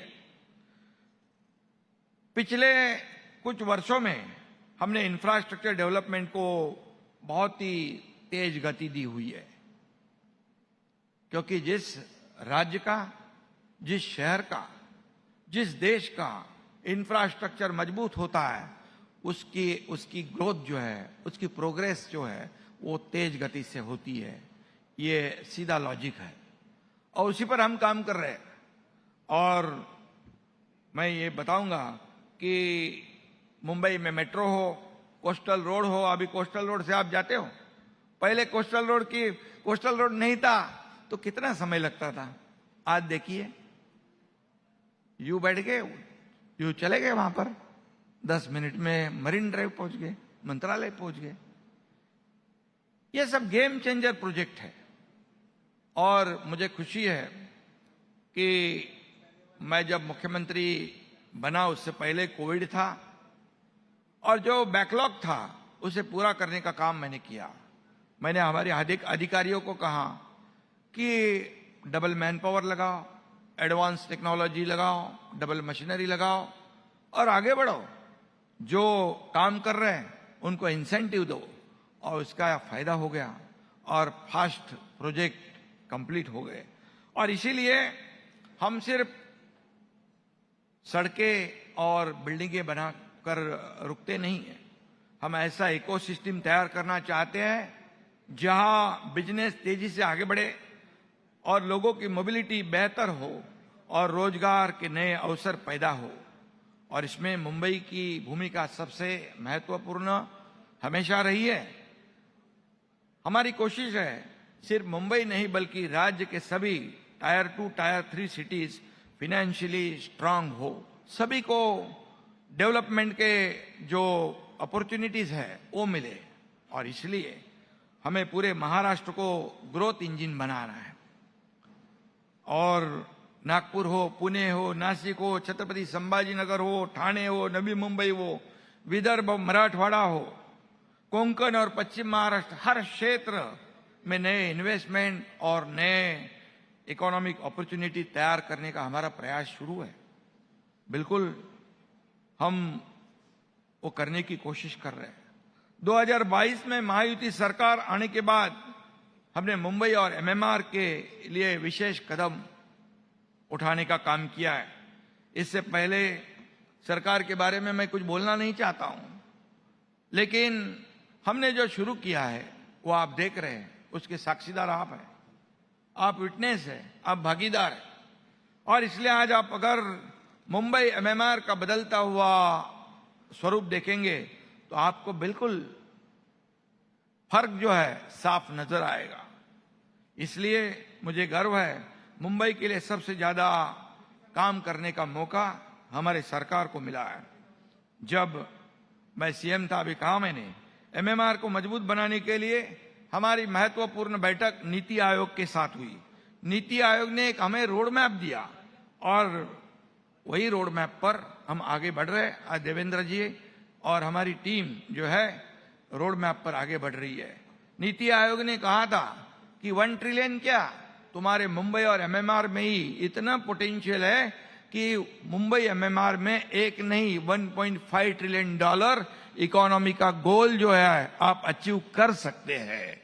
महाराष्ट्र की तो बात अलग है और इसलिए ये खुशी की बात है। यहां पर नीति आयोग ने मुंबई का जीडीपी दुगना करने और मुंबई को इकोनॉमिक हब बनाने के लिए 7 जो रिकमेंडेशन दिए उस पर हम काम कर रहे हैं। और आज अकेले मुंबई एमएमआर जो है 1.5 ट्रिलियन डॉलर से आगे जाएगी, ये विश्वास मैं आपको दिलाना चाहता हूं। 2 साल पहले एमएमआरडी और वर्ल्ड इकोनॉमिक फोरम के बीच वर्ल्ड इकोनॉमी हब के लिए एमओयू साइन हुआ और इससे मुझे विश्वास है कि आने वाले समय में मुंबई ग्लोबल फिनटेक कैपिटल बनेगी। आपको पता है, जब प्रधानमंत्री मोदी जी मुंबई में आए थे तो उन्होंने इस बात का जिक्र किया था कि मुंबई को हम ग्लोबल फिनटेक कैपिटल बनाएंगे और उसी के जरिए हम आगे बढ़ रहे हैं। एमएमआरडीए के इसके लिए विशेष सेंट्रल सेल बनाया है। एमएमआर में इंफ्रास्ट्रक्चर विकास के लिए लगभग 4 लाख करोड़ रुपए के एमओयू साइन हुए।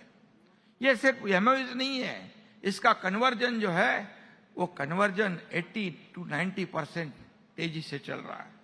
और इसलिए प्रधानमंत्री नरेंद्र मोदी जी के विकसित भारत 2047 के सपने को पूरा करने में मुंबई और एमएमआर सबसे बड़ी भूमिका निभाएगा, इस बात का पूरा भरोसा मुझे है। हम केवल प्रोजेक्ट नहीं बना रहे, हम आने वाले वर्षों में मुंबई को नेक्स्ट लेवल तक लेके जाना चाहते हैं। यह हर एक सुविधा हो। मैं आपको बताऊंगा, पहले आपको गड्ढों का सामना करना पड़ता था मुंबई में, कई लोगों के एक्सीडेंट भी हुए, मुंबई के गड्ढों पे गाने भी बन गए, लेकिन जब मैं मुख्यमंत्री बना, मैं और देवेंद्र जी ने मुंबई के कमिश्नर को बुलाया। मैंने कहा ये मुंबई के सारे रास्ते कंक्रीट के क्यों नहीं करते हैं? करने जरूरी है। पहला निर्णय हमने लिया, मुंबई पूरी तरह कंक्रीट के रोड से कंप्लीट होनी चाहिए। और आपको मैं बताऊंगा कि आने वाले 1 साल में Mumbai will be the pothole free, जरूर गड्ढों से मुक्त होगी Mumbai.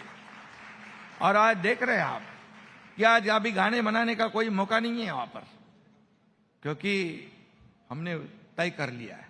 Sewerage treatment plant Mumbai में नहीं थे इतने सालों में, अब समुद्र में जो पानी जाएगा सीवरेज का, वो ट्रीटमेंट हुआ पानी जाएगा।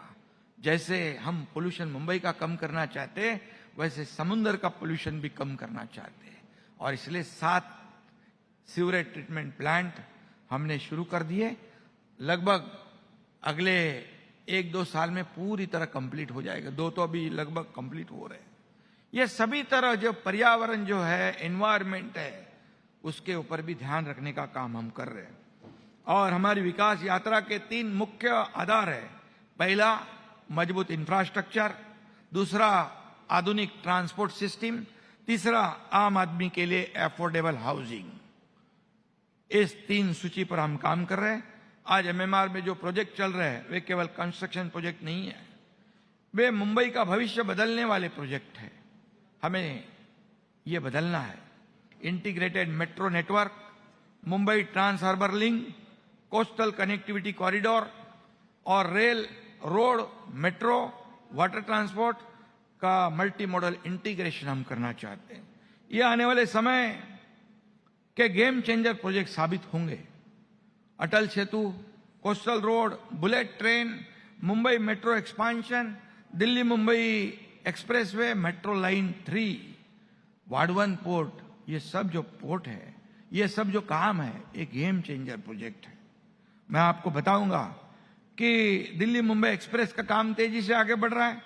दुनिया की पहली पूरी तरह अंडरग्राउंड मेट्रो लाइन 3 अपने मुंबई में शुरू हुई है। इसका हमें गर्व है। और ऐसे कई प्रोजेक्ट है। पालघर में जो वाडवन पोर्ट है, 76,000 करोड़ रुपए से केंद्र सरकार ने, प्रधानमंत्री मोदी जी ने दिए, और दुनिया का सबसे बड़ा पोर्ट वहां तैयार हो रहा है। वहां हम तीसरा एयरपोर्ट भी बना रहे हैं। इसलिए हम विकास जो है, विकास सभी सेक्टर में होना चाहिए, सिर्फ मुंबई और बड़े बड़े शहरों में नहीं, छोटे शहरों में भी विकास डेवलपमेंट पहुंचना चाहिए। सभी लोगों का अधिकार है, विकास से कोई भी वंचित ना रहे, ये हमारी सोच है। एमएमआर में 337 किलोमीटर का मेट्रो नेटवर्क विकसित हो रहा है। आगे बढ़कर 500 किलोमीटर हो जाएगा।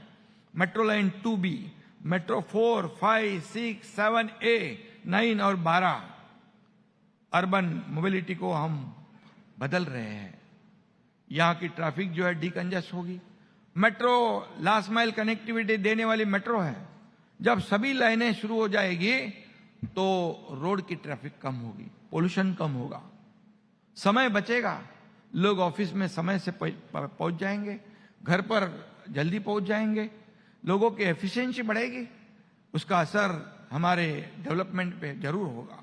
वर्सोवा बांद्रा सीलिंग, अभी जो वेस्टर्न की ट्रैफिक आप देखते हैं, बम्पर टू बम्पर ट्रैफिक है। आज बांद्रा वर्सोवा सीलिंग हम कर रहे हैं, उसका काम शुरू है। अभी वर्सोवा से भाईंदर तक जाएंगे और भाईंदर से विरार तक जाएंगे। ये सीलिंग बड़ा आगे बढ़ रहा है। इससे वेस्टर्न हाईवे की ट्रैफिक कम हो जाएगी। ईस्टर्न एक्सप्रेस में जैसे फ्रीवे उतरता है, लैंड होता है, वहां छेड़ा नगर से हम एलिवेटेड रोड कर रहे हैं। एलिवेटेड रोड डायरेक्ट वहां से जाएगा, थाना होकर, घोड़बंदर होकर, सीधा फाउंटेन होटल जो अहमदाबाद को रोड जाता है, एक मीरा भाईंदर को जाता है, वहां तक जाएगा कोस्टल रोड, जिससे ईस्टर्न एक्सप्रेस पूरी तरह डिकंजेस्ट हो जाएगा। ये हमारे काम है। दूसरी बात है, गोरेगांव मुलुंड लिंक रोड कर रहे, टनल कर रहे, बोरीवली ठाणे बोरीवली टनल कर रहे। आज बहुत समय जाता है, 10-10, 12-12 मिनट में हम पहुंच जाएंगे बोरीवली से ठाणे, ठाणे से बोरीवली, मुलुंड से गोरेगांव, गोरेगांव से मुलुंड। ये कनेक्टिविटी बहुत इंपॉर्टेंट है। हम चाहते हैं कि मुंबई के किसी भी कोने से किसी भी कोने में जाओ तो 59 मिनट में पहुंचना चाहिए, 1 घंटा नहीं लगना चाहिए। ये हमारी कोशिश है। और महाराष्ट्र में 5000 किलोमीटर के एक्सेस कंट्रोल ग्रिड हम बना रहे हैं। कोई भी कोने से किसी भी कोने से जाओ, ईस्ट वेस्ट जाओ, नॉर्थ साउथ जाओ, कहीं भी जाओ, 7 से 8 घंटे से ज्यादा नहीं लगनी चाहिए। उसका सबूत है हमारे पास। नागपुर मुंबई एक्सेस कंट्रोल बनाया, समृद्धि महामार्ग, बाला साहेब ठाकरे समृद्धि महामार्ग बनाया। 20-20 घंटे, 22-22 घंटे लगते थे। आज 6 से 7 घंटे में नागपुर से मुंबई, मुंबई से नागपुर। एक गेम चेंजर प्रोजेक्ट है। और ऐसे मुंबई पुणे एक्सेस कंट्रोल जब बना, गडकरी साहब ने बनाया, हमारे बाला साहब ठाकरे जी ने उन्हें कहा कि मुंबई पुणे को 8-8 घंटे लगते जाने के लिए, क्या है इसको जल्दी लोग पहुंचने चाहिए, डेली अप डाउन करना चाहिए। तो एक्सेस कंट्रोल रोड पहला देश का मुंबई पुणे बन गया। आज देखिए, एक रोड बन गया। आज पुणे में मोबाइल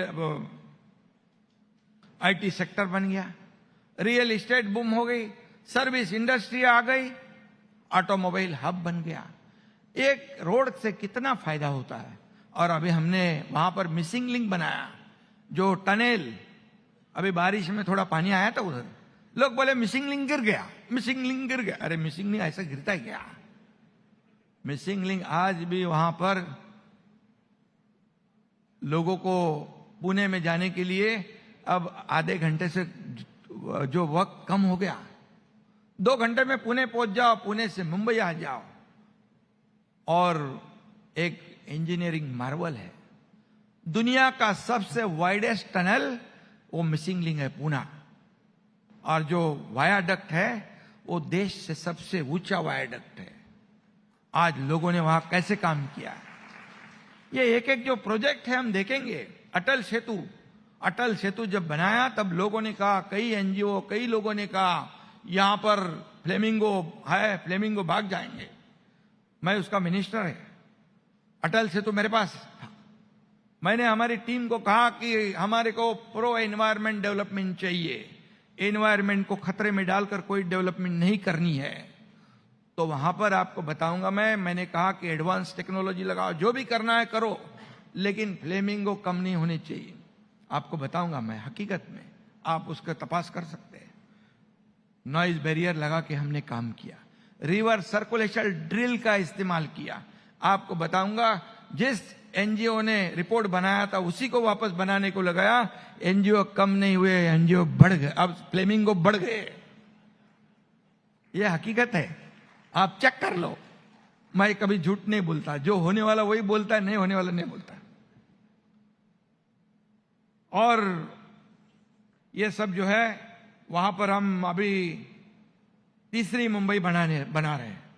वहां पर एजू सिटी है, मेडी सिटी है, एरो सिटी है, स्पोर्ट्स सिटी है। वहां पर हर प्रकार के लोग आएंगे, दुनिया भर के लोग। ये पूरी तरह गेम चेंजर वहां पर होगा। वहां हाईटेक सिटी बनेगी। 2032 तक छत्रपति शिवाजी महाराज जो हमारा इंटरनेशनल एयरपोर्ट है उसका भी विस्तार होगा, जिससे 6 करोड़ अतिरिक्त यात्रियों को उसका लाभ मिलेगा। अभी तो नवी मुंबई में एक एयरपोर्ट बना दिया हमने इसका लोड कम करने के लिए। और अभी बीकेसी में हमने पॉट टैक्सी भी शुरू की है, उसका भूमि पूजन हुआ है। पॉट टैक्सी मीन्स ऊपर से चलने वाली। अभी last mile connectivity, end to end connectivity, उसका भी काम शुरू हुआ है। ये ट्रैफिक जैसे जैसे हम डीकंजेस्ट कर सकते हैं, इसका इस्तेमाल पॉट टैक्सी का सिर्फ बीकेसी में नहीं, हम पूरे मुंबई एमएमआर में करेंगे। उसका फायदा मुंबई वासियों को होगा और उनके जीवन में बदलाव होगा।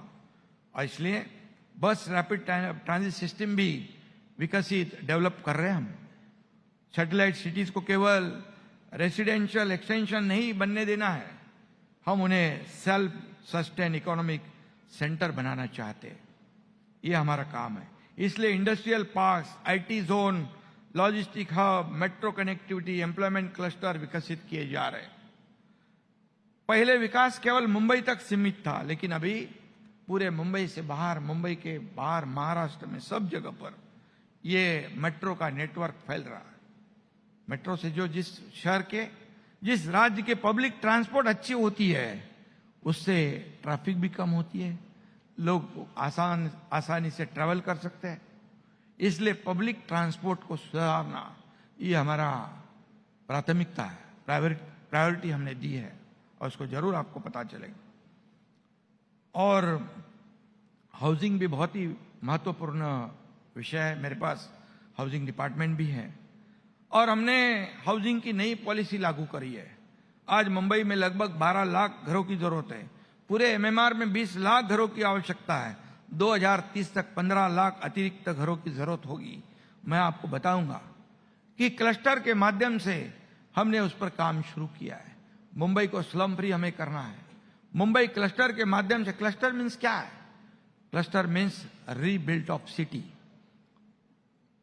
जो आज city with in develop city, जो क्लस्टर इकट्ठा करेंगे, कई स्लम्स होंगे, कई डिलेपिडेटेड बिल्डिंग्स होगी, उनको इकट्ठा करके क्लस्टर होगा। एमिनिटी मिलेगी, बड़े स्पेस मिलेंगे, गार्डन मिलेगा, क्लब हाउस मिलेगा, सब एमिनिटी मिलेगी। और क्लस्टर के माध्यम से हमें इसको पूरा करना है। इसलिए हमने माय होम माय राइट का विजन लेकर नई पॉलिसी को अंजाम दिया है। आपको बताऊंगा कि हमारे बाला साहब ठाकरे जी कहते थे मुंबई में 40 लाख लोगों को मुफ्त में घर दो। तब लोग कहते थे कैसे होगा ये, लेकिन हमने उसको शुरुआत करी है। आप घाटकोपर में रमाबाई अंबेडकर नगर और बाजू में कामराज नगर, 17,000 लोगों का स्लम है। 17,000 लोगों का स्लम एसआरए और एमएमआरडीए कर रहा है। कहीं पर सिडको और एसआरए कर रहा है, कहीं पर एमएसआरडीसी और एसआरए कर रहा है।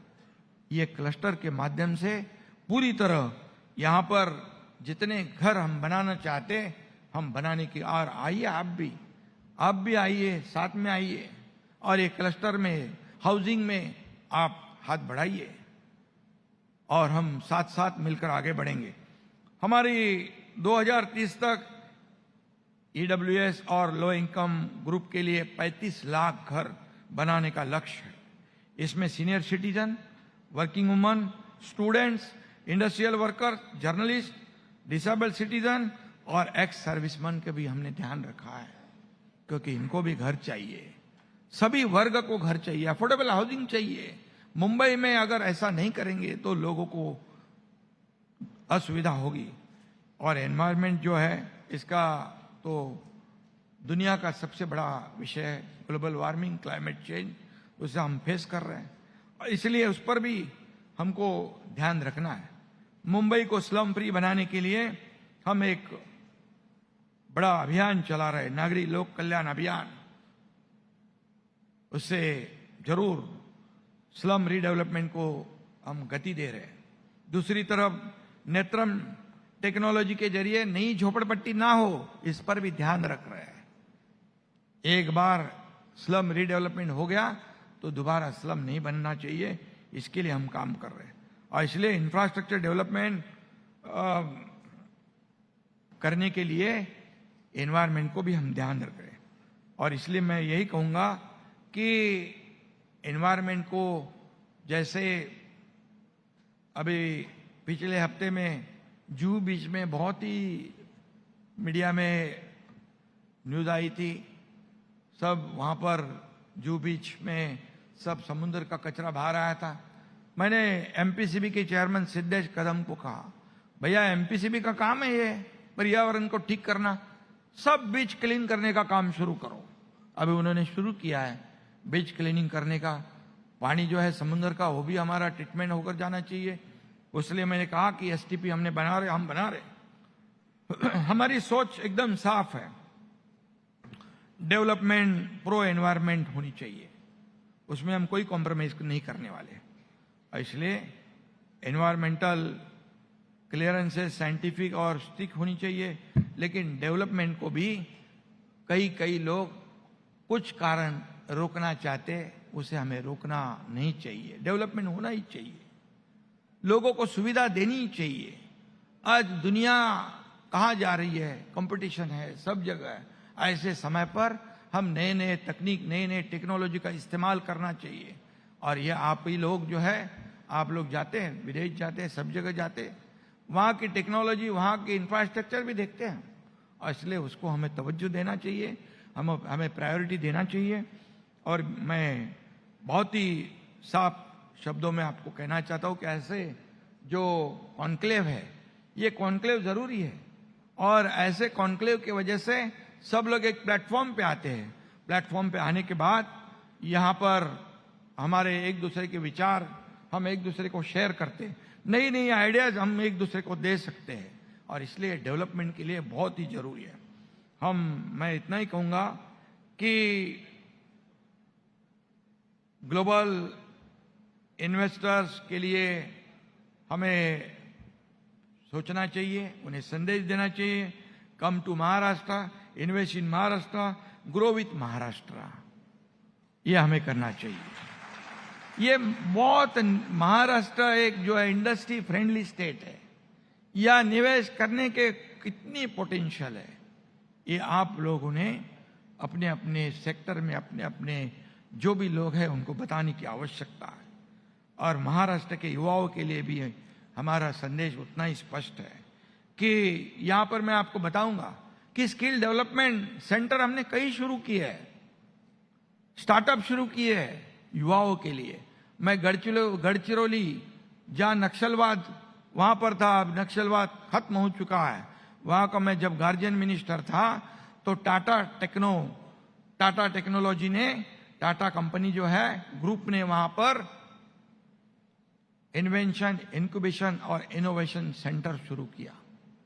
हर साल 5,000 युवाओं को ट्रेनिंग देते, ट्रेंड करते, और प्लेसमेंट भी मिलता है।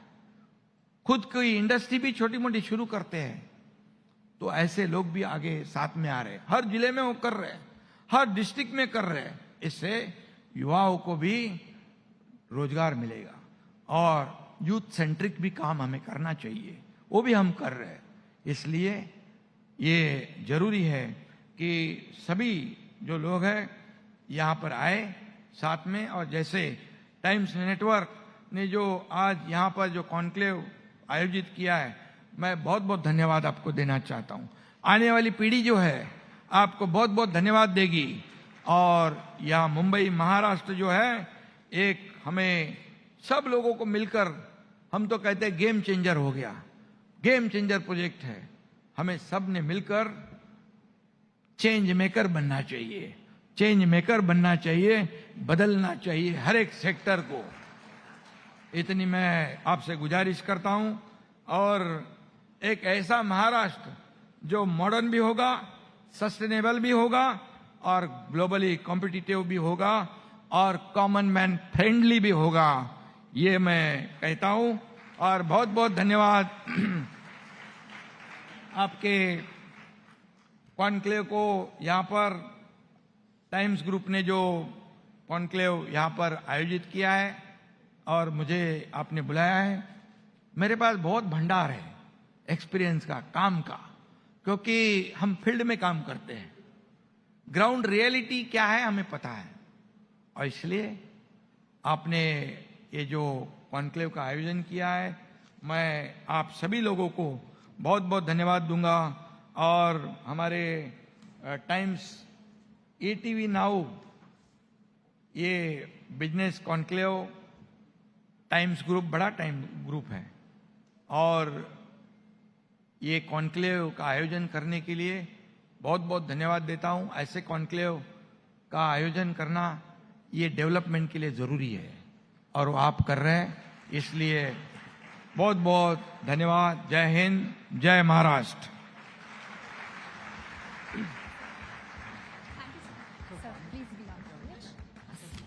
I request Mr. Rohit Gopakumar also to please join sir on stage as we will be starting with the award segment.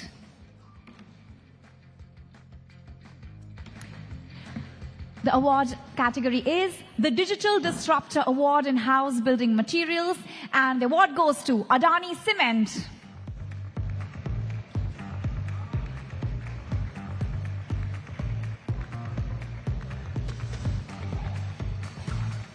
I request all the awardees to quickly walk on stage.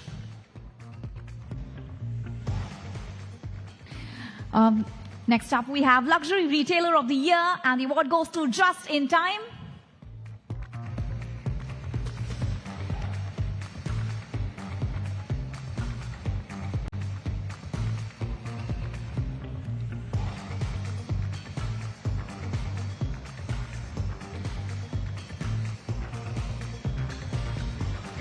Next up, we have Apex Developer of the Year, and the award goes to Silicon Life Spaces.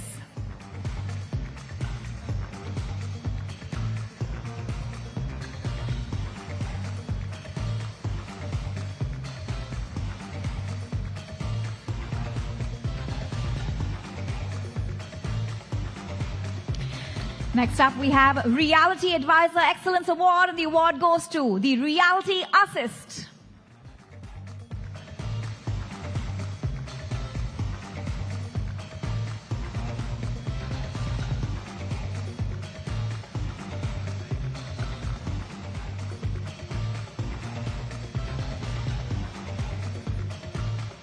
Reality Assist, I request you to please come on stage.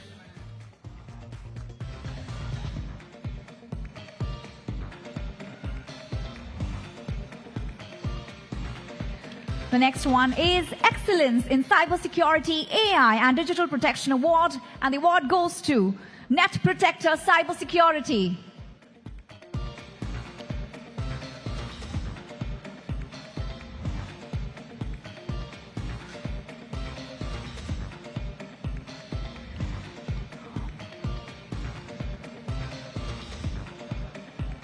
Most Innovative Upcoming Real Estate Project of the Year award goes to Della Racecourse and International Polo Club, Della Townships.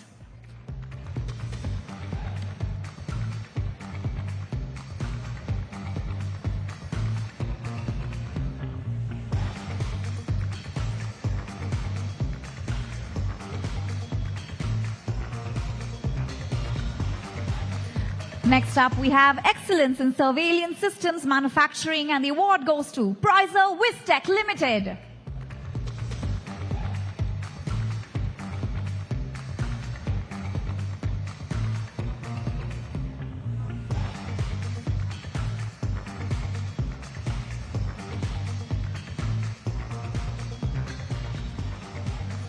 Next up, we have Excellence in Out-of-Home OOH Advertising, and the award goes to Simca Advertising Limited.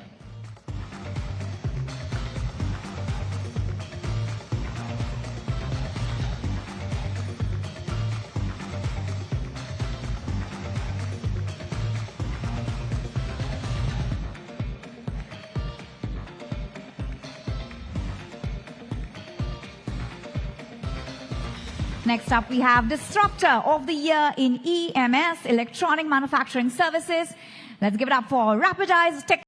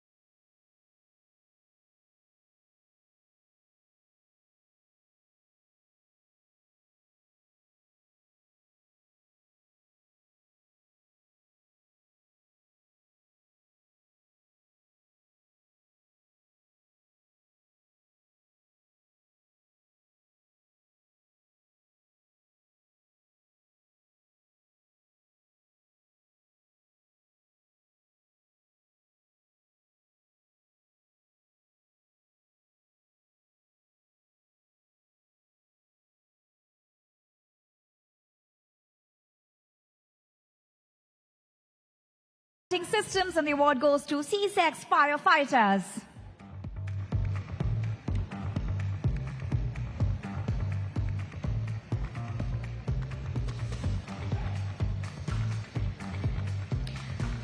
Next up, we have AI and Deep Tech Entrepreneur of the Year, and the award goes to Anvish Tiwari.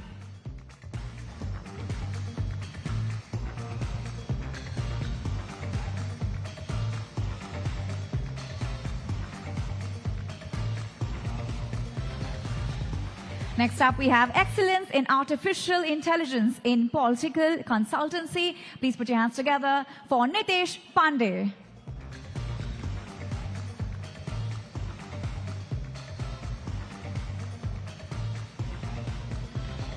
Next, we have Visionary Entrepreneur, Wellness and Sustainable Mobility, and the award goes to Abhinandan Bhansali.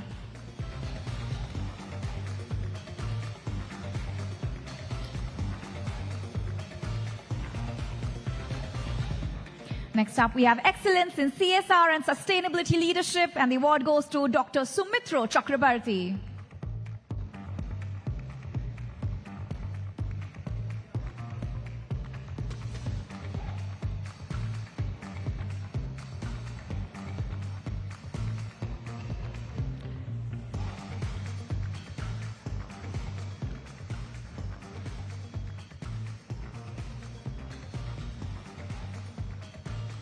I request, in the interest of time, yes, please.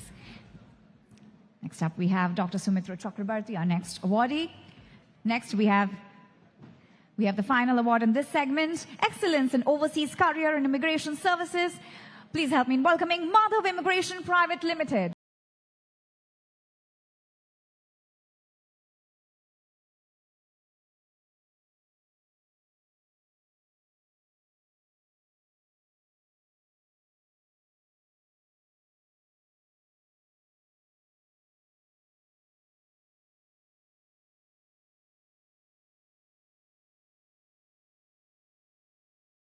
Token of appreciation to Sri Ekanath Shinde sir.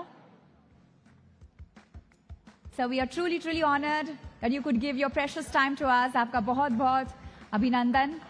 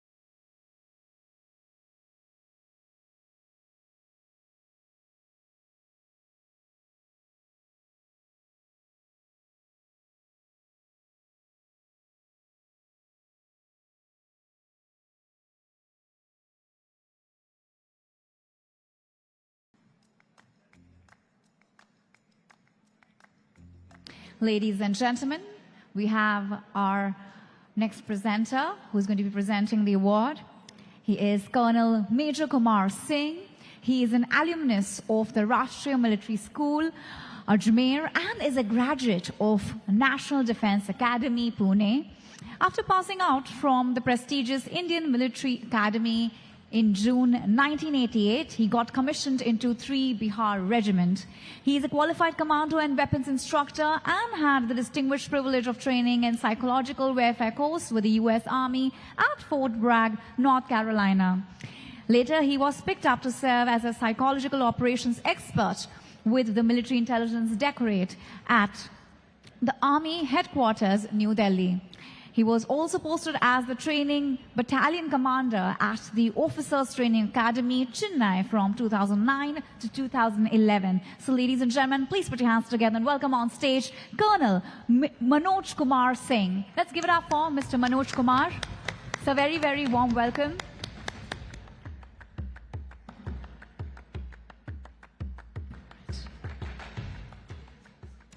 With that, we'll be moving forward. The award category is Change Maker in Education. And please help me in welcoming Ms. Rajlakshmi Vijay Patil from D.Y. Patil University, Navi Mumbai. Let's have a huge round of applause for ma'am, please.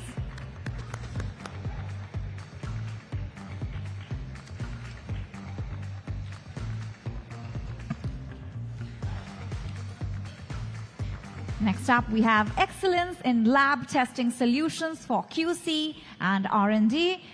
Please help me in welcoming Khushbu Scientific Private Limited.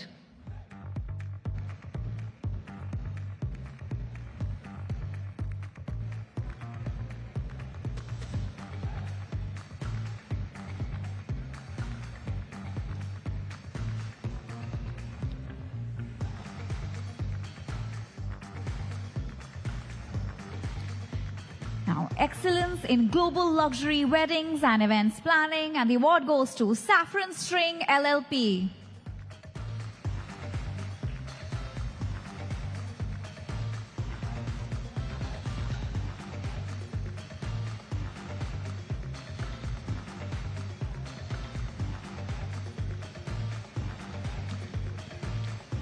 Next up, we have a National Excellence in Naturopathy and Preventive Wellness Award, which goes to Nirvana Naturopathy and Retreat.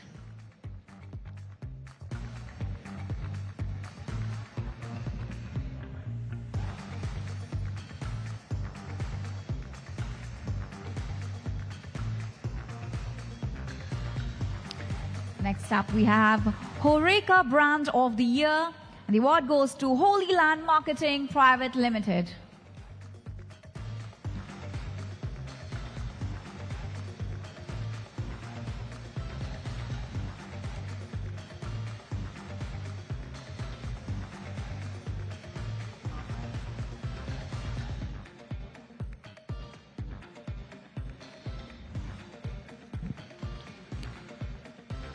Next up, we have Excellence in Automotive Materials Innovation and Localization, and the award goes to Mirai GDC Auto Private Limited.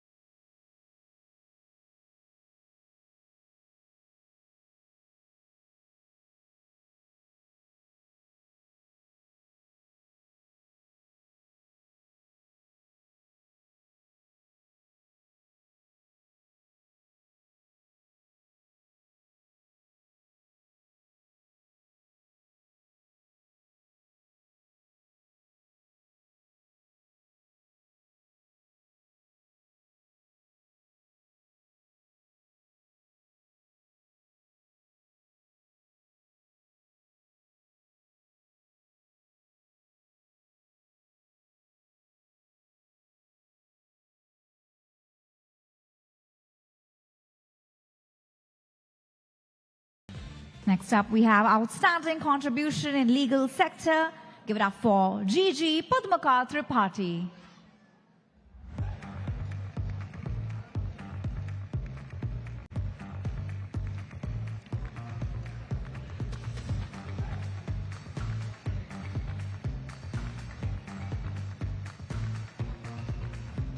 Next up, we have excellence in global mineral supply chain and exports.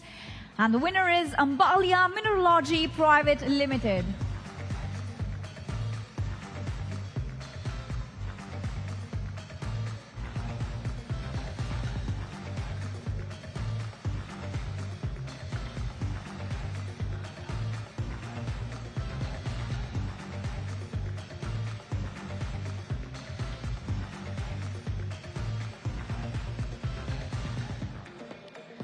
Next up, we have excellence in data-driven retail marketing for Ever Ready. The award goes to Hakuhodu Labs.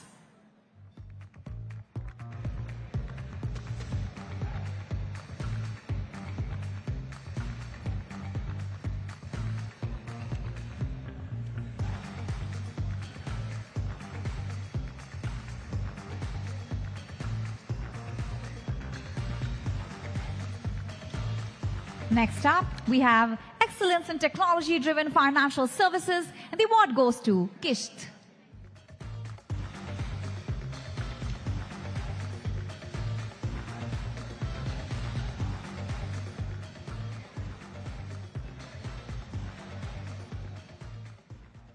Next up, we have excellence in industrial power and data center solutions, and the award goes to Mahavir Sis Power Private Limited.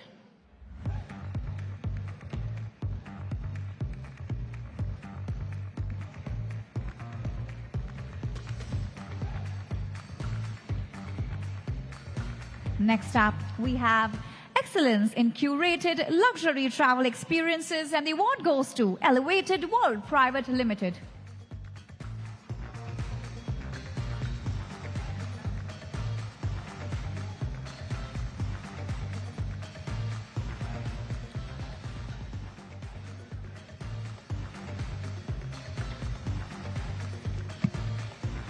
Next up, we have excellence in secure SD-WAN solutions, and the award goes to Pisces Networks Private Limited.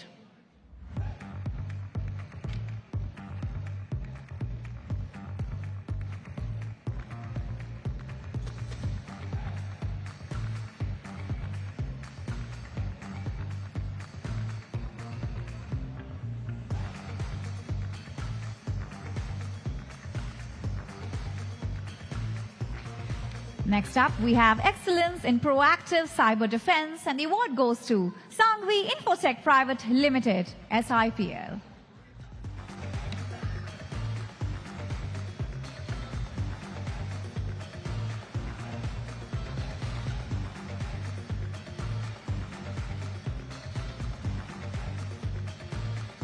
Next up, we have excellence in industry-aligned learning and workforce development, and the award goes to Velocis Consulting Services Private Limited.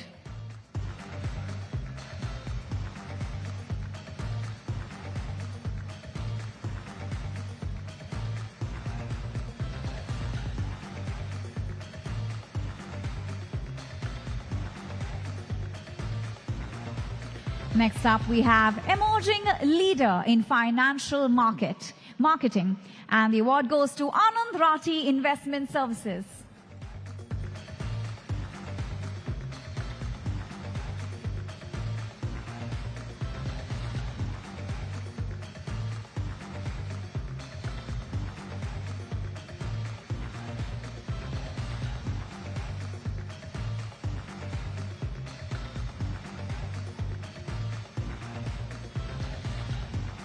Next up, we have excellence in creative advertising and brand strategy, and the award goes to Trailblazing Marketing and Advertising Private Limited.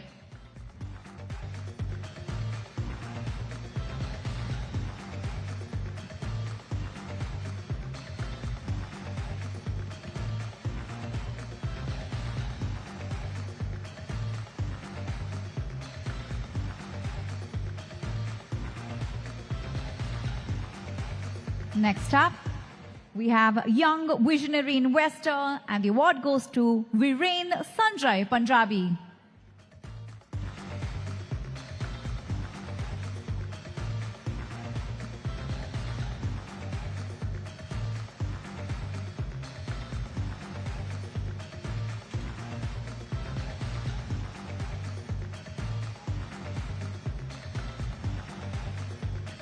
Next up, we have Excellence in Financial Risk Management, and the award goes to Deshpande Investments.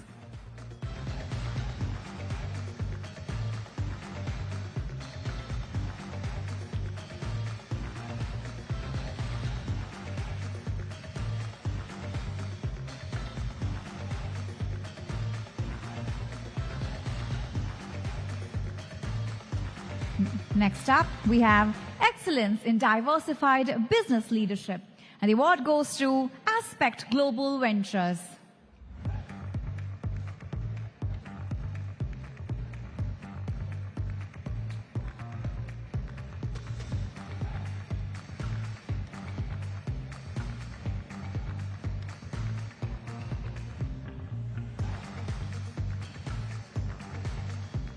Next up, we have Change Maker in Real Estate, and the award goes to Norton Das Realty.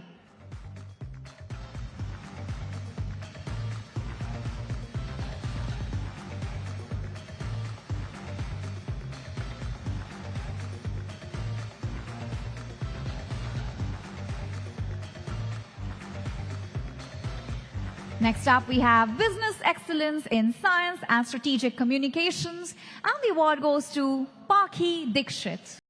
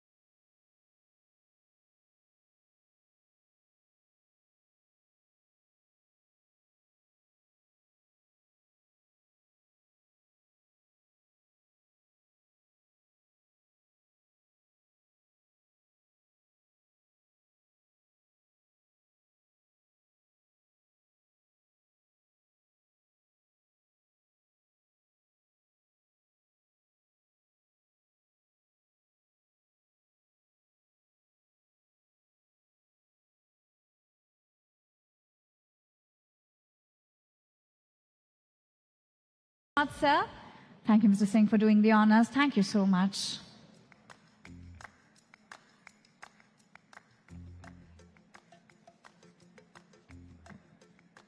With that, once again, I would like to take this opportunity to thank our partners without whom this mammoth event would have not been possible. We would like to thank One Extel Communications with Simca as our out-of-home partner, LIC as our insurance partner, and Times Pro as our skilling partner. We'd like to thank all our partners for their invaluable support time and again. Ladies and gentlemen, with that, let me tell you, this brings us to the end of a truly packed evening. One that took us from boardrooms of BFSI to the corridors of policy, from ambitions of startups to the vision of a $5 trillion Maharashtra. On behalf of etnow.in, thank you to our Chief Minister, our Deputy Chief Minister, our ministers, speakers, panelists, partners, and each and every one of our winners this evening. You are the reason Western India leads the way. A special thank you once again to One Extel Communications, Simca, LIC, and Times Pro for partnering with us on this platform. The conversations don't end here. Please join us outside for a networking dinner. Thank you and have a great evening ahead. Thank you, Mumbai.